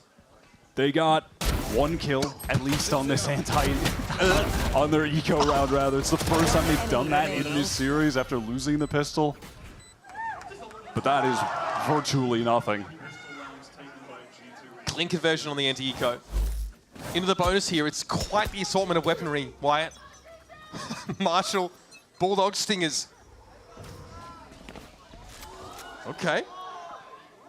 That is cheeky from Leaf getting into that A main position. A couple G2 players stacked up for B, and actually a quick rotate from Jonah, but the first blood is found by Vic, and with the Cosmic Divide, it's easy access to the B site. Yep, net able to develop that one pretty early. So here it is, Jorg and Jonah P set up on the other side of that wall. Again, just a bonus here for G2, but they're definitely hoping to keep it lit on this C9 economy, to give them too free a win.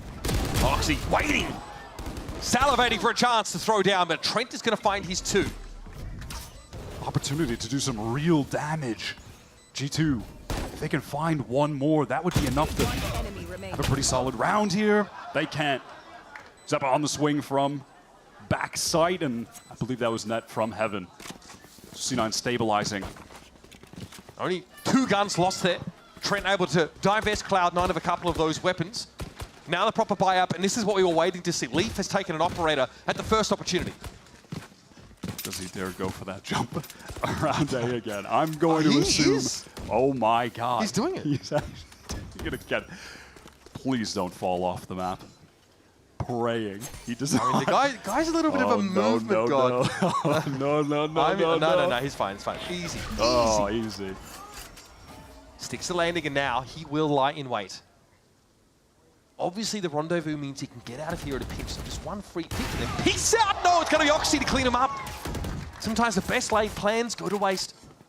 Reaction time was so swift from Oxy as C9 fall back out of A main. They want to regroup with Net, who's been containing towards B.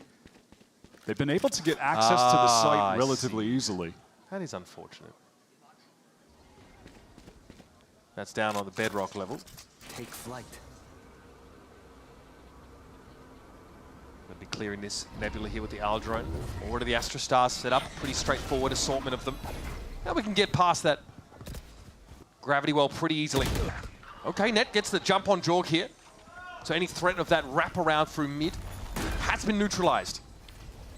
Now do G2 actually want to go for this in the 3 versus 5? Or are they going to save? Here comes the fault line from Jonah P. Null command from Mitch just popped here, so I think that's it. You're calling a cancel on that. Yeah, at least they extracted a little bit of value from the pressure that they put on there to get that out. And a gun. Trent does pick up the kill on Net. Net, who, by the way, has been, despite, Cloud9's woes in this series so far, he's been really good at reading the rotates from G2, cutting them off, finding picks on the flank in that way. Sorry, Trent. Yeah, he's pinged it out.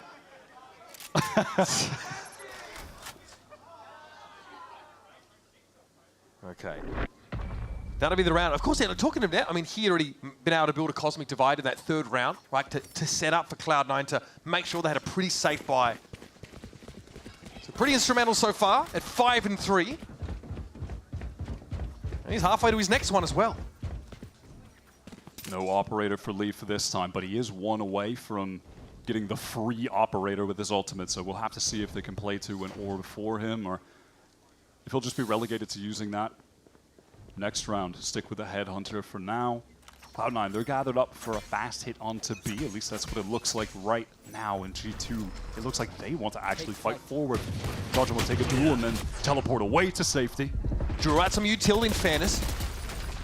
Fault line here, going to disrupt things a little now for Cloud9, buying time for these players to get set up and onto the B side.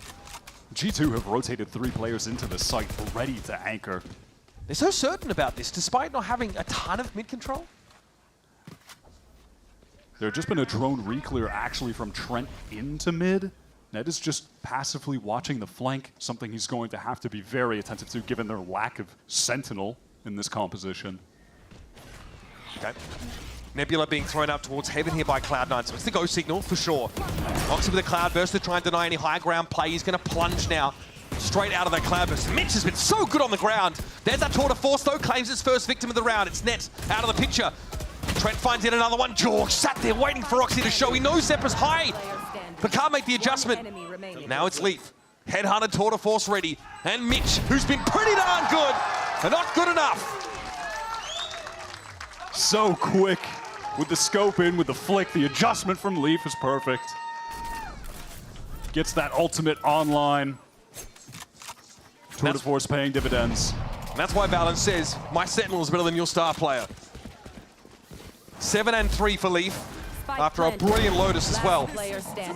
Heartbreaking for C9, who cracked into that site with a duo of kills from Mitch, who despite being the IGL was also putting in work on the scoreboard. The aim has been looking nice today. It's just not enough. Cloud9 though with the plant, their economy still good enough for a buy, good enough in fact that they want to get an operator into the hands of Oxy. Ooh. A little bit of free damage on Zeppa, nothing you'd write home about. Cloud9 settling into a bit of a default early in the round. What's Jorg up to on that B side? Maybe starting to inch up a little closer as Leaf has the line with this op. Yeah, taking positional liberties with the gate crash. Still back B, ready to teleport away to safety if necessary. It's a Cloud9 who really just want to slow down the game, allow Oxy some time to work mid. He's been holding a pretty passive angle, hoping that someone from G2 would maybe jump spot. And now it's Cloud9 actually throwing down 2 smokes deep mid, feigning that they could be walking up, making G2 consider that they could be far closer to them on the map than they actually are as they gather up for the A execute. Yeah, Cloud9 just trying to obscure their movements and stretch the resources of G2 thin. Now they've actually thrown the rifle over to Oxy. Vic has picked up that operator. They want to go for the A split here. They're going to have to deal with Leaf with this op. He wants to get his and teleport away, but just forced off by the flash. Can't get the value intended. Oxy is very early getting into tower, though. I don't know how aware Jonah could be of this. And Oxy can get down their throats pretty fast, but instead opts to pull out back towards the middle part of the map and doesn't show himself either. Jorg checks it as he comes through with that dimensional drift, but he doesn't see Oxy yet. Rolling Thunder, Mitch trying to get away from that one. He's knocked right off into the distance, so there's Jorg. Mitch is dealt with. Sat in A main now, but again, the post-plant setup can be pretty impressive for the attackers, unless they're all dead. It's just Net to play from here, and Vic's been a non-factor in this round, Wyatt. Unfortunately, that op has just been next to useless. What a shot from Net, but the trade just as swift from Jawjumo. What do you do from here? Nothing. Absolutely nothing. Save the gun and live to fight another day. Still enough to buy with for Cloud9. Very tough in the post plant for him, though. That kill from Jogaba out of the TP was crazy. That was so fast. Unfortunately for C9, all that planning around the operator fully went to waste. It was a passive angle from Oxy in mid, hoping that somebody would have tried to go for a jump peek at some point within the first 40 seconds or so of that round. It never came. And then so Vic, clean. as you mentioned, he just became a non-factor, a liability, holding the op, hoping he could cut off a rotate that never came. And that Rolling Thunder sealed the deal. G2 now. The Hunter's Fury to work with. So still some Initiator ultimates to leverage. And of course, no surprise to see the Blade Storm popped. Oxy getting on into tower, but Jonas slaps him down.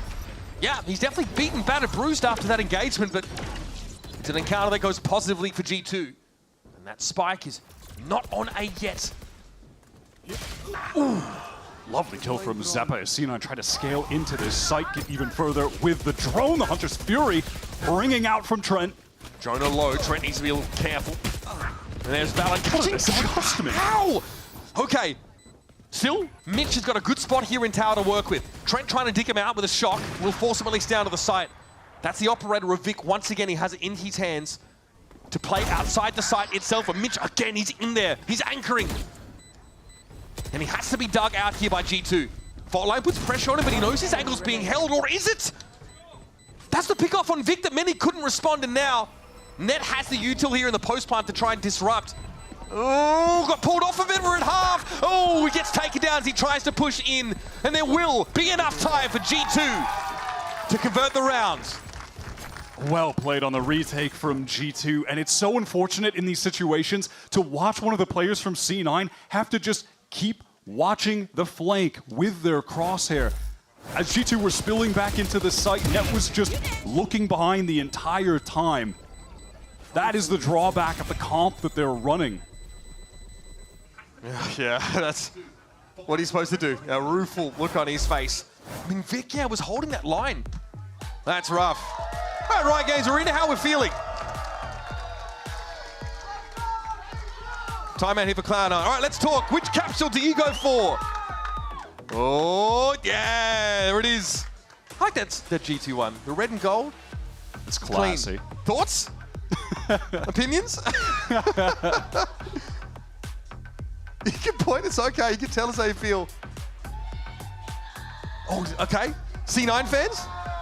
Okay, we have both. Yeah, okay. Get them both. That's also fine. Decision time. I like it. Hi. Which one do you like? We already went there. Okay. I'm messing with that C9. They got the blue and the white in that capsule skin this year. It's kind of cool. Year one. Yeah, look, one was kind of nice. Yeah. That year one C9 one. You like that one? Yeah, that one was good. I don't know. I'm still the Hunter Thieves one. They got the blue on there, just random. I kind of like it. Just try and get past it. Can't believe we got through a capsule segment without talking about Sentinels. I'm proud of us. Let's go. Round 8. G2 with a 3-round lead. Here. Back on the first map, after Imi took a timeout, it was the second one, but that is when C9 started to string some rounds together, make a go at it, get back in the game just a bit. Mitch has the null command coming into this Cosmic Divide for Net as well, too. Enormous tools to get into the site, win out a post plant. Inching down mid here, RG2. They're starting to take liberties. Yeah, they want to take advantage of this lack of Sentinel. And Vic, pretty cerebral player, Wyatt. Pretty hard to get the jump on. He's trying to make sure they don't catch the timing on him. Okay, here's the Cosmic Divide coming out pretty much straight away. Null Command also popped by Mitch, so very hard and fast hit over to the B side. But here comes the battle on the flank. This is crucial. Can Net find the kill? No! Oh my god. Now you're on the clock. Chogamo is so nasty. Tick-tock now for C9. They know there's a chance to get wrapped on here, so they got to go forward, but Jonah P is indomitable. Brick wall that stands in their way. That first divide's about to come down. There's a second up, though. Valen laid his down as well. Zeppa's got a little rat spot in the corner, but Trent has the bait. And once again, it's Mitch alone on the site. He puts the groundwork in, but It's another round snatched away from him, and that's a big investment from Cloud9 ultimate-wise. You, again, commit the KO ultimate, you get the post plant, and then you get dragged out into the town square one by one. G2 just abusing the players on the flank. That swing from Jogamo was so nice. It was really ready for that angle to be held by Net, shut him down instantly, and then Cloud9 have to be even more careful, more worried about the further flank coming. If Jogamo pushes down rope, followed up, he had a second player with him as well for that trade, even if he lost the duel. That's a great point. I mean, the fact that G2 could commit 2 plays to that flank and still have their anchoring players over on B win out their individual duels. One of them was with a headhunter. Cloud9 have a relatively decent buy into this one while still retaining enough cash for the future. They want to go fast into A. Vic applying a lot of pressure through mid, through the Venice Oxy. Does that dash updraft to meet up with him. Valen was able to get out there. He was definitely tempted to investigate the Omen TP by Vic. Kind of knew he was at risk. Trent confirms. Oxy sat on the corner, is going to force him to drop straight on down net. Didn't have a timing that he thought of it. Jorg is in his head. Vic, though, only the one as the shorty cuts his life short. Zeppo is trying to fight with Oxy. Here comes the dimensional drift. Information from Jogamo going to be so crucial for the rest of the squad. He didn't see Mitch go into security, though, Wyatt. He's in a flanking position, but it doesn't matter. Trent's ready still, somehow. It's another oppressive G2 round, another post plant unraveled. This team is looking utterly fantastic. They were a favorite coming into this year. Maybe some question marks here and there. I certainly had some after an offseason that was fairly tumultuous. It looked like there was certainly going to be an adjustment period needed with bringing in Jogamo, despite how excellent he is, obviously, on paper, figuring out how to use him in this roster, given how aggressive of a player he is, how fearless he is, compared to the slower-paced, controlled G2 team that they're known to be. But it seems like that adjustment period is already over. I think the offseason was just that. They had to meet in the middle, Jogamo and this G2 team. They've become something else entirely. They are looking sublime. Cloud9 have the full buy. They're trying to get some control towards A main with that early 0 point, giving information to Mitch to try and call around as the IGL. Oh god, they've taken all this space again, this time on the B side of the map. Vic, most of the time, doesn't know where to be looking. That fault line was interesting. Yep, definitely one of the more quizzical ones. The gate crash going to be used before it expires by Jogamo to pull him back onto B. Cloud9 are hoping that they're going to be able to find an opening pick by exploiting someone on G2 over pushing towards that B side of the map, but it's not going to come.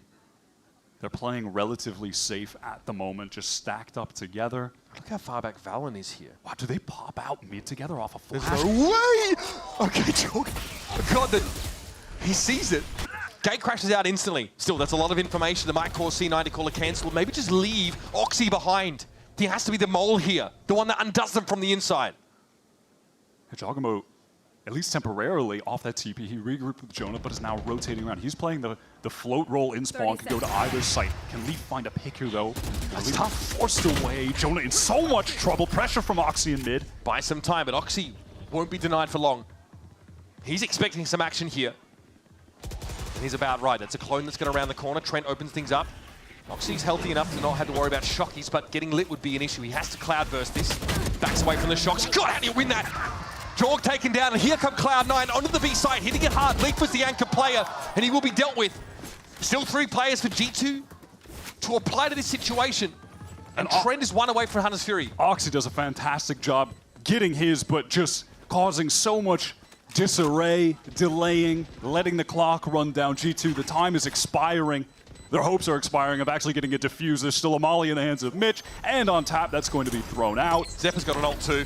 This round should be done. I like this from Valen. Push up. Mitch doesn't expect it. You've got to get defusing pretty quickly though now, and Vic handles Valen. Now Trent could be a problem. No time is the call. And Trent exits around with 3. Cloud9 find another round, but they are few, and they are far between. It's similar to that first map. G2 go on a run. They get 5 in a row this time. It was 6 back on Lotus. And then Cloud9 begin to claw back. Just a little bit of hope on the side swap that if they can finally win a pistol round, maybe they could steal away G2's map pick. Okay, Leaf has spent 9K credits this round, as you do. What does he come up with? Still guns for everybody on the G2 side. And this will be the economy starting to get shaky. Again, that early 0 point into A main. Doesn't catch anybody. And then Mitch will just walk forward with net, try to claim that space. The C9 watchful still for any kind of G2 aggression down mid. Wow, just Hunter's Fury seemingly out of nowhere. Off of a recon, perhaps? They're going to push Leap with this Alder and come. Oh my word! How do you see that coming? It's inhuman. The correction is ridiculous. Vic has worked his way into vents, trying to be a presence, draw some attention as the split comes in. Zepek gets one tag. Can Vic do anything in heaven? Awkward. Fighting against Jonah P. Got a bit of damage on him there, but Jonah's been really hard to shift it again. He comes out on top. Now Ned had to play for the low ground. Rolling Dunn are going to be thrown at the site here by G2, and they are in. They capitalize instantly. Ned and Zeppo reeling, nowhere to go. And heaven and earth invert themselves for Mitch as the last casualty. Elif has just been a brick wall in mid. Every time he is pushed up, he's been able to find that first teleport away to safety. The AWP has been such a nuisance. Dude, what? Mental shot. Vertical flicks, they're the nasty ones. Beautifully done. 8 rounds already for G2 on this defense side. It's a similar story to what we saw unfold on Lotus. Brooming with confidence is G2. A tragic low buy for C9 to end this half. Leaf again going for the jump around this time. It does work. Third time's the charm. A much closer angle to the wall there. They could not sniff him out. And that is brutal. Mitch has really been the one who has been the workhorse in some of these rounds. Look at this awareness right now from Trent. He's posted up on the angle for Oxy. If he rounds the corner, this should be a free kill. This is what I'm saying. Valorant's calling structure, G2 in general, they shut down these breakout star players.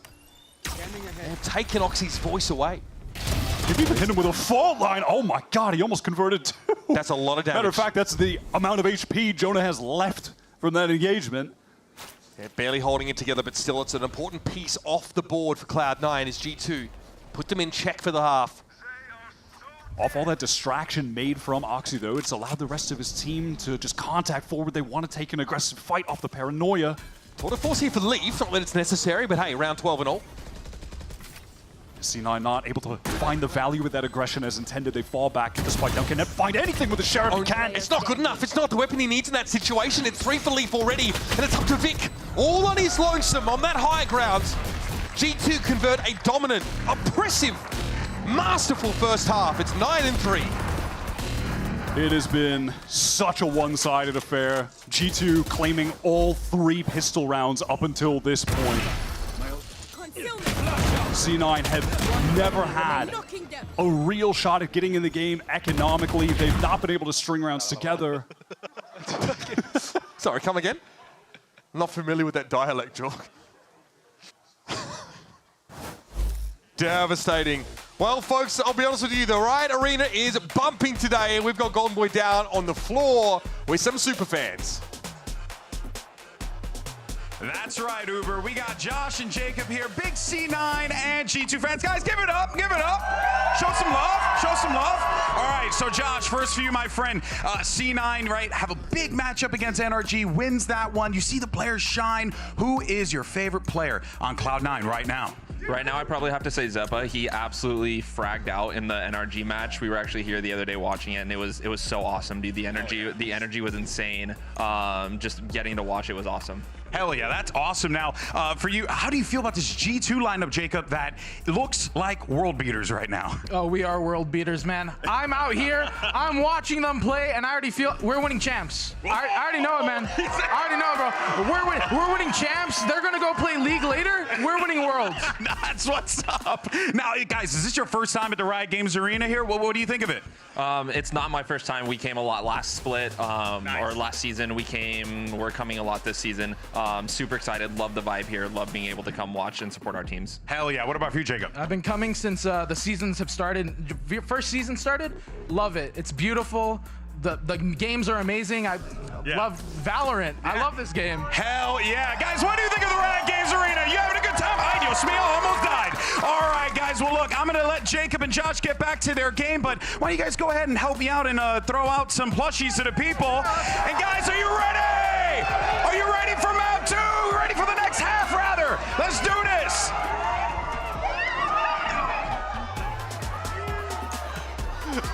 I'm gonna keep it $1.50 with you, Wyatt.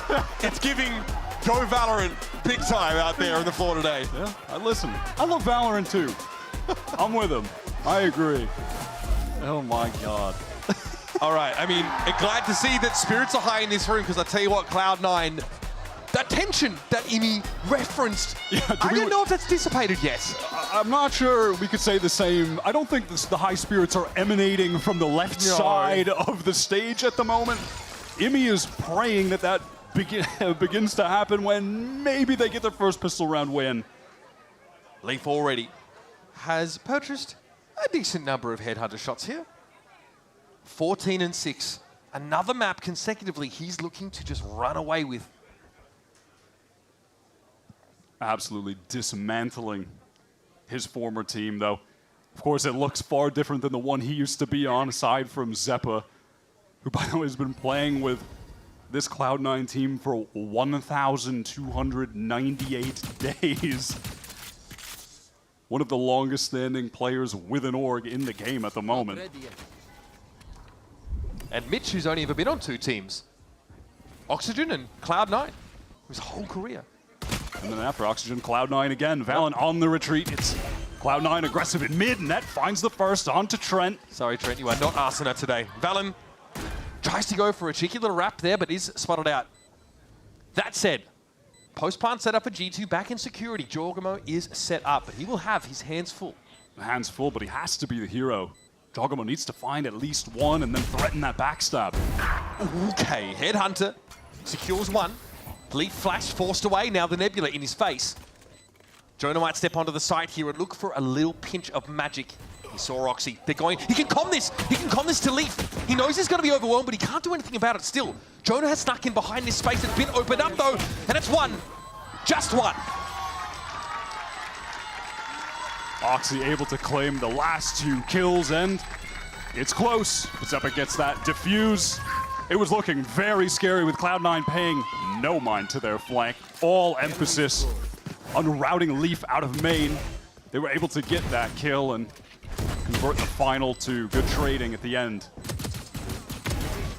And Valen there, though, was trying to wrap on them. They were absolutely ready for that. Let's go, baby. Must win round. Oxy catapults himself to the top of C9's scoreboard there. It's a low bar, frankly, but again, getting in position to have a big impact on the half. It must feel oh so sweet to finally get a pistol round. Actually be in the driver's seat economically in this game. Who's pushed up in this smoke? It's Net. With the judge. Was hoping that G2 would challenge here, but Jonah P, after copping some early damage here, is going to pull back with the Marshall. And we're done with A for now. Watchful eye on mid with that Marshall. Stoked weapons so strong, or Outlaw rather. So strong on this map. Okay, look at the group up here. 2 C9 players over on that B side. They're going to have some advance warning. Then they're going to have an Astra Star triggered to buy some time as well. It's going to be Mitch and Vic. 2 of the most recent pickups for this squad. And joining them is Oxy from that high ground with that Outlaw, something that's lethal to G2. One-shots across the board. Mitchie with a fault line here. Valorant and Trent want to try and push up, take liberties. Vic's timing, not quite there. He doesn't see the player push coaster. Now he's overwhelmed at close range, but Oxy chimes in for 2. From that high ground, now to the Sheriff, interrupts the plan. Oxy! He's looking for it! Oh, and it slips away! The utter disrespect! But he's still credited with the iBuyPower ace! What a way to get it. Of course, iBuyPower giving away a PC for the first ace of the week, and then after that, $100 Riot gift card, $100 in iBuyPower rewards for each ace after that. Now that's a way to get some wind in your sails. That's a nice, funny way to get the morale up. Oxy finally turning up for this squad, man. Man, bro thought he wouldn't give credit with that jump off. Come on, bro. Hey. That's the first primal Oxy moment of the season, I feel. That's right. We had him hitting all levels of Super Saiyan last year, but very quickly, G2 looking to keep a lid on the energy for Cloud9. Okay, Oxy pulls that one out of a hat. And he might just be entering the flow state, that intuitive spam. That's called Ultra Instinct, thank you. Right, I'm older than you, man. Come on. Not really my thing. By a lot. Really? Cringe. Blade Storm here for Oxy. Leaf has pushed up well on coast, but G2 not fully committed to this yet. Rifle round for them, of course, a chance to take the game back into their own hands. And everybody be careful, Oxy's waiting. Fault line dodge, the same one as we saw last round. It's Mitch again. Crucial frag, but it's not enough. Down to Vic, and he's the ghost player for this round. And he's been about as invisible with all this action over at B. You can see that they're trying to get the confidence flowing. They're trying to fight together, and they are fighting together, but the duel's just not going their way.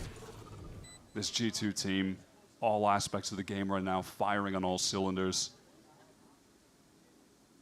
Just as C9 get the head above water, just as they get one of those classic morale-boosting prescribed Oxy aces. Gun here. They've got to dig deep once more. Again, money's still fine. They got 2 guns away from G2, so there are bright spots here. Vic's also been able to recover a rifle. Not too shabby at all, but yeah, Leaf has been impressive. Both maps today. Once that tour de force gets going, he's definitely going to be a problem picking C9 apart. So G2 get themselves to 10 rounds here. Cloud9, no, the mission is still the same. Set Oxy up for success. It's time for their full buy. Must-win round. A loss here would just sting so much for the team that bested NRG, a lot of people's favorites. If not, you kind of had to put them in the top 2. Coming into this tournament out of the off-season, how well they performed. Huge upset win. And to just go right back down to the lower bracket, the exact same spot where NRG are, would just feel so bad for them. That hard work up in smoke. Oxy, our ace leader in his second season of the VCT. That is pretty nuts. 5 to his name. And that gate crash now starts to saunter down mid. That'll be Jorgamo maybe using that to get behind enemy lines. Yep, instantly TPs to it. He's in there, but there's nothing to grease him. This is dangerous for C9. They have to be so aware of the presence in mid. It's going to draw eyes away from the players who may normally be anchoring a site. He couldn't get out. He got suppressed by the 0 point and couldn't gate crash away. He's stranded. Just mistimed that. Net's still on the angle. Decoy goes out. Okay, having some issues with the utility this round is our boy. That's fine, because he can shoot good normally. I've seen better Jorgamo rounds. They take the good with the bad, Wyatt. All right, there's Oxy toppled from the top of the boxes, but Net finds a second. Falls back off it. Now buys some time. No great post-plant position set up here for D2 yet. They're very grouped here towards coast. With that plant, though, Jonah P. Rolling Thunder will be available. That could easily even up this 3 versus 4 into a 3v3 and get further advantage from there. The backstab pressure, though, it's real. Jonah very mindful of it. Leaf suppressed for now, Rolling Thunder at the ready. This one could be devastating. It's hit a couple, but Net's gonna be there. That's 4 for Net. Say it ain't so, surely! Oh, Zappa with the steal! Sickening stuff! We've been robbed of our gift card, Mitch. We've been robbed. Not 1, but 2 gift cards. Let's get that straight. Cloud9. When it rains, it pours for this team. And hey, that's an important round. It's a swing round in terms of economy. They win it out. G2 relegated onto a bit of an awkward one now. Net has been a problem today. I'm very impressed. Despite Cloud9's woes as a team against this strong G2 squad, Net had stood out as far as how high impact the kills that he's found have been. And it is lovely to see him at this level after losing his spot with G2 in Americas, struggling at the beginning of his foray in Challengers, playing with M80, but then ending the year being a standout player on that team. I was so impressed with how he turned things around. You could see him finding his confidence again. And that has carried over into Americas. He's looking so nice. Pivotal here for C9 on this map. Basically, as soon as the first round began, he had that very early Cosmic Divide to set up the gun round for Cloud9. And again, when he's been needed, he stepped up. We've got a Guardian and a Rifle here still for Leaf to work with. Also a Cosmic Divide for G2 to try and set this up. You are divided. Here is the Divide. That is quite far away, trying to rotate quickly. This is going to be tough for C9 to get through. Oh. All right, let's cut the map up. We have bisected it twice, and there's Oxy. That is at that range. Not sure how it happened. Shock dart straight through the wall. Looking for some damage there is Zeppa. And Oxy's already on the defuse. Bowled over by Leaf, but from up on high, it's the RKO from Zeppa. Beautiful. Jonah P, no problem. Nobody's looking at Jonah except Ness. And that's all Cloud9 needed. They have slowly but surely climbed back into this map. That shot to Jogamo, the initial one was so sick. Trying to push through the Cosmic Divide. Net was so far away, but ended up being there right on time. Jonah not expecting to get backstabbed. Great reaction. Hello. Good looks there from Zeppa. Very disruptive. That's a double Cosmic Divide post-plant situation. Awkward. G2 now on the full buy. Leaf with a stinger, but has the tour de force. That's going to be popped in. So, of course, it's aggression from C9. Fault line. Difficult for Oxy to wade through. Jonah just piles them down with that one, but they're not done. Still pushing up, and Oxy's claimed too. What a frenetic opener to this round. Oh my God, he's right. Bam! Oxy gets out. Somehow Trent is alive. There we go. You know, win those, that's fine. Time to jump. Jorg with the trade, but in a 1 versus 3. That was not a clone, folks. That's just your boy. Beginning to really feel the energy in the room now for Cloud9. It's been tough to have it before, but they are on a run, stringing 3 in a row. Finally in the driver's seat in a game, it feels like. Of course, they are still on the comeback right now. But the rounds they've been playing have been fantastic. I love this mix of pace, throwing in a round of pure aggression. Great setup for Mitch there. That flash. Into that Hunter's Fury. Hits him real hard. On Oxy there as well, as just to capitalize, of course, on the utter disarray that's caused. Now we've got ourselves a game, folks. G2 again. Awkward half by Leaf with a rifle. There is a dimensional drift for Jorgamo. That is all Cloud9 setting up their star, Oxy. He capitalizes. This is the best map he's had so far in 2025. Single, forced away. At least still living. This round, though, the winds don't blow in his favor. Not early, anyway. Trent's looking to inch up here. Nothing really but a sheriff to his name. No one tapping that orb quite yet. A minute in the round already. You expect Jorg maybe to go forward with this. Valen will be on the setup. That is a risky position for a very low HP. Ooh, ooh. Net, he's caught in the grab well with the shock. What a combo. Normally it's like a seized nade. Look, that's probably harder to put together. Great grab well timing. Lovely util. Free kill on this sort of anti-eco. You've got to feel good. Rifle can't be recovered, though. It's too far away for the G2 team, who are gathered up in main. Here comes the dimensional drift from Jaw. Wants to spot the players out. Gets the info on all 4, matter of fact. He's seen them. But what can they do about it? Here's Oxy with a tap. Rolling Thunder comes in. Do G2 step onto the side? Well, Jorg does. Makes a quick exit, though, as Valen now goes brrr, trying to spray down. Enters that Omen smoke. The right clicks don't quite get him there. Oxy's down to half, but still more work needs to be done. Fault line is good. Spray, even better. And Trent finishes the job. It's a half buy for G2. Just as Cloud9 were getting their sea legs again. A half buy for G2 where the lack of weaponry was made up for with superb utility. The combo to find that first kill. Catch Net on the retreat. What do you do? As he's pinged up. Nightmare situation. Great finish there for Trent. Rolling Thunder was used at the best time from Jonah, off the info from the dimensional drift. Cutting through. G2 making the most of a bad economic situation. C9, though, economically, still pretty good. They've got the operator in the hands of Oxy. A tough round loss, but they're not out of this by any means just yet. That's disruptive, though. Your economy's in a weird place, not terrible. Like you said, an op in the hands of their Jet player. Always a good sign. Last time we saw Trent with the Hunter's Fury, it was speculative. He just sort of threw it out early in the round. This time, though, a bit more judicious about its deployment. G2 intend on working up mid, splitting into B. So much pressure on that. Kenny is damaged up on the run and caught by Jaw. Somehow, again, G2 zero in on Net's position and kind of bowled him over with numbers at the start of the round. Mitch now playing in an awkward spot between a rock and a hard place. And again, still able to extract the kill. It's so big. They need more than that. Nicely done by Vic. Already down to 5. And this plan is one that Oxy can't really intervene in Wyatt. There is Zephyr up mid, though. Zephyr's going to have an engagement against Trent here. Will he be ready? This kill could certainly determine how this round plays out. Finding that advantage. Both are healthy. Both are armed. Oxy inside this smoke, there's no way he gets away with it. Kid Wonder doesn't make it happen.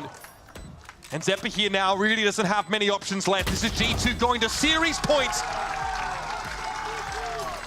And they clean him up. That shot from Jogamo, able to hit the headshot, no less, onto Oxy, updrafting out of that Nebula. So unfortunate. Cloud9, they've been rallying. The G2 team that we're looking at is just of such a high echelon. One enemy remaining.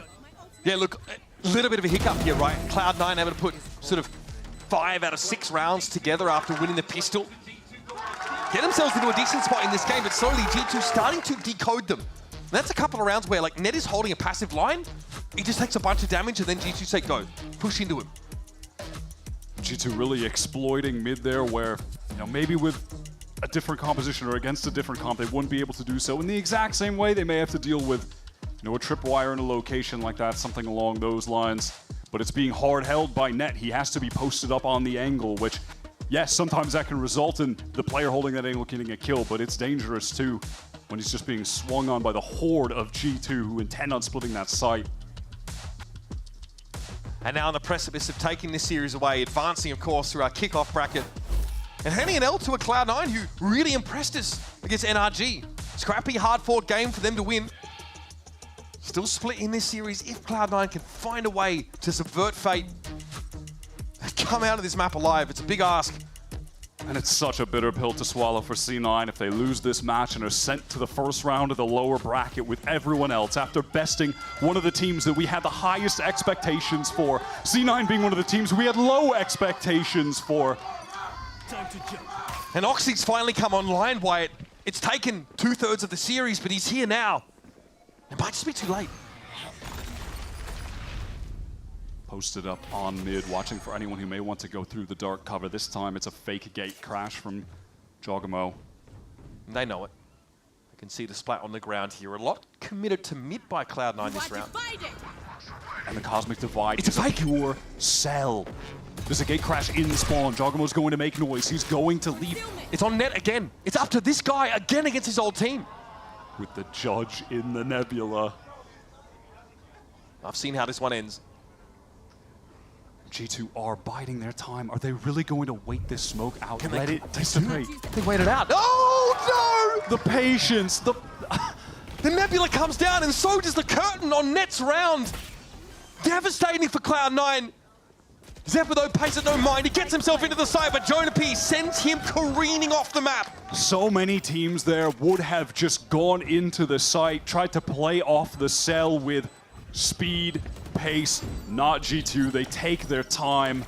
They punish Net for it. They don't make mistakes like that. And now you just ease into a post-plant situation.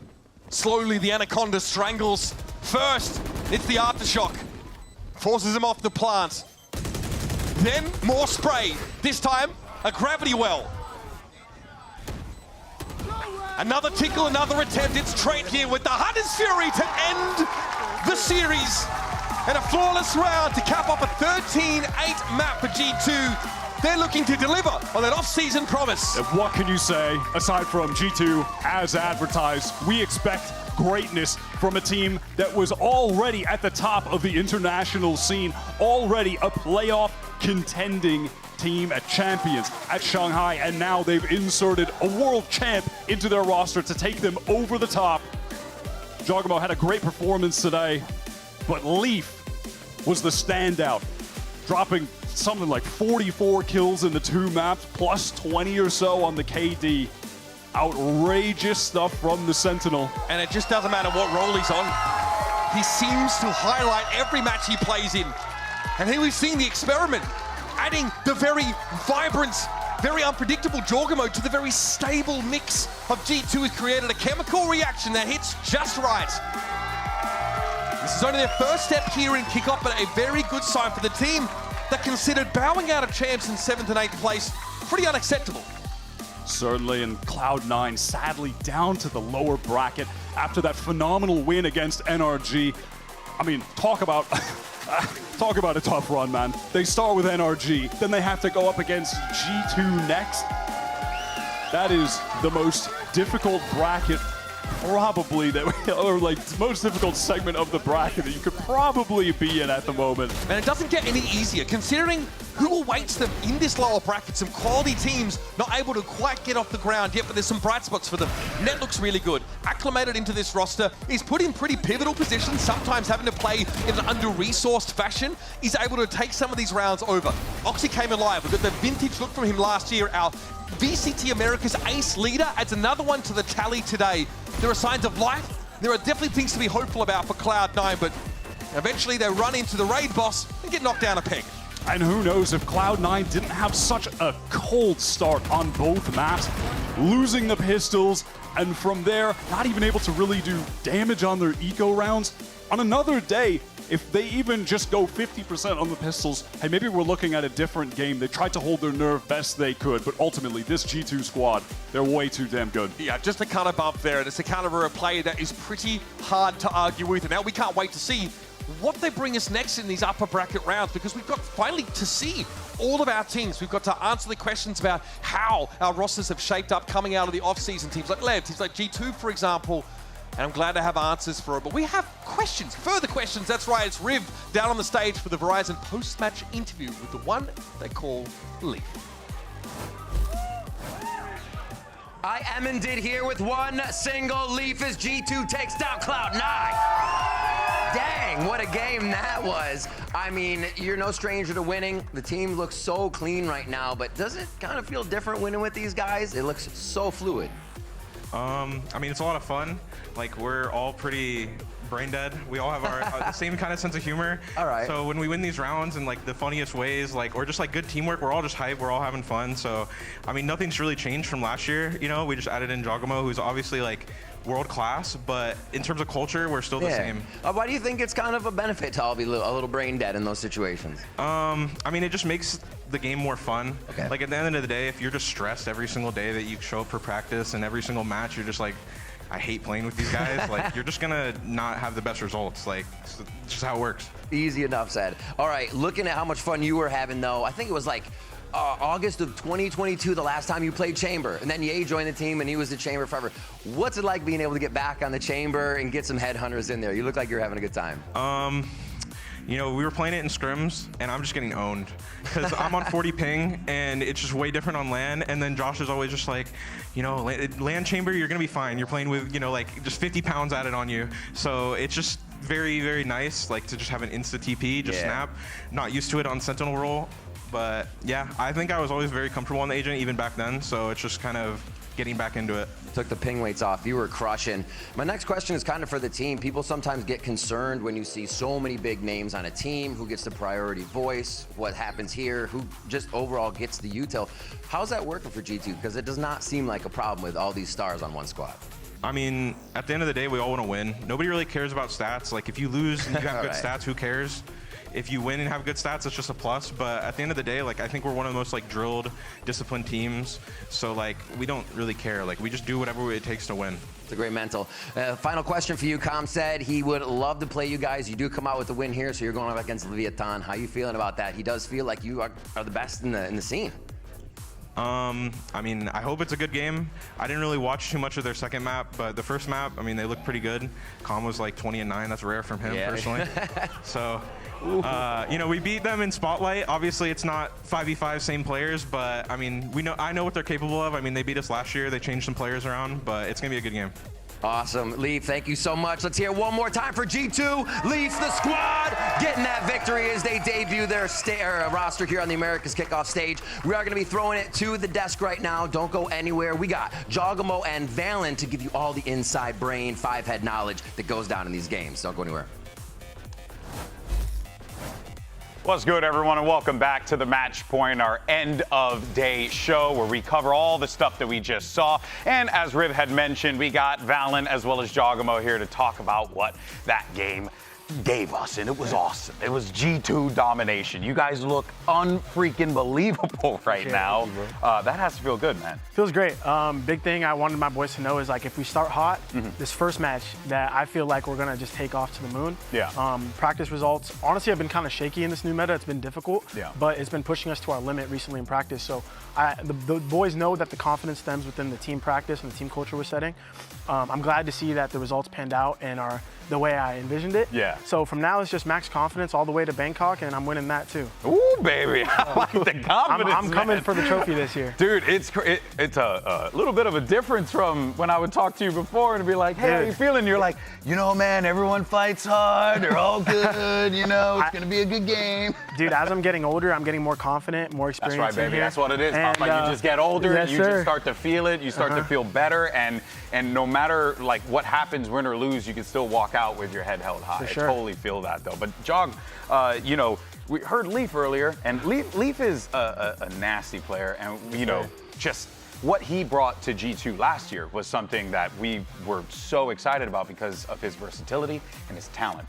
But now you also have the versatility. You also have the talent. How is it playing with alongside a guy like Leaf, who is really just helping you to achieve even more? Yeah, I mean, like getting the post plants and getting me inside, like that's my specialty. But I mean, I trust my three people to clutch right behind me: Jonah, Leaf, and Trent as well. Even him. Like, but me and him are always going in. So you know what I'm saying? But having Leaf, like knowing that he's in the back player and he's gonna clutch all these 1v2, 1v3, 1vx's, like I give him all my faith and I give him all that confidence, and I know that he's good for every time. Sorry. Now, and of course, now I know you guys have been asked this a million times, but if you don't mind for the match point stuff, walk me through how Jog coming to the team came to be, because it really does feel like a match made in heaven. Definitely, yeah. We've always had interest in Jogamo, and finally this was the year that it panned out. We got him on the team. And it's been a dream come true for me having a guy like this. Did you know that they were always interested? Oh, okay. You know, we've been good friends throughout the whole time. We came up together, so it's always been a dream for me to compete with someone like him. The thing I wanted the most was this guy's like ignorance and his confidence in the server. Like, he doesn't give. Ignorant. Yeah, he don't care about you. He don't care about your team. He's gonna do his job to the best of his ability, and that confidence stems into the entire team, which is something I felt like we lacked last year in the big game. So having this big time player in here, maybe that's why I'm giving it now. Maybe it's definitely a demeanor switch. That much is for certain. But you know, that being said, you know, you were talking about the teams and how the practice was shaky a few times, right? You see C9 2-0 NRG, and I mean, Plat Chat stocks are high for NRG. Pretty much every podcast is NRG 1 or 2 right next to you guys. But you see C9 beat them. Does that give you some pause for a moment? And you're like, whoa, is this team legit, or do you know? Share with the class. No, definitely not. Definitely not. No, we watched the film like live. We rewatched it after. We watched the film like 3 times together, and we were not impressed with either team, honestly. I feel like the work that we've been putting in this new meta, we're ahead by far, and so we weren't really intimidated by that. But we respect all of our opponents. Like, drawing it back a bit, we did go into this max effort, max everything. We gave them the respect, but we were not intimidated by that match at all. For sure. Which, you know, compared to where you guys were last year, where you're like, you know, hey, eating a couple slices of humble pie here and there, maybe one too many, and now you're like, oh, screw it, let's just full send. I love the attitude switch for sure. Now, you had a switch of coaching. You were playing for a long time under Potter and her systems. How is it working with Josh RT? I mean, Josh gives me a lot of the information that I've never really got for certain stuff, like the Euro ults. You know, we're still working on it. Like, there's still a lot of stuff that I haven't played as well on the old roster of like EG. So like introducing Yoru into my meta as well, like giving all the confidence and all the information that I need. Like he's giving me all that up front and telling me where I'm failing and everything like that. As well as Potter as well. She did it as well, but Josh does it so well where I'm just like always getting the information. I know I'm right. And you've been under that system for such a long time. I'm sure a new like approach is good for you. New approach, new person. It's always new different. Voice. Yeah, exactly. And especially with the guys around me. I mean, Josh just adds on to all that. So I'm so excited for that. Yeah, no, definitely get the vibe. Before we jump to our silly little game, I did have one final question for you, Valen, because this is a big year for you guys, right? You got to make champs. You know, you make champs, you guys are secure. You're good to go as an Ascension team. Yeah. Do you feel that pressure, or is it, meh, worry about it later? It definitely adds to my motivation for the year, but I don't really feel the pressure of it, honestly. That time will come later. I'm just focused on kickoff, and I'm like a baby step person, so that's out of my view right now. But once the time comes, I'll probably feel the pressure of like, ooh, this match decides if I stay in the league or not. But for now, I'm just focused on our practices, making sure all that hits, because that's how you get, you know, the scoreboard will talk for itself if you put in the work. So that's my mental right now. Couldn't agree more, man. Awesome stuff. All right, well, you know what? Got all my questions out of the way. We've got a duo that works well together, but let's see how well they really know each other as we play duo cues. Now, I need some whiteboards over here. Where are my whiteboards? Where my driver? Driver? Ah, there he goes. Yes, thank you so much, driver. Delivering the whiteboards to you here. Gonna make jog extend a little bit. Thank you so much, Tactibear. Appreciate you. He's gonna hang out here for a little bit. Got some glasses on. Yeah. Now, you guys, I'm sure, are familiar with the game. Basically, I'm gonna ask a question. You guys gotta write it down, and we'll see how much you guys know each other, how well you know each other, rather. Here is the first question. What is Jogamo's cat's name? I think that's a fairly easy one. But Wait, he has two. That's true. He does have two. Wait. I know. Impressive. Okay. And imagine if Jogamo got this wrong. I might get it wrong.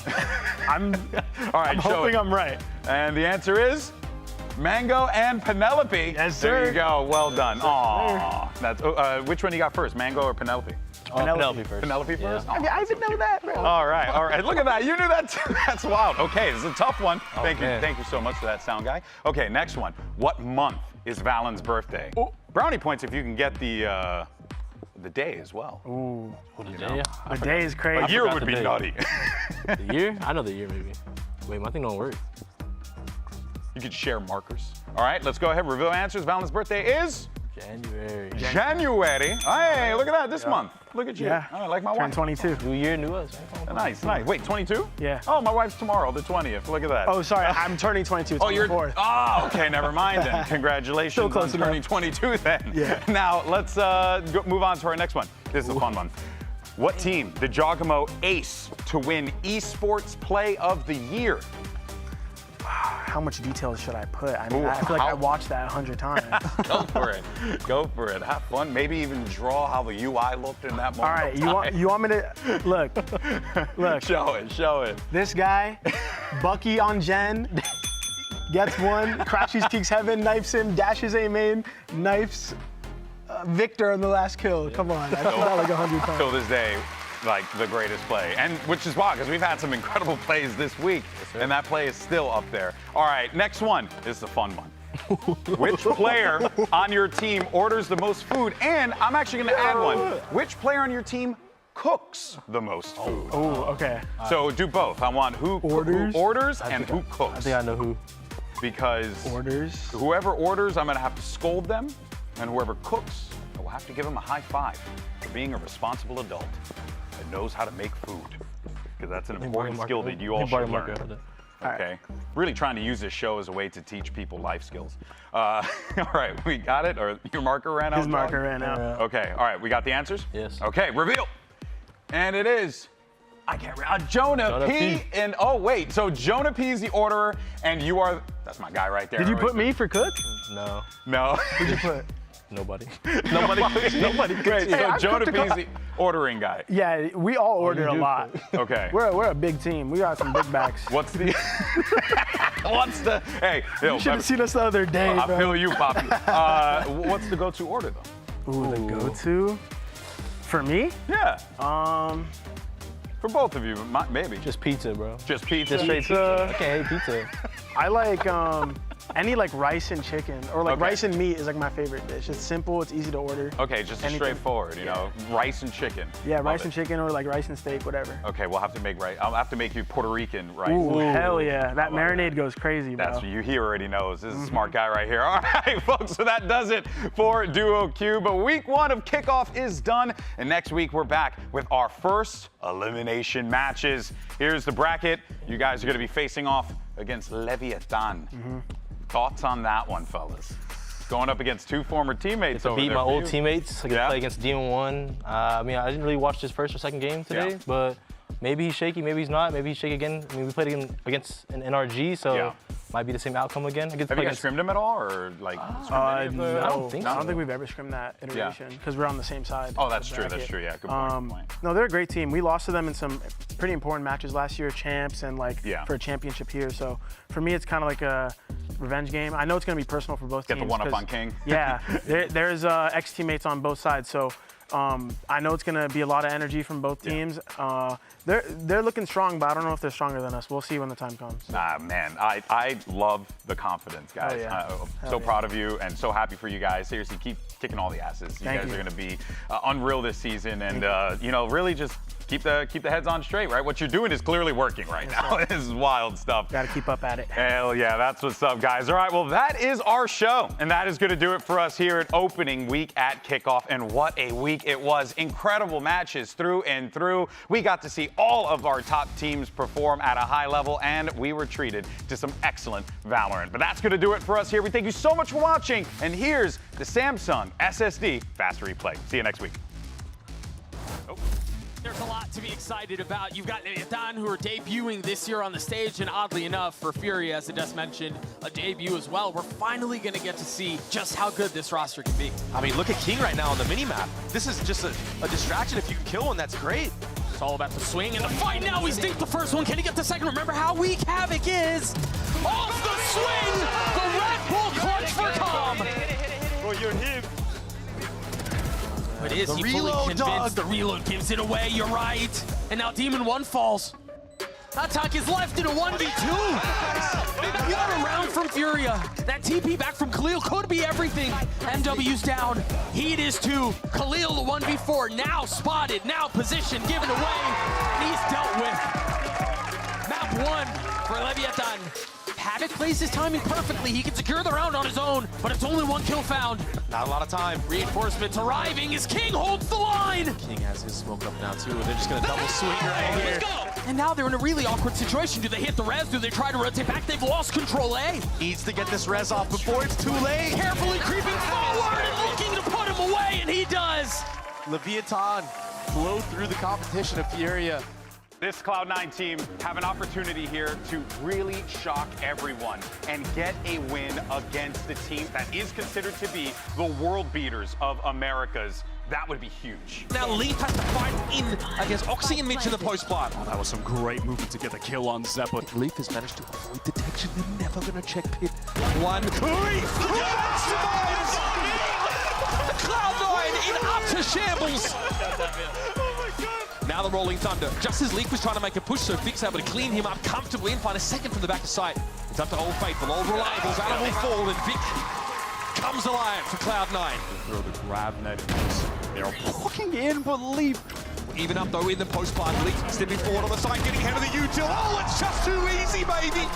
G2 throw the gauntlet down on C9's map of choice. Not quite there. He doesn't see the player push coaster. Now he's overwhelmed at close range, but Oxy chimes in for 2. From that high ground now to the Sheriff, interrupts the plant. Oxy, the utter disrespects, but he's still credited with the iBuyPower ace. Let's go. Oxy inside this smoke, there's no way he gets away with it. Kid Wonder One enemy doesn't remaining. make it happen. And Zeppa here now really doesn't have many options left. This is G2 going to series points. Another tickle, another attempt. It's Trade here with the Hunter's Fury to end the series. And a flawless round to cap off a 13-8 map for G2. They're looking to deliver on that off-season promise. Yep.